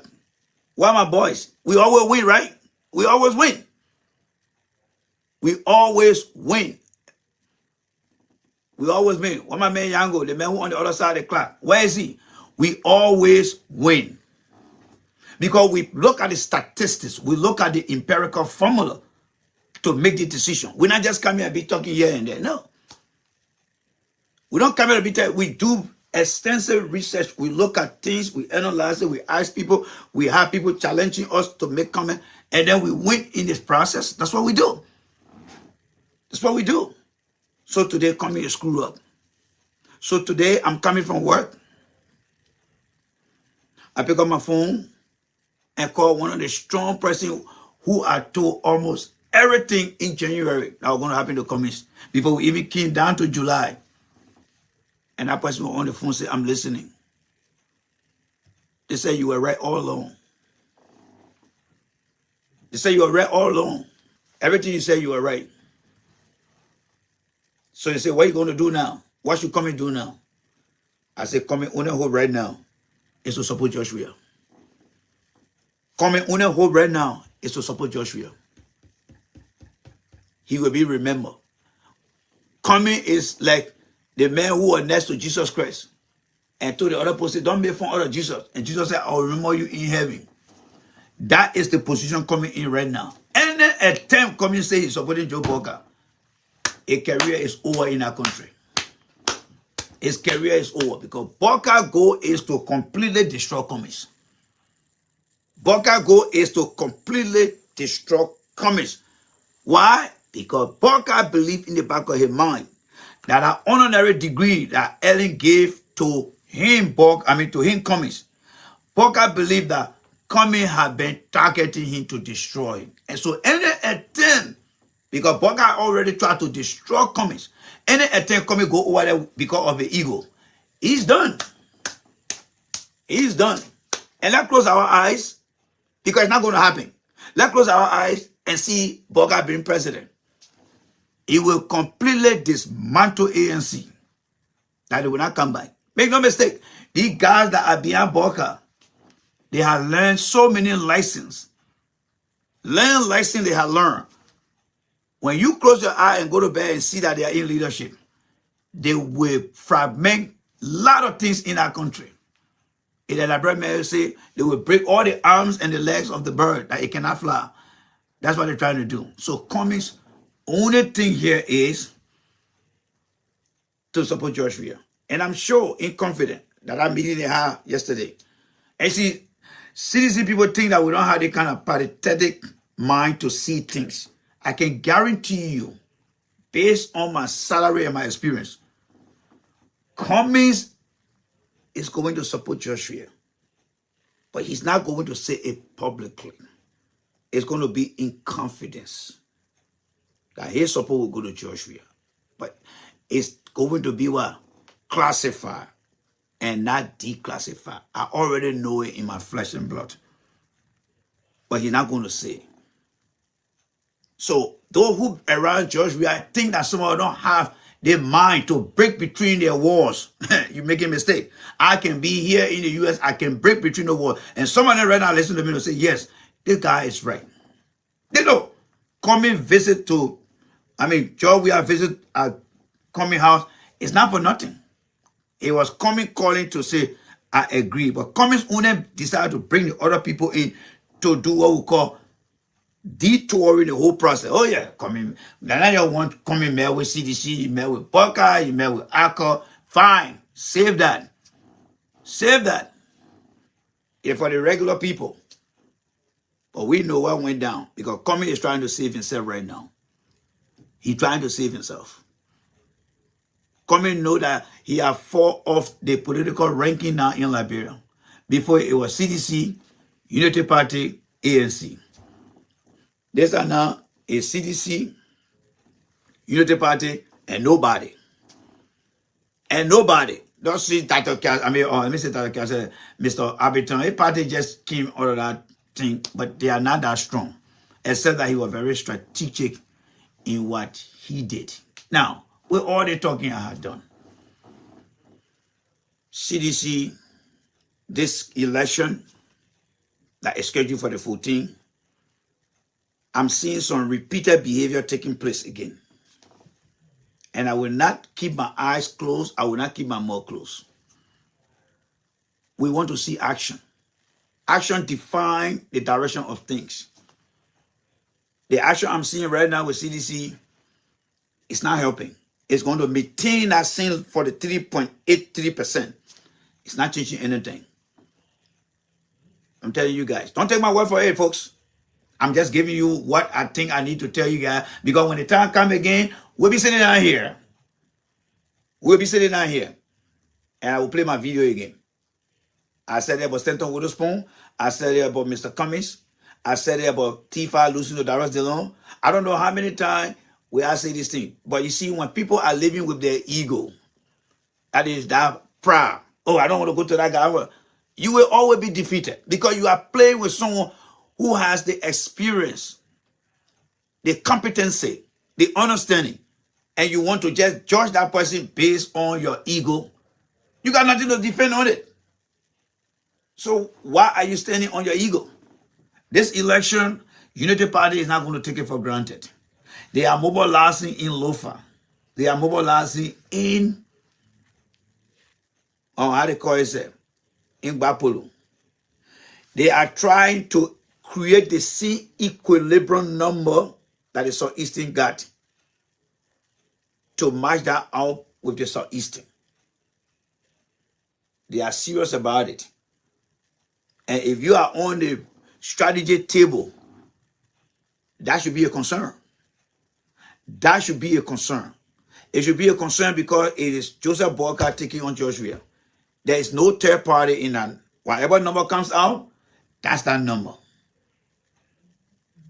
But I still see Seditious then sitting down in a cool studio then and thinking that the people out there listening. When you listen to Mr. Abiton, he said, while people were doing things, the BB political party, we were doing our Jehovah Witness campaign. That was very smart of him. And he saw the dividends. I still see Seditious sitting there in the studio there in Moravia having good time. That's not going to win the election. Everyone who knew Joshua, who supported Joshua, they already went over there and voted. We told you guys. Every one of them went in there and voted and brought Joshua with 0.83%. Is that enough? It did not even reach to 50%. That is not good. A new strategy needs to be put in place. And make no mistake, if you think that by talking to Mr. Abiton or talking to somebody else will convince the voter on the ground, you're making a mistake. You have to reach out. You have to reach out. There is a limited time. CDC need to come up with a model of all model campaign to target those major counties where they got low numbers. The resources must be spent in those areas. Nima County need to be searched with heavy campaign. Heavy campaign. When anybody open their door, they see about 6 Seditious walking by with all smile, encouraging the people. Using your different languages, Gio, Mano, Mandingo, telling them, be very honest with them. If you want to win Nimba, that's what you do. You got to search the campaign in there because you have limited time. The more you get to the people quicker, it remains in their mind. You get ready to go the next day. They go in there fresh in their mind. They do. I remember when I used to take biology in school. When I used to study biology, I would not go to biology because there were too many writing on the blackboard. So I used to memorize. I remember I used to memorize. I used to live somewhere opposite Parker Ping, just so you don't know the EPV era. I used to live in Parker Ping. When I finished reading about biology, I finished memorizing it. I used to walk from Parker Ping era and go all the way to Red Lake, memorizing that thing coming back. The next day when I go to school, I don't talk to nobody. I get like this, waiting for that test because it's all inside here now. One mistake, somebody shake me a day, it chocolate the whole thing. So I just tested under this. By the time they get that test paper, I just can't grab that people. I just start fitting that answer them in quickly. Always do the one you know first. I answer all the questions I know first. I said, okay, they want to hear that my correct one now. Let me come bounce over the other one. Then I start doing it. My point here is, if you take the number of days for campaigning and you start to deploy people in that area, start to strategically put them in that area, to do everything within the listed days you have to campaign, identifying the number of the president, identifying the campaign, the leadership achievement, speaking the Gil, the Mano, and the Mandingo or any tribe. When you do those things strategically, take a look at the counties, see which county came up with the very best percentage, or I mean, which community, which district came up with a higher percentage for Georgia? The one that came up with a low percentage for Georgia, deploy more people in there. The one that came up with good number, deploy less people in there to continue the message. I'm not going to say this thing here because I'm not going to go campaign. They come a few days here. This time we'll just be talking about things in here because what I would say here, I need to be compensated with what I'm saying here because we have the resume here. We have the experience here. But there are some people, why it's true that some of you guys are committed to CDC. Some people think about them about you guys. They don't care about them. They just sit down there and say, okay, with your will, we'll win, then we'll go back again. That's how some of them are. And that's the reason why some people say, you know what, I'm going to put Boca over there. I don't care about them. And these people need to be weed out. But this is the time that we need to let them know. So there are some people sitting down over there, they ain't doing nothing. They're not reaching out, nothing. They're just there relaxing and waiting for Georgia. Oh yeah, when they may go do the one here. When I listen to Georgia today, I saw about 70% confidence as compared to many years ago. Many years ago, when George Weah get to the headquarters, is 110 confidence. Today, it was 70%. 70%. I'm being very honest with you guys. 70%. 70%. That's why it was, and that's why it is. I mean, the momentum is not like that before. If George Weah CDC for the past 5.5 years have won almost all the different legislative elections George Weah would have been through today. But that was the borderline when George Weah CDC started to fall down. The day that they don't win that election, it was the day the Ghanaians should have come back to them and say, how dare somebody came here and took our place? Gentlemen, we have to change things around. Going forward, nobody will win any seat here. Why did somebody took our place? But complacency allow people to just relax. And I've seen it happen here again. The Boca people are not taking things for granted. There are some personal issues that I'm having right now. I cannot discuss it with you guys. That how serious the Boca thing is happening right now in Liberia over there. I'm telling you right now. The Boca people are very determined. Some of them come here to resist that temptation by letting you guys know. But they are not joking. The Boca people are not joking. They are doing everything possible. Don't be deceived by your self-confidence. I can tell you right now, I'm going to the moon. I can go to the moon. But how long have I been saying it? We saw people say, oh, round one, we'll do it in round one. We'll do it in round one. What are we going to now? Round two. So sometimes your words really don't mean well if you don't have the support behind it. The support behind it. And that's why I'm calling for a renewed strategy. People sitting down in the studio, it's not going to help, folks. It's not going to help. You have to get your boots on the ground. You have to get your boots on the ground. Leave the studio. Get to people. Go into the community. Make sure that people understand what the current issues are. What is at risk in the country. I don't have to be on the ground to provide the knowledge. I can be anywhere and provide the knowledge. If you ever think by you believing in yourself, oh, the president is going to win. What did the Bible say? Faith with all work is dead. You don't believe in God. Faith with all work is dead. And you believe in God, some of you guys? Yes. Why would you sit down and just say, oh yeah, I will have faith, I will have faith? No. Today, Israel is in war with the Palestinians, right? And they say Israel are God-chosen people. Do you see heaven coming with open with angel coming to come for Israel? No. They are battling it on the ground.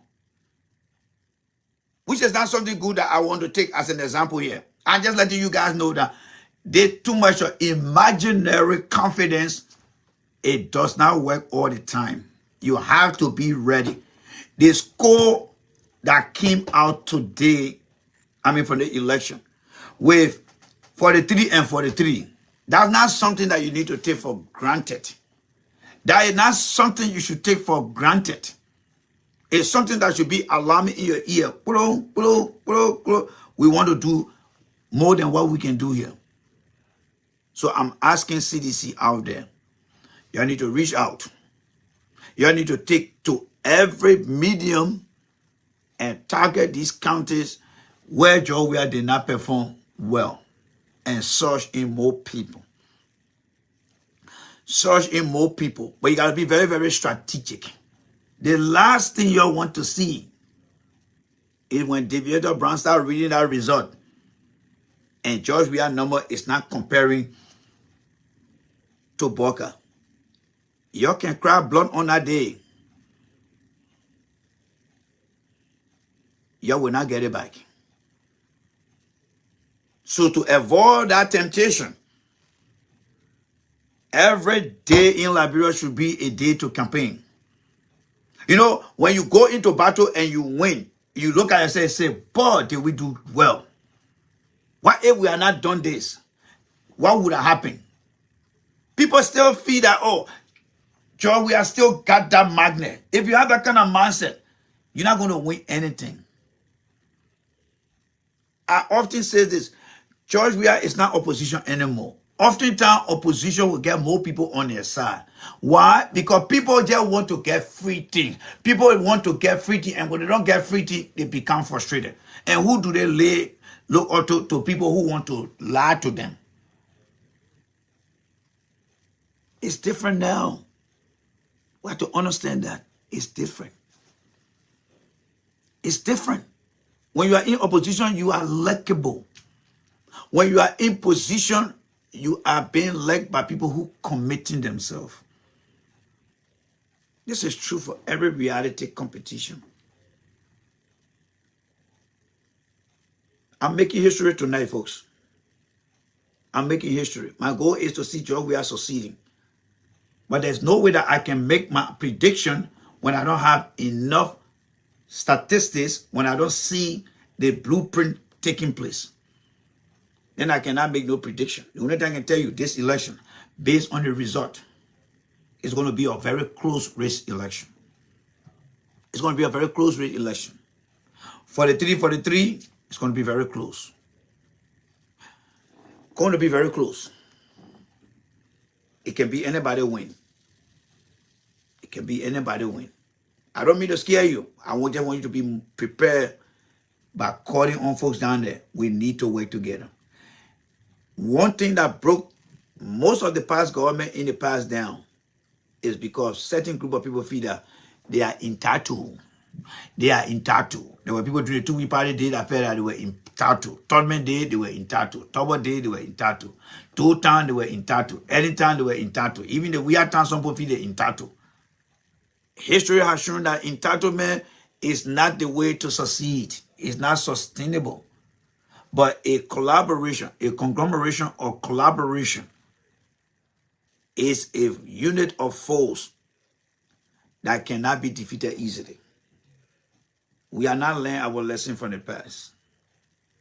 We still want to keep pushing on.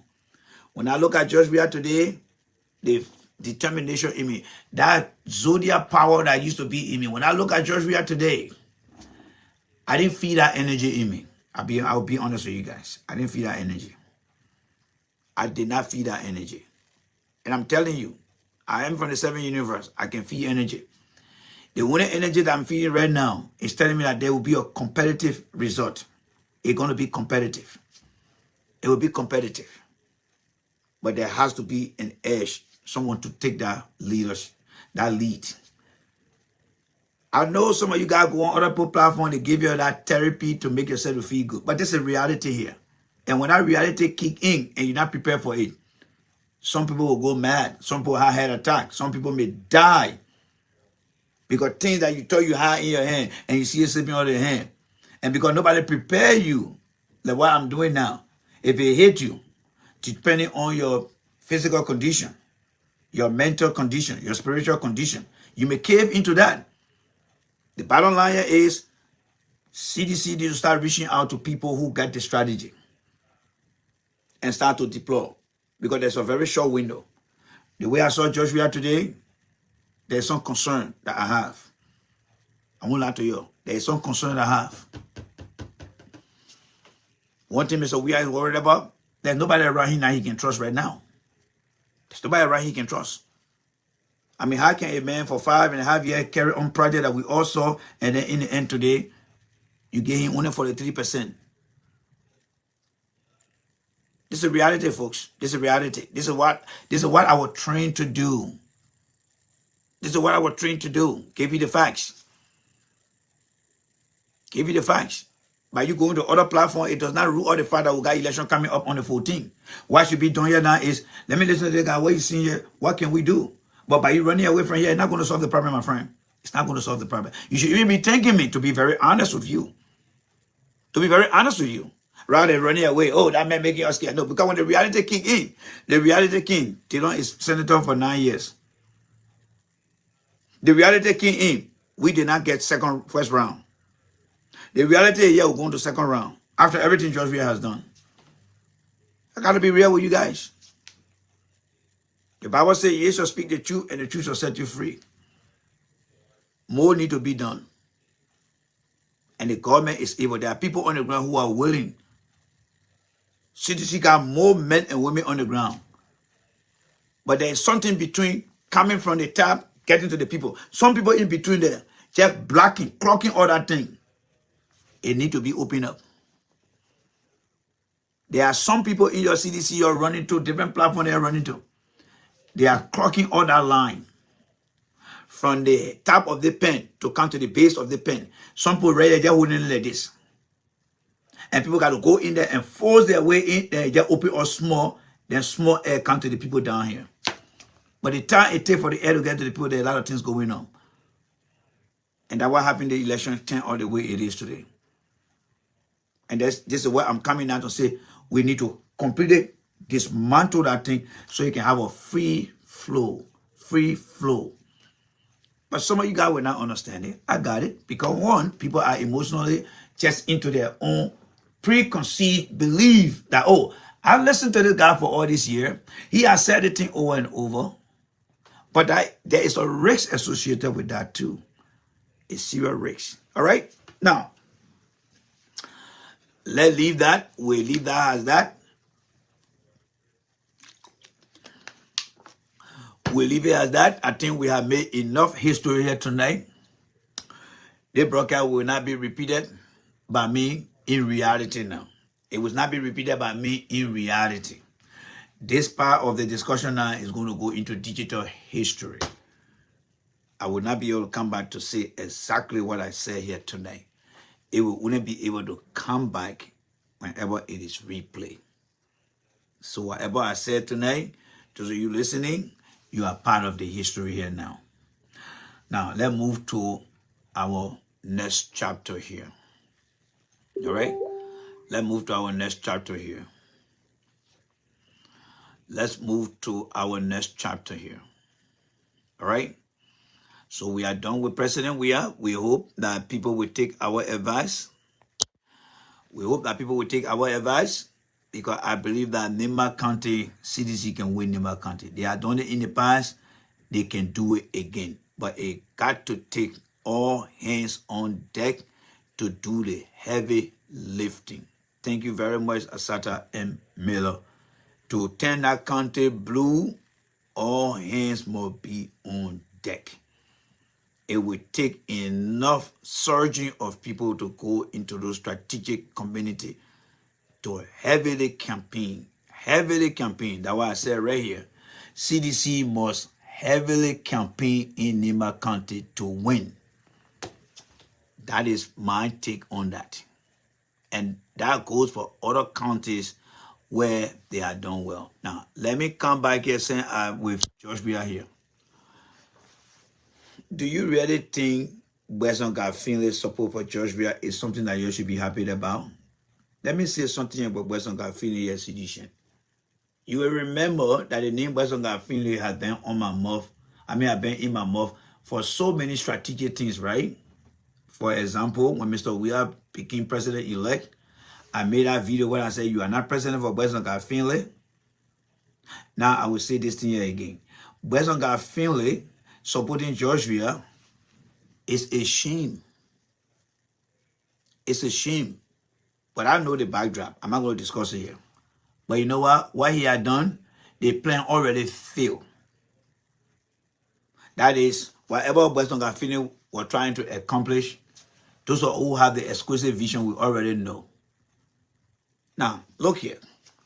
Didn't Jovial win Basso and Riverside Ogbesson Gafinde? Yes. Even though Charlene Bronskin, the golden daughter of the party, former chairman, may so rest in peace, was in the same camp as Ogbesson Gafinde, how come they didn't win Basso County? Darrell Dillon, Nomli Kanga, especially Nomli Kanga, she was senator from the county, right? How come Boga did not win Grand Basso? Because the Basurian people, they are very comprehensive in their understanding. They know these people have served them before and they're worth nothing. So what do they say? George, we got your back. So then, why wasn't Gafini coming for now? To can do what? To be on the winning team? You know, people who go on the Atlantic Ocean to go surf, some people get on the server, they'll be swimming like this, and they'll go collect the tide. When the tide come in, then they join it. But there are some people then that cannot swim, they don't go to surf. They'll just be waiting by the time the Atlantic Ocean go up, when the whatever will come to the show, then they all join inside. Oh, and guess who are one of those? That's me. We don't go to the deep part of the Atlantic Ocean. We'll just be waiting when the Atlantic Ocean comes, be right to the edge. By the time the water go up, they will just jump. Yeah, they will not reach. What you do? You are not part of the camera of the Atlantic Ocean. Where you come and catch joy for? They will swim. Then I will see my wife. I say, yeah, we're swimming. Yeah, we're swimming. We swim. My wife say, yeah, good. So that's exactly what I see my boy Moyo and my boy. You can laugh at your man. You got them. I can tell you guys. You can laugh at me. All right. Yeah, but what Gafine is doing right now, you know, CDC I want Grandpa County. So to me, it's not that important. All right. I would like to see him go into Nimba County, campaigning heavily there for Joshua, convincing people mind, or maybe come over to Margibi County and join the people in Margibi County and say, look, Joshua, my mission of joining you now is to make sure that we'll give you Margibi County. That when I will have relevant prior for Western Garfield. But as far as Grand Bazaar go, Grand Bazaar is going to be in the corner of Joshua. We want people who will endorse Joshua that will be coming from those battleground counties, Nimba County, all right, Margibi County, Lofa, and Bapolo. Bomi, well, we look at Bomi as well. Cape Man, we look at Cape Man. But I'm talking about the big boys. Margibi, Nimba, Bapolo, and Lofa. If Western Garfield can say he will take one of those counties and campaign heavily there, I will appreciate him. All right? You wanted your 9 years, the passport gave you 9 years. And the 9 years only came to you based on the stupidity of Charlene Bronsky, who refused to take the people position they were giving to her. If she had even tried the senatorial seat, I'm sure she was going to win it. But Charlene too, you know, not all book smart are created equal. Book smart is different from politics smart. It's different from lack of strategy about political and public games. So they were Charlene Bronsky for a shot. And you know, so I just wanted to add that into the discussion here. So now let's get ready here. All right. Now we're coming to our main talking point that will close the night for tonight. This guy right here.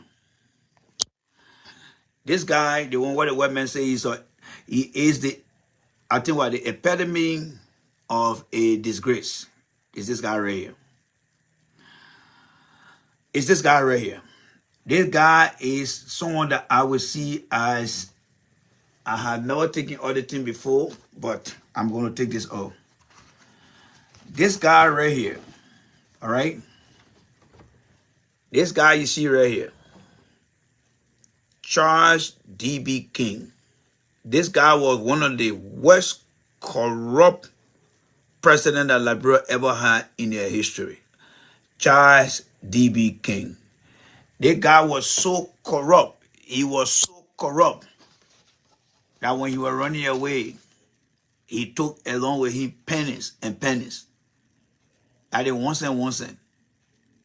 He was so corrupt. And I just one aspect of his nasty way, because he was also engaged into child labor. The League of Nations that became the United Nations. He was asking native Liberians to be working with Firestone children that were even 10 years old. But we'll not discuss that here. But I'm just trying to tell you that he was politically corrupt. In my understanding of somebody being corrupt, this guy right here, they call Tiawon Gongloe, He is the biggest post-war Liberia sellout politician. And I'm advising every Liberian today. Do you know why they never brought him on my platform? One time, this guy from Focus on Liberia called me and said, Randy, we are bringing Tiawon Gongloe on. I want you to be my guest. The moment he told Tiawon Gongloe said he's not coming, he canceled that. There's no doubt in my mind it was because of my presence. Because you know why? I know Tiawon Gongloe. Picture every one of you guys who know the Ellen 12 years very well. You know what Robert said he did. You know what Ellen did. Picture you guys that know what happening now with the job we are 5.5 years. By the year 2045, you're sitting there as a Liberian. And somebody can say, oh, they got a call, for example, they got a call Moba Molu, Jefferson Kuji, they want to run. So I know that guy. And Jefferson Kuji know you, or Moba Molu know you, or Mo Ali know you. He will not come to counsel with you. Because the generation that he want to speak to, he don't want you to open their minds of things that they don't know. This guy they call Tiawon Gongloe, the reason he afraid to come to me, because they were the one who really instigated problem for Samuel Kanyendo. He followed the wrong people. And that's why you are not being honest. And in the process of following the wrong people, he lost every objective of his own life. And only to redeem himself like Darrell Dillon, he wants to be president. That's what he wants to do. That's what he wants to do. All right? Very good. Somebody said, I remember, let me see here. Somebody said here, I remember you also gave his sister a hard time on another platform. Yes, that was on what they call the show here, on Bridge Radio. All right? My man, I forgot it, and they all hustler then too. So, I mean, with all due respect to my brother, I forgot it, but they're all hustler. I know, but they're hustling thing, they want to be like they want hard, like they throw the stone and they hard. No, you want to throw the stone. Who's going to know that you throw the stone? Yeah, but you were on that show. All right? This guy had been in the vanguard of troublemaker. They were with Sawyer, Parker Matthew. They were the one that were toting Casti when those sent the people in 1983 to go and cause a lot of death on the University of Liberia campus. He knows that. They wasted their time. They never said go for themselves. In the end, all the politicians that were behind, they all served in good position. Now, when Ellen brought him on board, he wanted to challenge things that Ellen was not really intending to change. That's what he wanted to do. And how can Ellen let him go? And what did he do in his despair, lack of hope? He said he called himself poor man lawyer, right? And he was going around. You think somebody that called themselves poor man lawyer, you call yourself poor man lawyer, and you cannot come tell place to Joshua? He did nothing for the people. He only used that rhetoric name to fool people. But he's nobody. A poor man lawyer, he should have been over that country a long time. Anything that happened in River said he dead. Anything that happened in River G, he dead. Anything that happened this. But he was just a poor man lawyer right in the town over there. Now you think that somebody that will go vote for? He was just a hustler in disguise. Because you know what he got to do? What I often tell you guys. Let me bring something here so we can read it together here. All right? Let me just show you guys something here so we can read it together here. All right? Let me show it to you guys right here so we can read it together. Okay, look right here. All right? This is not a direct application to this guy we're talking about, Tiawon Gongloe. But this is a general fallback plan by many of your brothers and sisters. Let's get to that. All right? Let's get to that. What do you see here? When Liberians fail to succeed in America, they will quickly retreat to Liberia and seek political position. Now, remove the America from there and say when a Liberian failed to succeed. So let's remove the America and just say when Liberians fail to succeed in life, they will quickly retreat to politics and seek government position. That's how we do it. Tiawon Gongloe is a living failure. Have you ever seen a living failure? If you are seeing it, well, Tiawon Gongloe is another one that you need to add over there. This man just came with his fake strategy and said that he was a poor man lawyer. But he's not. He is the poor man sellout. That's who he is. All right? Let's listen to him talking about Joe Boca here. Just few days ago, right? Few days ago.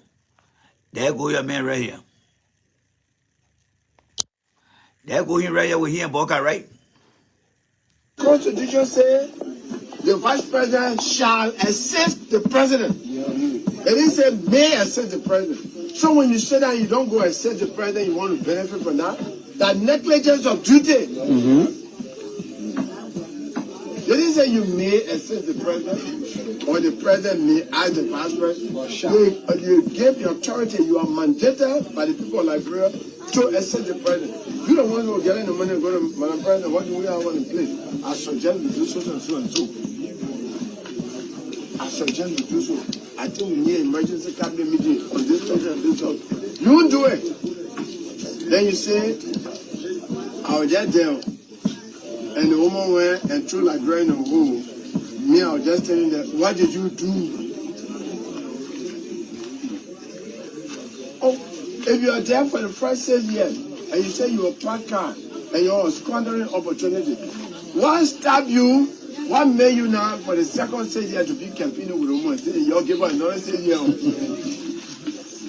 So they say the man was integrity, but integrity means being truthful, being honest. Yeah. You see honesty in that one? No. So you just there, you're talking a robot.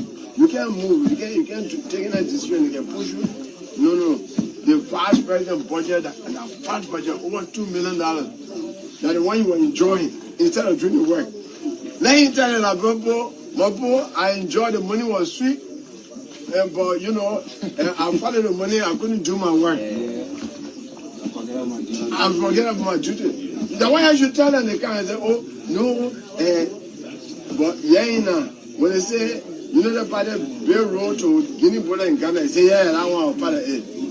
You know, the party Bill Road to Ghana, yeah, I mean, Buchanan, yeah, that one part of it. You know, the party, $80 million was stolen.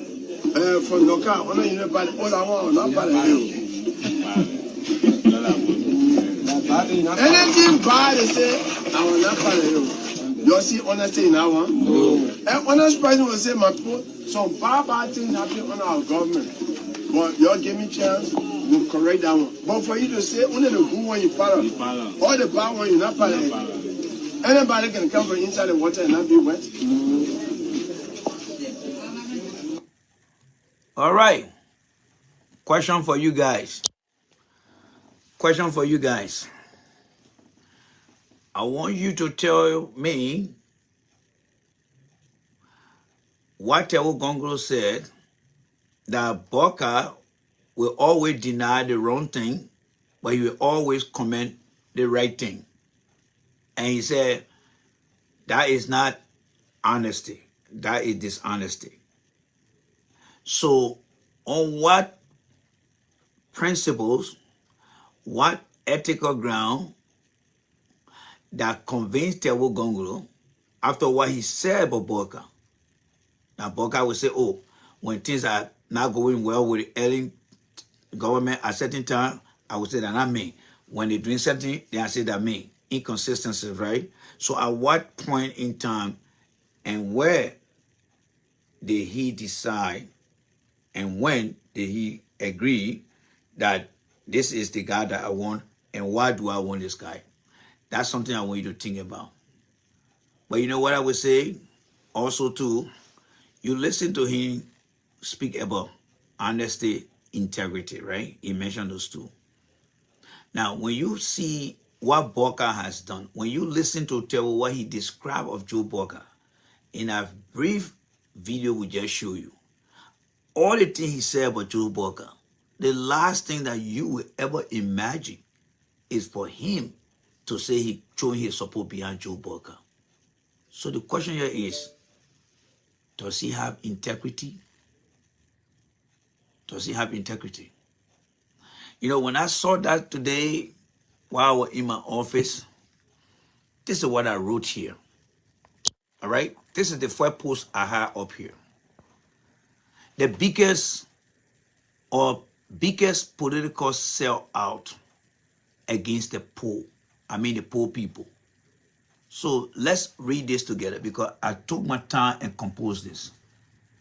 Tiawon S. Gongloe, who once referred to himself as the poor people lawyer, has betrayed his constituents, followers, and partisans by prioritizing his self-interest or the national interest. That's why he's dead. Why self-interest? Because everything he just said that you listen to were national interest that Bokar did not really accept but betrayal.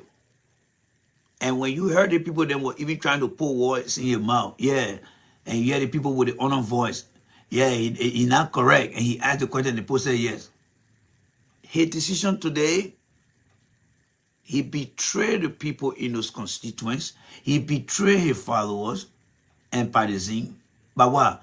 By prioritizing his self-interest. This guy is a loser. There's nothing he can survive on. Nothing. So he has become, all right, that come right here now. I know some of you guys have already gone through that. And you know, he has become a political sellout. Sellout is a person who saw his integrity, his value, his moral standard, and then good attitude that you stand for. When somebody turns into a sellout as the way he did, we will call them a sellout. Saying he's a politician, we call him a political sellout. And is no longer serving the interests of the poor in Liberia. He has been faking. That's my observation of him. He has been faking and lying to those who trusted him all along. He is a total loser.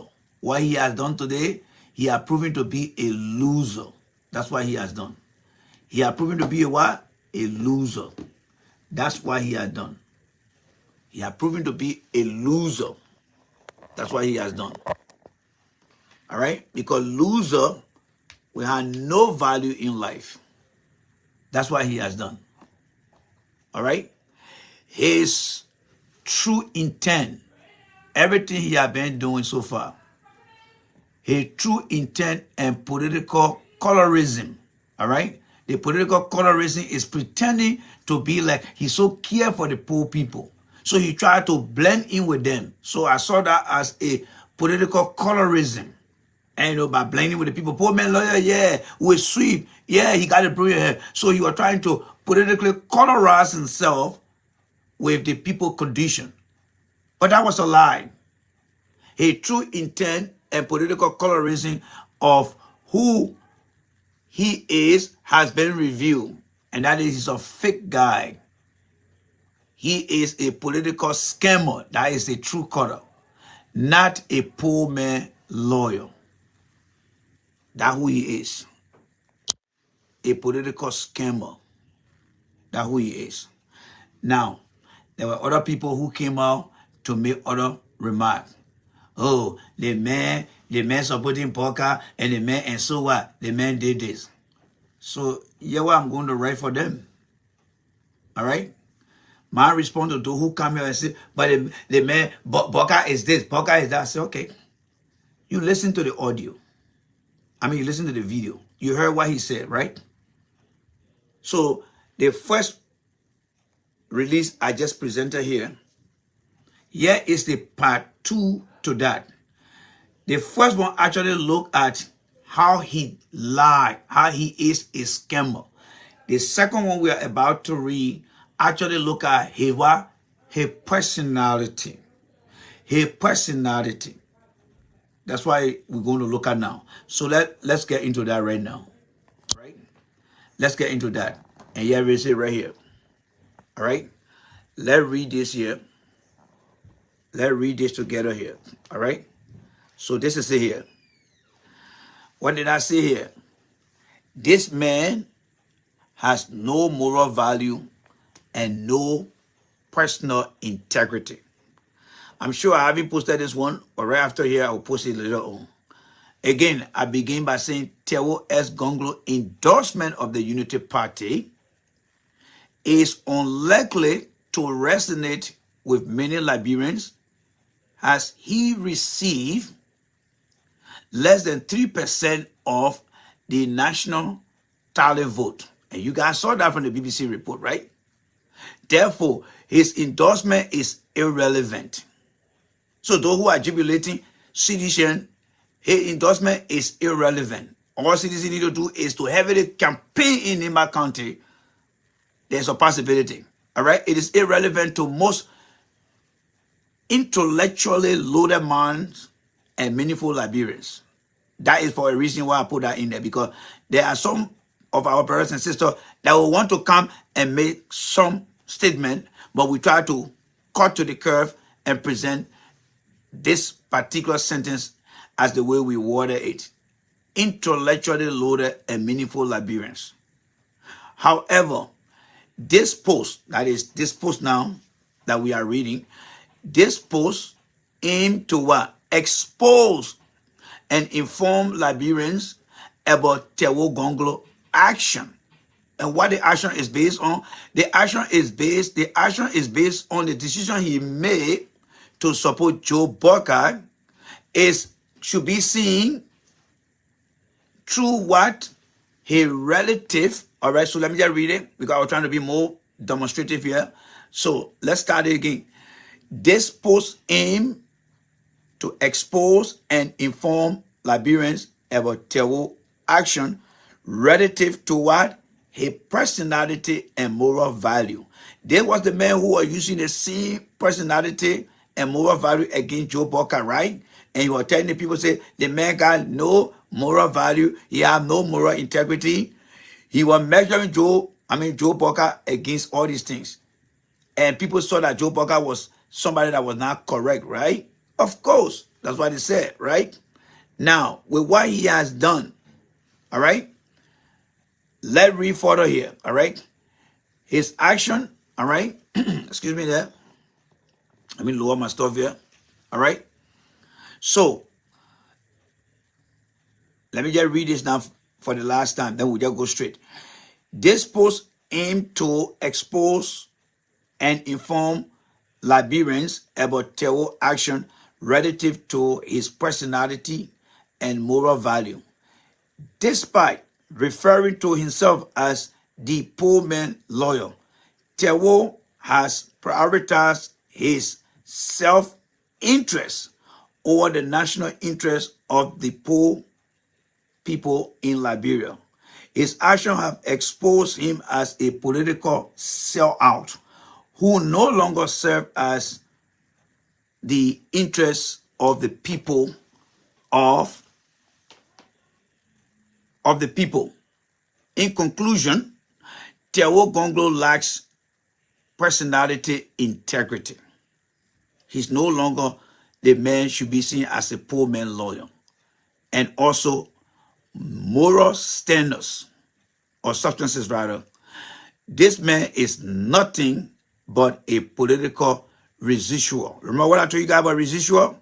People who are just around, floating around, seeking for a mere job at the disadvantage of the people he called poor.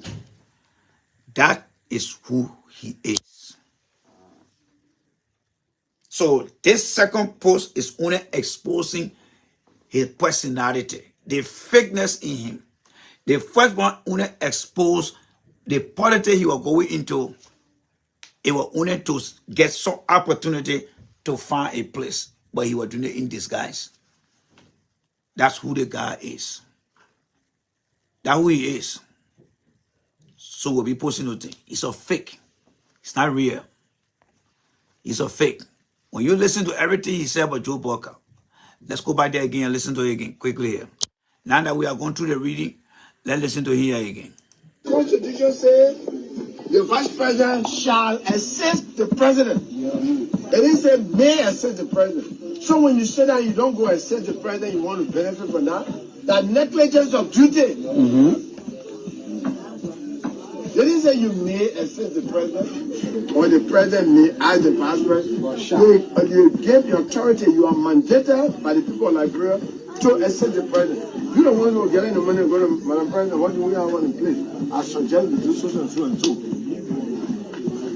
I suggest we do so. I think we need emergency cabinet meeting on this topic and this topic. You won't do it. Then you say, I was just there. And the woman went and threw like grain in a hole. Me, I was just telling them, what did you do? Oh, if you are there for the first 6 years, and you say you were part car, and you are squandering opportunity, what stopped you? What made you now for the second 6 years to be campaigning with a woman? You'll give her another 6 years. So they say the man was integrity, but integrity means being truthful, being honest. Yeah. You see honesty in that one? No. So you just there. You're talking a robot. You can't move. You can't take a decision. You can push you. No. The vice president budget and the first budget over $2 million. That's the one you were enjoying instead of doing the work. Let me tell you that, Bobo, I enjoyed the money was sweet. But you know, I followed the money, I couldn't do my work. I'm forgetting about my duty. The way I should tell them, they can't say, oh, no, but when they say, you know, the party Bill Road to Guinea border in Ghana, they say, yeah, that one part of it. You know, the party Bill Road to Uganda, yeah, I mean, Buchanan, yeah, that one part of it. You know, the party, $80 million was stolen. From Noka, only you know, but all I want, not bad at you. Anything bad, they say, I will not bad at you. You see honesty in that one? No. An honest person will say, my people, some bad things happen on our government. But you give me chance, we'll correct that one. But for you to say, only the good one you part of, all the bad one you not part of it.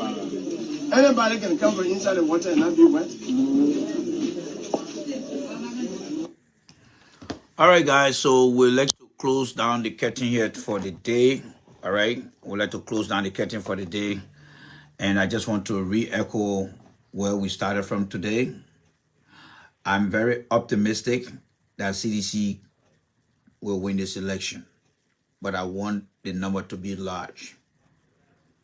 Winning with a narrow margin, like what happened in the first round, to me, is a disgrace for us. Why? Because while CDC was in opposition, we won with a lot of wide margin. President Weah has done so many things, and yet there are more things to be done. And he won this first round with a very point number, not a whole number, but a point number, which is a decimal number. That to me is a disgrace. I cannot celebrate that kind of victory. What can we do now? We have to re-strategize. We have to reinforce. All hands, all feet, all letter T crossed, all letter I dotted, go into these counties that are called the battleground counties and make sure that we remain there for a long period of time, even if it will cause us to close the campaign in those counties. And the next day, like Sunday morning, everybody drive by. So shall it be. But this election should focus on the areas that are called the battleground counties. The counties that Joshua did not get a victory in should be the target of many campaigners for Joshua. If that is done, I'm very confident that this county called Nima will fall. I'm confident that we will win with more than 50+1. That is my condition to having a successful victory. That is my pathway to having a successful campaign, victory. But there is a strategy involved in that. I'm not going to release the strategy here now. I'm not going to release that strategy. There is a strategy that comes with what I'm telling you. If I don't get contacted, I'm not going to release that strategy. So how you saw me discussing about comments, if everything happened to go our way, well, I would say this was my strategy, and I think if we had used it, it would have been in a better place. If things turn out not to be the way you're expecting it, I will also still come and say this is my strategy. So I'm putting out this open request to people out there. We need to join forces together. Get off your high horse.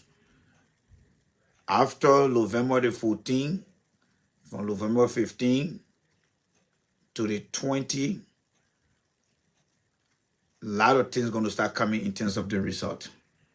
And depending on what happens from now to the 14th, we'll give you a mind to relax or we'll keep you on edge. The ball is in their court. It's not in my court. I'm only the one providing the knowledge here. You go and reach out to them. Decision cannot be reversed. Decision cannot be reversed. Right now, it is time to adequately prepare for a better decision that will not be reversed. I say no more, and I rest here for now. Until then, guys, have yourself a blessed day. God bless you guys. Until we see you again, this is Jay Randy here. Thank you guys so much for your opportunity. God bless you guys. Good night. Bye-bye. Good morning there, everyone. Good morning, good morning, good morning, good morning. It's Monday morning here from my end here. Good morning to every one of you guys. Good morning, good morning, good morning, good morning, good morning. Hope you guys' your day is going well. Yes, I hope every one of you guys' day is going good. This is Monday. Today is Monday. We are heading gradually to the end of October, and we are going to be looking forward to the election, the second round election. So we have no time to waste, but we have to utilize the opportunity that have been given to us again. This election is nothing but a repeat of the 2017 second round. Yes, this election is a repeat of the second round of 2017 election. Matter of fact, historically speaking, it has always been that way. 2005, CDC Unity Party. 2011, CDC Unity Party. 2017, CDC Unity Party. 2023, CDC Unity Party. That means that CDC is a brand. CDC is a brand, and it is the party of the post-war Liberia and generation. That is one of the reasons some of us believe that the party should go beyond individual and be built into an institution. Because what Mr. Weah started, we should see it as a mission that will take Liberia politics to an all-new level. If we don't do that, it's going to be very, very difficult for us to see a change, because the change that we are advocating for is not just for ourselves. We are advocating for a change that must be sustained with the principles, the guidance, the laws or the bylaws that will help the incoming generation to lead that country in the direction. For me, the Unity Party is a party from the past. The people who ran the Unity Party in the past did not have the vision that the CDC has today. And in order for us to be successful, we need to make sure that we put the party beyond individual and then try to begin to establish it as an institution. So I want to call on all Liberians listening to the sound of my voice this morning. Please share the video. Yes, share the video and let's continue to have this conversation. I want to say thanks to everyone who participated in this going election. Please don't give up. Continue to do your part. Continue to do your best so that we can see the victory through.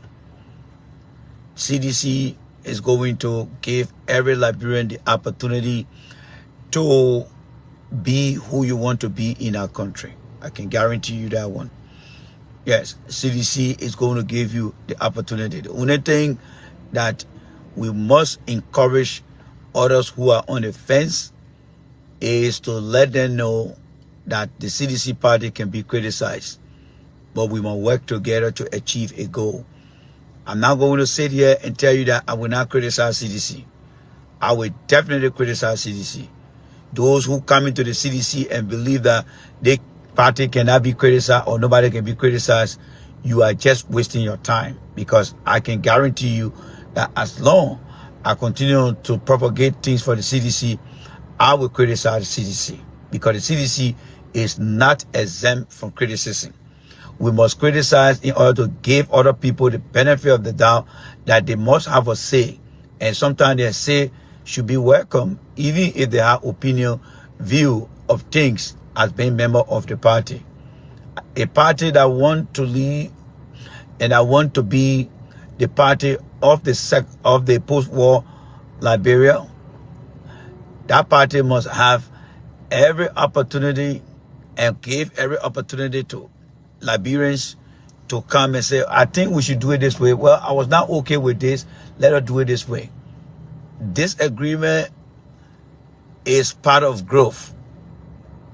Let me repeat myself. Disagreement is part of growth. Disagreement is not something that people need to take personally. Disagreement is part of growth. All right? Yes, disagreement, they are all part of growth. So in order for us to grow, we must do what? We must learn to accept disagreement. Yes, we must learn to disagree in order to agree. So for me, part of my responsibility in the CDC is to be able to disagree on issue. Yes, it's to be able to disagree on issue. Any party, any organization that will tell you that there is no disagreement, that party is lying to you. That organization is also lying to you. Look at the countries we find ourselves in today. You are in the United States. Other people are in Liberia and other countries. But what happened? They disagree with each other sometimes, right? But does that mean that they cannot work together? No, they do work together. But however, they disagree on things. So I just want you guys to understand that we can disagree, but our disagreement is about strengthening who we are as a country and people. That is what I'm asking you guys to accept. All right? I listened to the president yesterday. Thanks to every one of you guys that share the president message at the church. He said some things that I must applaud him for. But also he said some things that I would like to analyze too. And analyzing those things is all about making sure that we understand that everyone can look at an object, everyone can see a shape, everyone can be able to or should be able to describe things as the way their mind perceive it to be. So, with that being said, I'd like to say a few things. Eugene Fagon is a hustler. Let me say this again. Eugene Fagon is a hustler. Whatever you saw me writing or whatever I posted yesterday, Eugene Fagon is a hustler. Yes, Fagon is a hustler. Fagon knows that Stanton Witherspoon is on his way to jail. Fagon also knows that Stanton Witherspoon got nothing in the country to benefit him. Those are the two things that Fagon had understood from Stanton Witherspoon. The situation Stanton Witherspoon had put himself in this country, he's not going to get out of it easily. The man got a very bad character now in the system in this country that help you and I to clear out of anything that we need to clear out. So Fagon knows very well that Stanton Witherspoon is on his way to jail. And there's nothing that can be done to save Stanton's character in this country. So what the heck should he continue to hang with Stanton Witherspoon? And I'm sure that Fagon and Stanton both had some confidential conversation about what would be the end game for him. I'm sure Stanton had told Fagon what actually going to happen to him in the end. But Fagon wanted Stanton to understand that he is with Stanton.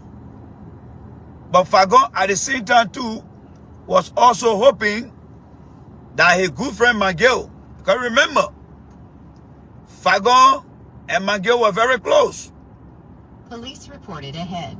Fagon, I mean, honestly, let me take this one here and say, you talking too much in my son here. I took out the whole plot from inside. They tell me the police, I get out to see, so don't be giving me heads up. So I removed the whole plot. You know, we Liberian people there, on get fell, get all the plot. So she will not be talking to her again. Police ahead, police ahead. I took out the whole plot. Just yank it up. Because by the time you put that speed radar in the car, next thing you know, when you're going anywhere, police ahead, police ahead, police ahead. So that your police ahead there, I think taking out the plot now. You just stay right inside there, you will not talk. You're talking to yourself. All right, gentlemen. So I don't want you to feel that let's speed you. Oh, I'll bet you when you don't be speed you. So you got speed radar in your car.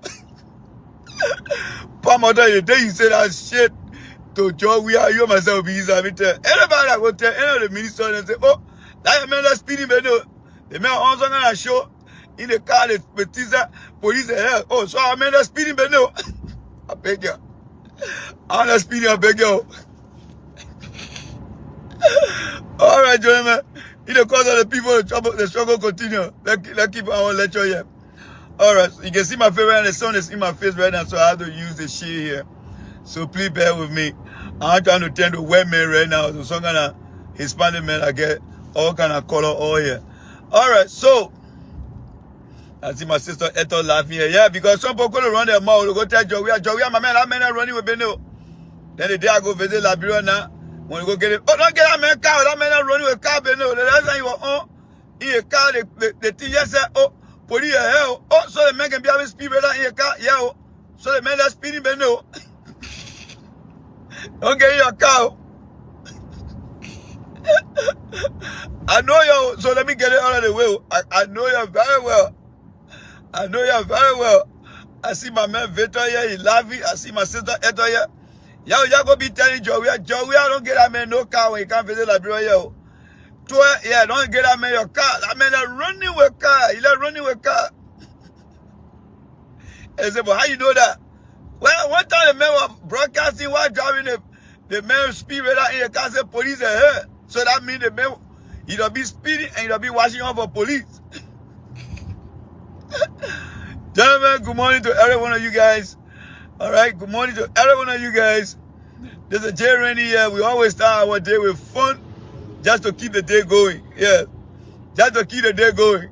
So when the day I can't visit Liberia, you please give me your car or you might not be a friend. To say, tell me that man is speeding menu.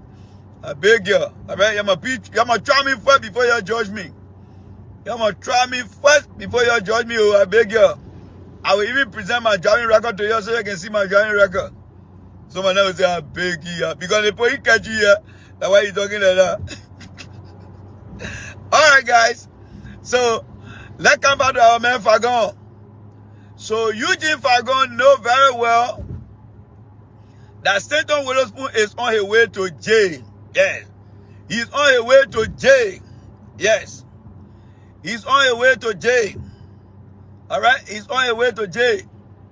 So Stanton Witherspoon had already told. He already told the other car, let the other car, I let use the other one. The other car is full of all kind of shit. You excuse me. The car is full of all kind of shit. Excuse my expression here. By the time you get over the lead, you ready to make no your ear. Ping, ping, ping, ping, ping. No. I let the other one. I don't want back. You can just turn all the things off inside. Yes.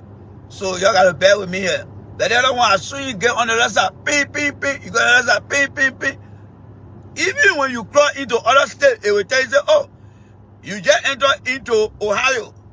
You just entered into Indiana. That other car, it more can run too much, including the one here. So you gotta be careful, folks. People can be watching you. All right. So your man Fagon, all right? Your man Fagon. Fagon know that Stanton Witherspoon is going to jail. Stanton Witherspoon has sat Fagon down and told him everything. You see, in the Bible, when Jesus was about to die, Jesus called his 12 disciples and said, the thing are coming upon me. I cannot stop it. I'm going to die. And the disciples like, but you are God. He said, still, I'm going to die. And then as the Bible said, Jesus died. He was crucified. Not that Stanton is a Jesus. Stanton is a Satan. I just tried to bring that in to let you know the conversation between Fagon and Stanton Witherspoon. Stanton Witherspoon had informed Fagon that there is no way for him. One, his character in the country is fucked up. He's done. There's nothing Stanton can do in this country anymore to be the way he used to be before. He is a criminal and his name has been registered into the federal database across the country and including the local emergency response team. All right? Yes. Or commission. We call it the LERC. Local Emergency Response Commission. LERC. His name has been registered in our system. So there is no way that Stanton Witherspoon can get a job here. One of your friends that always come on my show, he said something very good, and I love that. And I will reference him on here because he said it. He said Stanton will never pass any background check, security background check. Yes, he couldn't have said it better. And I will remember it for a long period of time.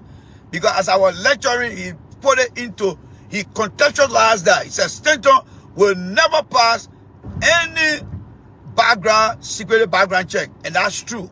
He's a criminal.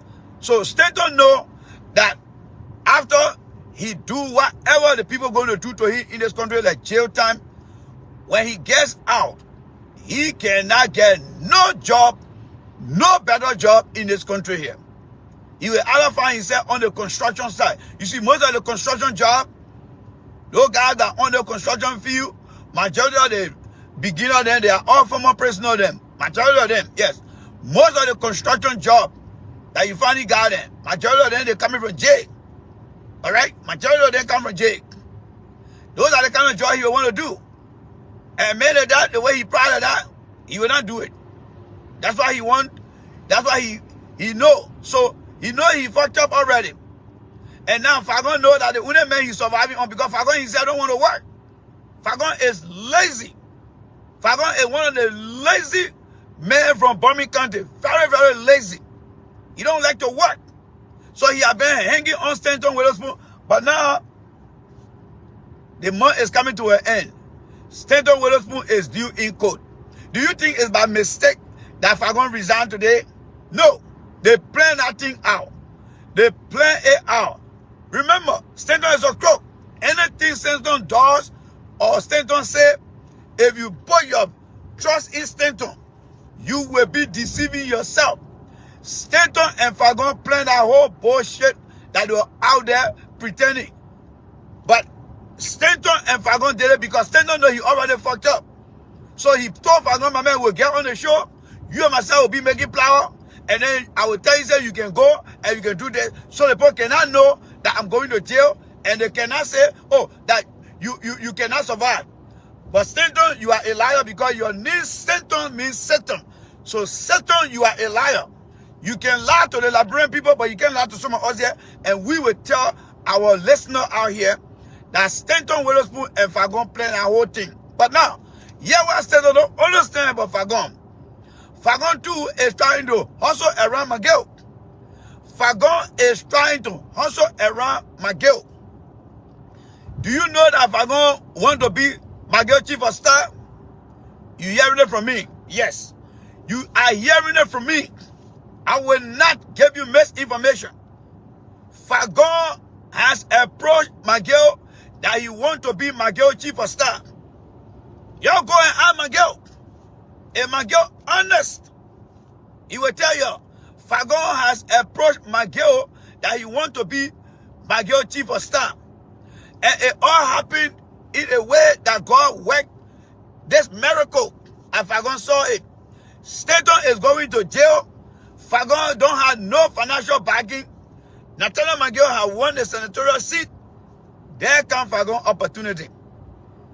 Fagon is trying to lobby around McGill now to get him some type of chief of staff position. That is the boss for you guys when it comes to Stanton, Fagon, and then when it comes to Fagon, plan B. And that is with Mr. Nathaniel McGill. Watch. Don't take my word for it. Because my own, when I say it, many people do not trust it. All I have learned to say nowadays, just keep the video. You will come back to the video and you will say, yes, J. Randy, you was right. Because I always do my homework. Now, let me come to the president message at the church. We discussed that message this evening. We analyze that video. I must applaud the president. He said some things in there. I must applaud him. He talked about peace. I would like to say thank you, President Weah. Guy, you need to share the video here. Because I got a message for the president. President Weah, I personally would like to thank you. Going to the church, appreciating the country, those who voted for you, and those that did not vote for you, and even those that did not vote. You thank every one of them. That is what we call leadership. You did extremely well. I want to thank you.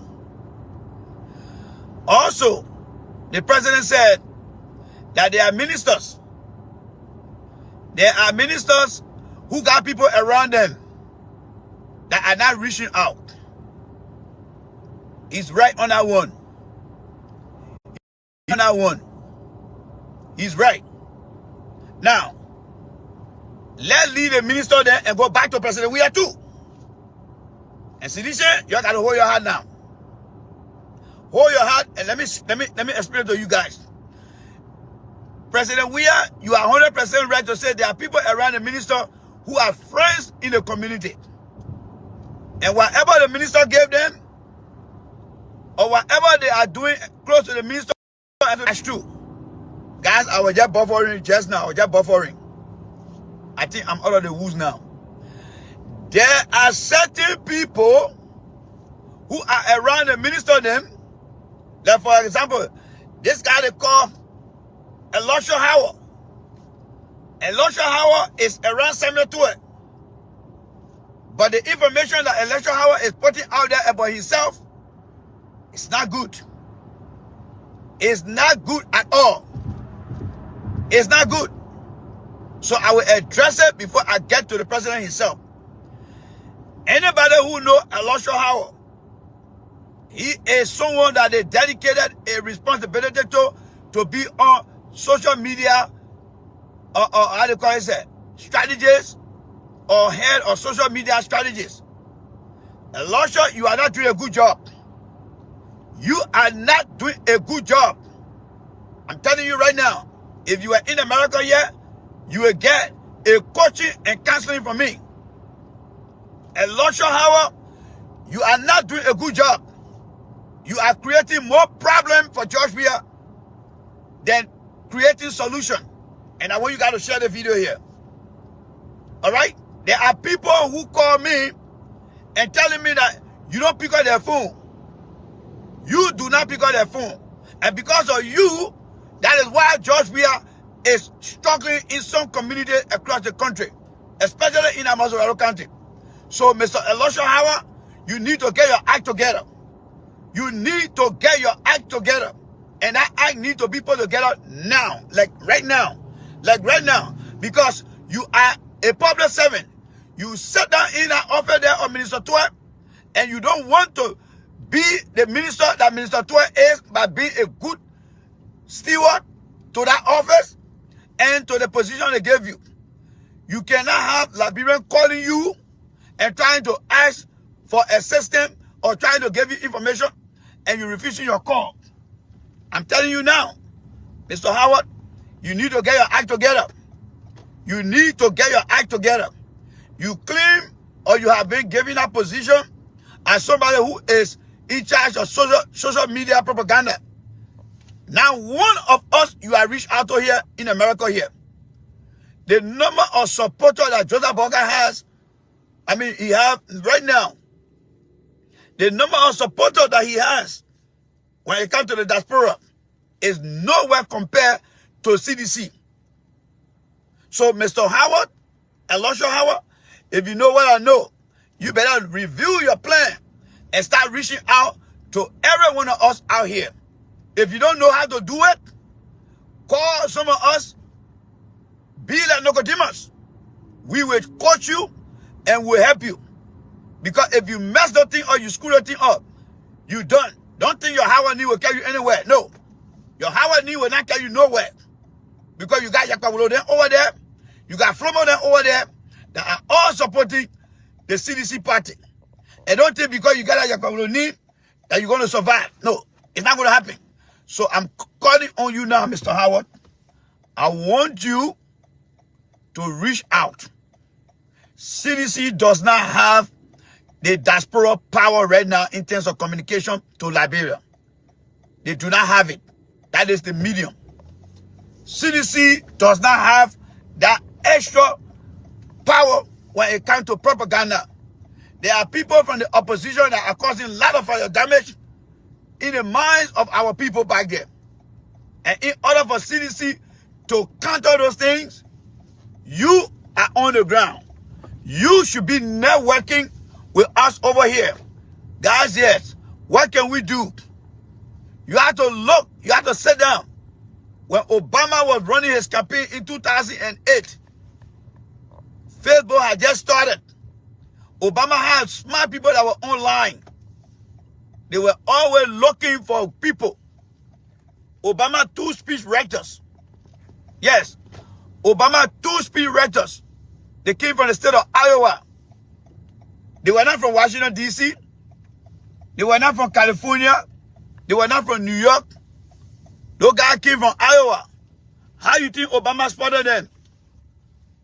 Obama spotted those guys because Obama had a team of people that were always reviewing all the different states and looking for smart people. And he brought the 2 boys to be a speech writer. You sit over there in Minister 12 office and you think you got it all. You're wrong, Mr. Howard. You're wrong. If you don't make any move, Mr. Howard, you and myself will be on the here. You and myself will be on the here. I will start reaching out to sources to deep and deep and dig more about you. This party called CDC does not belong to a particular individual. The position you're in, you have to provide services to the member of the CDC and reach out to people who got strategy to help you succeed. You don't know it all. We don't know it all. The president don't know it all. Nobody know it all. But together we can work. You see the broom that we use in our country, Liberia? We had to grab all the different broom straw that we call broomstick. We put almost like 500 to 600 broom straw together and tie it up in order for us to sweep. That's how politics work. So when you sit down over there, people calling you and you're not answering and they're calling us here and say, oh, we're doing this, we're doing this. If you don't do that, we will come after you and will humiliate you very, very well. Yes. We'll humiliate you very, very well. We will humiliate you very, very well. I'll tell you that one now. All right? So, I'm sending this warning to you. The CDC need to network. CDC need to network. Yes. CDC must network across and beyond the boundary line of our country. We did it in 2017. Omen Sensayon will tell you guys the story. When Omen Sensayon needed our help, he reached out to us. That I will give it to him. Except that he became very greedy, so he did not succeed. Yes. Except that he became greedy, he did not succeed. But Omen Sensayon reached out to us back then. Yes, he reached out to us back then. So, I want you, Howard, to do the same thing. All right? So, let me come to the president message here. All right? Let me come to the president message. All right? President Weah, I heard you from the church. You said some things that make sense. You said some things that I need to follow, evaluate. As far as the minister and the people around the minister and directors, they should be a good role model for the minister by engaging the people. Leadership is ever engaging. Political party leaders and those who are in leadership role, the primary function of many of them is nothing but what? Engagement. It's about engagement. If you have a group of people that look up to you, you need to engage them. That is a deficiency, that is a gap that someone will address on our platform. And we need to start discussing it now. Like now. Like now. Now, you mentioned, President Weah, that there are some ministers, they got people who are serving as the portal between the minister and the community. They are like the tunnel. They are like the gate. That depending on their behavior towards people out there, their sincerity towards people out there, it will give those people the opportunity to reciprocate. That is, you scratch my back and I scratch your back. You were right on that one, President Weah. But let me say this to you, President. You got Finabono over there. You got Kalasco over there. Kalasco left many people around. You need to also tell Kalasco that he need to reach out to people out here. President Weah, with all due respect, you need to tell Kalasco too to reach out here. To reach out. The people who were Obama speechwriters, Obama told them you have to reach out. And they did go reach out. Kalasco around you, Finabono around you. If you were to ask people who are not friendly with them, they got no engagement attitude. Kalasco, no engagement attitude. Engagement attitude means reaching out to people. Reaching out to people. So it's not just the minister and people that are around there. Kalasco and Finabono have been the face that many Liberians recognize. But that recognition did not pay good dividends.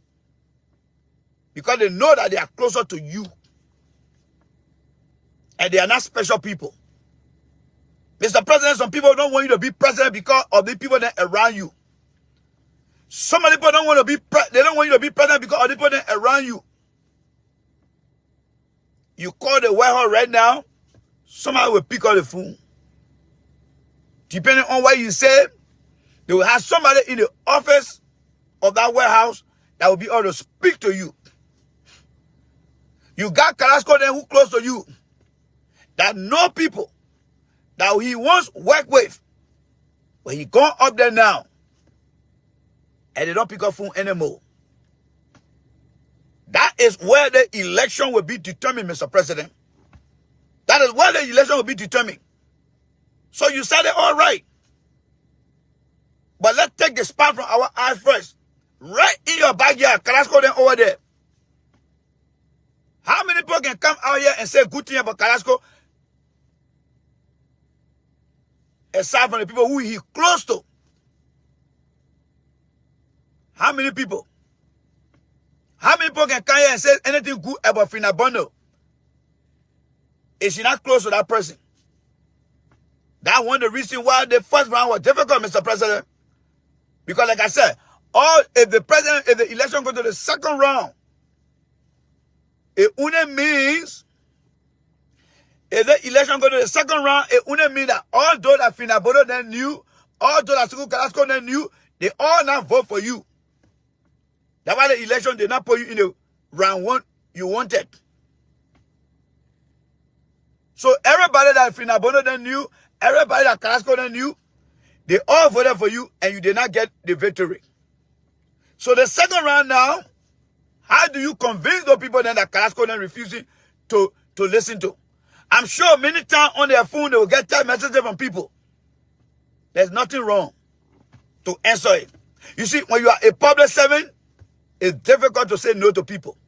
Especially when your vote, or let me take it this way, especially when the job you want, it got to come from the people out there by voting for you. You cannot refuse text messages. You have to read them. You have to be very careful in responding. Not everybody is going to respond to it immediately. But they need that feedback. They need that feedback. And these are the little things that can become a major problem in the future. And that's what's happening today. So, I understand, Mr. President, you spoke about the ministers then, that's good. Kudos to that. But there was something you perhaps that you missed. And that is the people around you. The people around you that the people see every time. Their behavior. And that's Sekou Carrasco and Finabono. I spoke to a young man in Liberia, Mr. President. I spoke to a young man in Liberia. He voted for you in 2017. That was his first time voting. You know what that young man told me? He said he's not going to vote for you. And I said, why? You are a young man. He said, you see Finabono there? Or dollar come from America, riding expensive car around here, and they don't get a damn about us. The attitude, Mr. President, the behavior. These people are public servants. The thing they never had before, they start getting it because they're in power. It trigger mixed feeling among the people. Liberians are growing in maturity now. They are growing in maturity. You don't see the Obama children passing around here. People who work in the federal government, you don't see them passing around here, breaking like that. No. They don't do that. They don't do that. Every behavior out there that does not send a signal that is very good, it take away vote. It take away vote. You can come to Liberia, you can ride your car. Be respectful to the people. Be respectful to the people. Even a citizen win the election and the people on the ground are happy, George Weah will not have a good legacy. Let me tell you guys now. For those that are thinking that, oh, we'll win the election.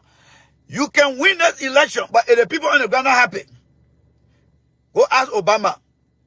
Obama 2 years as president, even up to today, not many people happy with him. So any book that will be written about Obama, even Obama himself had an interview a few days. They said, Obama, you didn't do enough for the black people. He said, well, the parliament going on since the country was established. Well, but what did you do?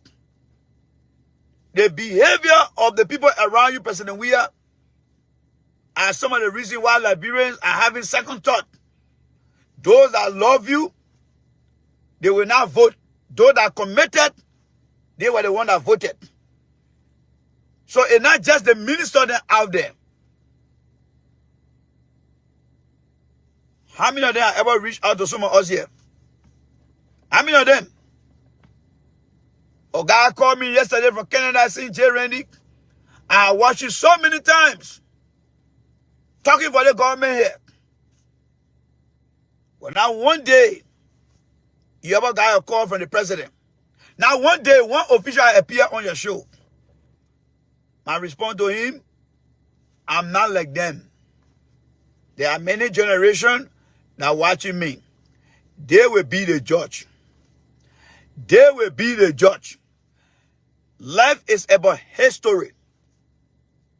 As long as I am here doing what I'm doing to provide for my family, and as long as I believe that this party is not only about Georgia, this party has given us many opportunities to be able to what? To be able to show the new generation that this party got more opportunities, more potential. I don't give a damn whether Georgia call me or not. I don't give a damn. Because a Georgia term is over and somebody else come and say, I want to take CDC, the vision of CDC, the message of CDC is what I believe in. The company that you and I work for today, we did not start that company. We don't know the founder of the company. But because of the vision of those companies, their agenda, their objective, that is why some of us are working for them today. That is why some of them are working for them today. So I don't give a damn whether we are call me or we are in call me. That is up to we are himself. He said that in the church, and you know what we are doing out here. But I will remind him that the people who around him, he also need to talk to them as well. Not just the minister that out there. Because Minister Tua, with what people have said about him, I got it. But he one of the ministers that reached out to people. He one of the ministers that reached out to people. And I had difficult time with him. But once in a while he will call, my man, what's going on? My man, yeah, today you off the rail. My man, what's going on? You may dislike him. But when it comes to the minister in our government, they are good people. They are good people. There are some of them over there, they are very, very mean, President Weah. Some of them are very mean. And I'm going to tell you who are those. This guy they call Wesley Tappet. This guy they call Wesley Tappet. That guy is not correct, President Weah. He's not a correct man. And I will call his name out here today. Election time is coming. Liberians need to know that we all not support some of the bad things. That man called me here, suck all my knowledge from me, and he told me, say, I will get back to you. Wesley Tappet never got back to me. The thing that he don't know, he called me, and I gave it to him. He told me, say, I will get back to you. He never did. He never did. You think I care for some of them? He's one of those that I think need to be replaced. I'm not supposed to be saying those things in here. But the only way I can say it is for you guys out here to listen and get to know who they are. Call me here. Oh, mama, yeah, I need that from you. How can we do that? How can we do it? I don't think I gave it to him. And that was it. Close the door and went. You think I don't know these people? I know them. Share the video with him right now. Wesley Tappet, the EPA boss. Go share with him right now. Go share with him. In America here, they call that thing consultancy. You consult. The man send you the invoice. He provide you with the information. You pay him for it. And then he walk away. But because we feel our country need help, when they call us, he will only call you when he need help. But by the time he get out here, he run away. He's not a team player. He's an opportunist. And I bet you when they message to you, then you can call me a few days from now. Oh yeah, Jerry, how you doing? Now I see why somebody guy can record them. Now I see why somebody guy can record them. But for me, I will not record them because I'm guided by principles. I operate on principle. I operate on ethics. But what I will not hold back is to tell you the story about the bad behavior. I will never record them because that's something that the country has taught me, that unless the conversation is consensual, is agreed by both parties, before I can record you. But if they do anything ordinary, I will come here and I will let you all know. That's who they are, Mr. President. If he ever told you about any idea, I gave it to him. You see, one thing I used to learn about the Ellen people, let me give it to the Ellen people. Any EPA director will call me, we will talk. Whatever I did for them, they pay me for it. Because they told me, say, your knowledge is valuable, we will pay you for it. But now wasting time. Now wasting time. Come here getting information from me and then running with it and acting like it for him. So, Mr. President, those are some of the reasons that we in the diaspora, if we can experience those kind of bad relationship from some of your directors and some good minister, what more about the people on the ground that cannot hustle for themselves, that don't have the means to survive? What about them? What about them? You need to change those people, George. You need to change those people, George. I'm telling you. You need to change those people. You need to change most of them. If not, when you win the election, which I'm confident you will, your legacy you won, even your first term will be better. If you don't change those people, you get power. It will be difficult for the next 6 years for you, George. Even the baby in the man's stomach will be against you. I'm telling you right now. I'm telling you. I'm telling you. There are people who really want to see you succeed, but the people around you, they are the one. We are feeling it here. We are seeing them here. We are seeing them. That's how they are. We will press some of your ministers them, some of your directors. For example, Emma Glasgow. That lady, she is number 1 on my list as one of the hardest workers. She is one of the persons on my list. Emma Glasgow work ethics is almost like someone working in America here. I don't know her from nowhere, George. And she don't even know me. But as a professional in the game, you play the game. You see professional player, you see a game, you know who playing well in the game, right, George? When I see the work ethics of Emma Glasgow, what she has done with the blue economy, that add to your value today, I salute her. I salute her. I salute her. I don't know, but like I said, President, you're a former player. When you see the game today, you can tell from a good player.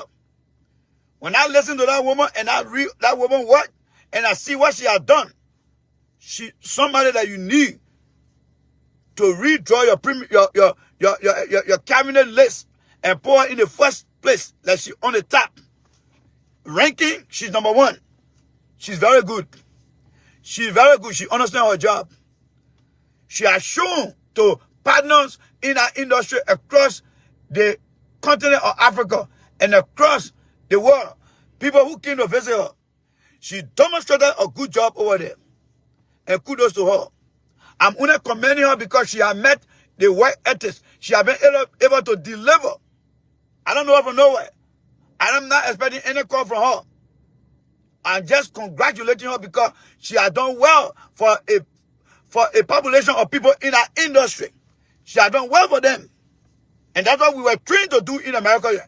Recognize good work ethics and praise it. We call that I care. I care for her because of what she did. That is the I care value. You must recommend somebody, you must recognize somebody for their good work. So she got that ethics, and I'm recognizing her here. But there are some other bad people in our government. Selfish people. Mean people. That's who they are. And I'm not hiding from you here, Church. I'm not hiding from you here. If nobody tell you the truth, President, I will tell you the truth. And I will always tell you the truth. Solution cannot like it. They didn't like it at the goddamn business. Because the Baka people over there, They are even pressing a criminal, a man who has been indicted because they don't care for the Liberian people. What about me who care for the Liberian people by saying the truth to you? You have weighed the two options, sedition. The men are criminal here. And the people behind Boka, they pressing that man. The men doing well. Even though the men lying to the Liberian people,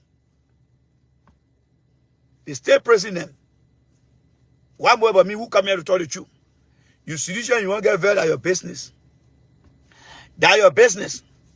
When the day comes where they will start to look at people, they will say, you see that J. Randy guy over there? One thing we know about him, he told John we are the truth. We respect him. There will be some people in the opposition that will look at me and say, that guy over there, he was never afraid to tell John we are the truth. And that's why I'm saying, Mr. President, when you get the second round, I'm praying for it. You and myself will be on it.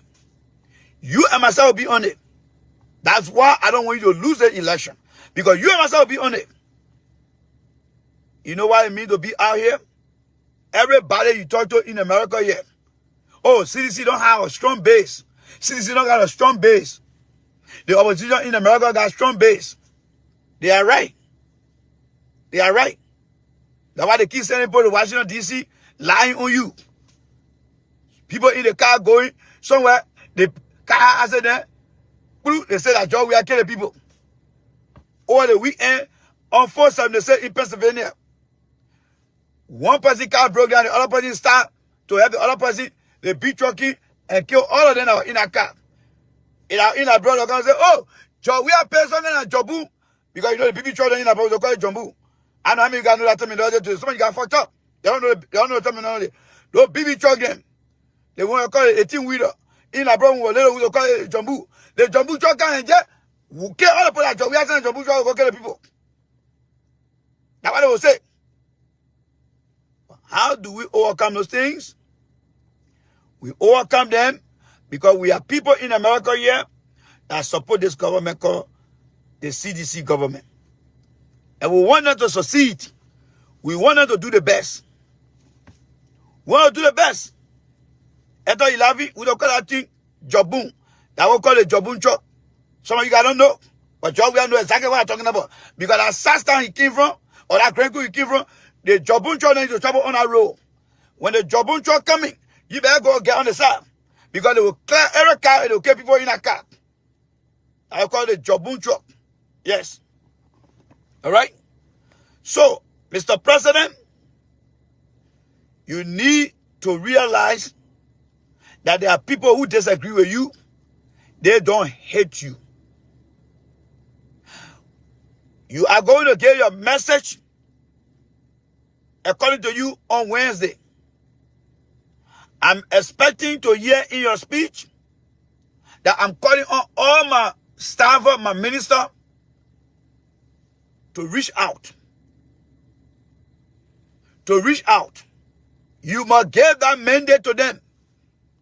You can thank the Liberian people for turning out. You can, firstly, you can tell God thank you for providing a good day on October the 10th. Tell God thank you for the Liberian people for turning out. Tell God thank you for providing a peaceful 5 years. Thank the international community for being there for you guys to ensure that the election was free and fair. As far as the second round goes, ask your minister then, ask everyone around you to be the example of your behavior. Because you cannot come here and be doing good out here for people and the people around you not doing good for you. You are right. That because of some of the people around you, minister them, their attitude out there are some of the cost factors that you did not get a vote. I had a case general that just roaming from Liberia. And some people who want you to be our advisor. He from the CDC exonerate. We want you to be our advisor. Why you think they chose me? Because every time they inbox me, they call me, I pick up my phone. What's up? What can I do for you guys? People here who want to do it. Okay, gentlemen, let's see what we can do. If we in the diaspora here can pick up the children and call, what if I put that on the ground? The problem that stop you from getting your 50+1 is right in your backyard, Joshua. It's right in your backyard. We are the one that recognizing it. We are the one that recognizing it. When you are a good person, people will like you. Your son go to Liberia. Don't you see how Timothy can take picture with all the children there? When Timothy we are going to Liberia, you don't see him taking picture with all the children there? You know what that means for the children? So that means if Timothy we are show us someone and say, oh, I want to pick up the black girl. Everybody will be running to go pick up that black. Because that's how the people train the children in this country here. To engage. I hope that you use that word engage. I want every member of my cabinet, I want every staff on my team to begin to engage all Liberians. Engagement brings about hope, a build relationship, a bridge gap. Engagement. Because it's another form of communication. Who the hell the people that think they are? Look at Fina Bono, for example. Look at her old picture before. But people today now, she got something of power now. She acting like this. Fina Bono, there is time for everything. Oh. There is time for everything, Fina Bono. There is time for everything. Especially when you live in Africa. There is time for everything. The Tobo then did it. The Doe then did it. The Eddie then did it. The Taylor then did it. And you think it's going to be there for you forever? No. It's not going to be there for you. It's just a matter of history. The very step you come in, you will come down one day. We live in this country, we are seeing people going up. One person that learned their lesson under the job we are administration is Nathaniel McGill.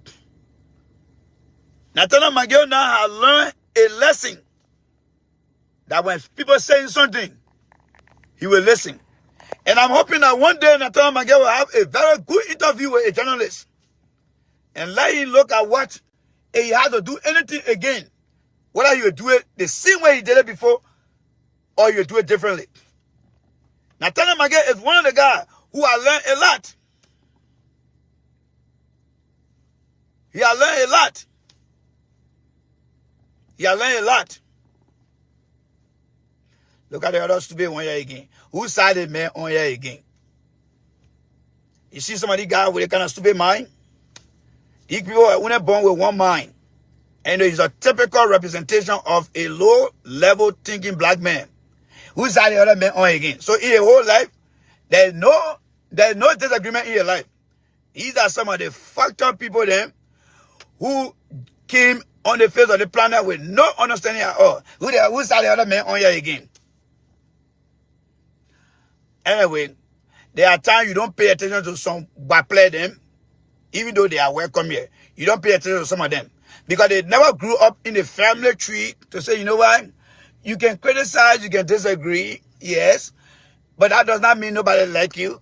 Because in your whole life, all you want to hear is, everything is okay. Everything is okay. Everything is okay. He fucked up. He fucked up. And you know, but I just want to let you know that there are some people here that were born to be dull. So I will not waste my time behind them.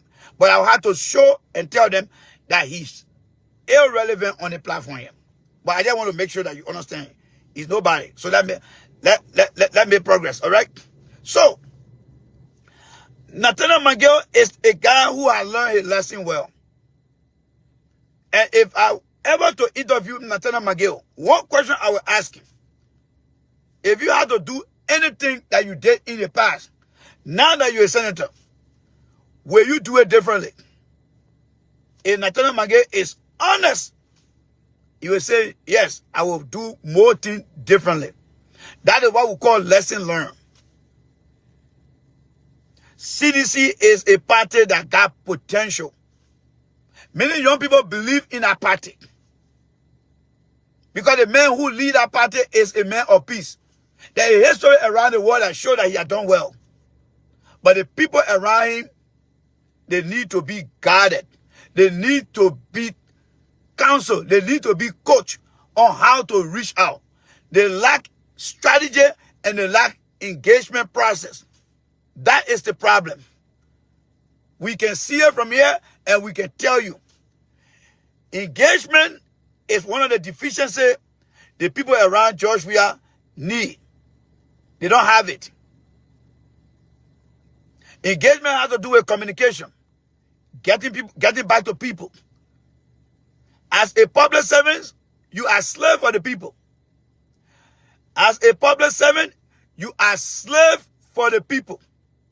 If they knock on your door, you should be ready to go out there. Just how you and myself, we go to work every day to meet our employer expectation. That's how, when you are a public servant, you are the slave for the people. If the people can tell each one and say, look, I can call that guy and he can answer his phone, I can text him, he can text me back. That person who getting that kind of response from those out there, they can go and say, my man, what happened to the other man? My man, don't answer. Oh, my man, watch. Let me tell my man right here. The text. Within less than an hour, the person responds. Say, my man, see my man just respond to me. Oh, my man, yeah, but my man correct. My man can't join us. Can't join us. That is what we call engagement. So, President Weah, if these people don't change their ways, you got to get rid of some of them. You got to get rid of some of them. Because the people that's supposed to vote for you, they are out there. And they are seeing them. And they're not giving no goodwill. What Jesus said, according to the Bible, let your light so shine before men that they may see your good work and glorify your Father in heaven. Let George Weah support us. Or let me take that back. Let George Weah staffer, let George Weah minister, director, engage our people so that they can see the good work that George Weah is doing, so they can praise his name. That's what it is. That's what it is. All right? That's what it is, and that's what it should be. That's what it is, and that's what it should be. And that's why we're coming out here to provide those things. To fill in those gaps that need to be filled out. That's why people have meetings. And meetings are taken from meetings to fill in the gap. Whenever I come out here, I'm identifying the gaps. I'm providing a solution to fill the gap. But whether they're going to act upon it, that is remain to be determined. This election brought Mr. Weah to that percentage because most of the people around George Weah, they show themselves to the public in a very different way than being in engaging ways. We all saw them. But what we did not get from them, and the people did not get from them, is the act of engagement.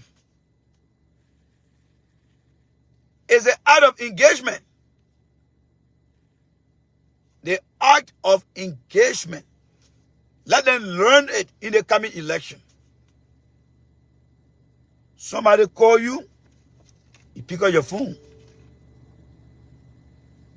Somebody text you, you respond. Like I was saying, Timothy Weah, that ball comes to Liberia. You see how Timothy Weah conduct himself. He take pictures with the kids. He engaged the children. Why he doing that, President Weah? Because not only he was brought up that way, the culture he is from, when you out there, you got to build yourself a fan base. That boy got his own fan base now. He go to Milan. He go to Paris. He goes everywhere. In the United States, people see him stop by, he sign autograph.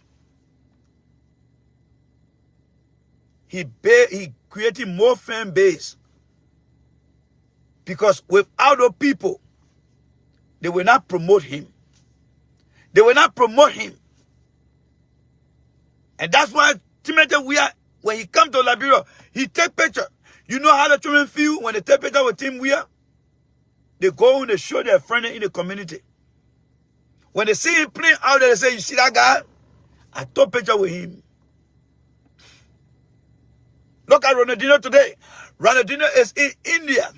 When I was in Nepal going to World Cup, when we were growing up, they said the Inebo could not go to World Cup because the Inebo don't have a lot of medicine. When they kick the ball, you can just see the spear coming and then they go going on the other side.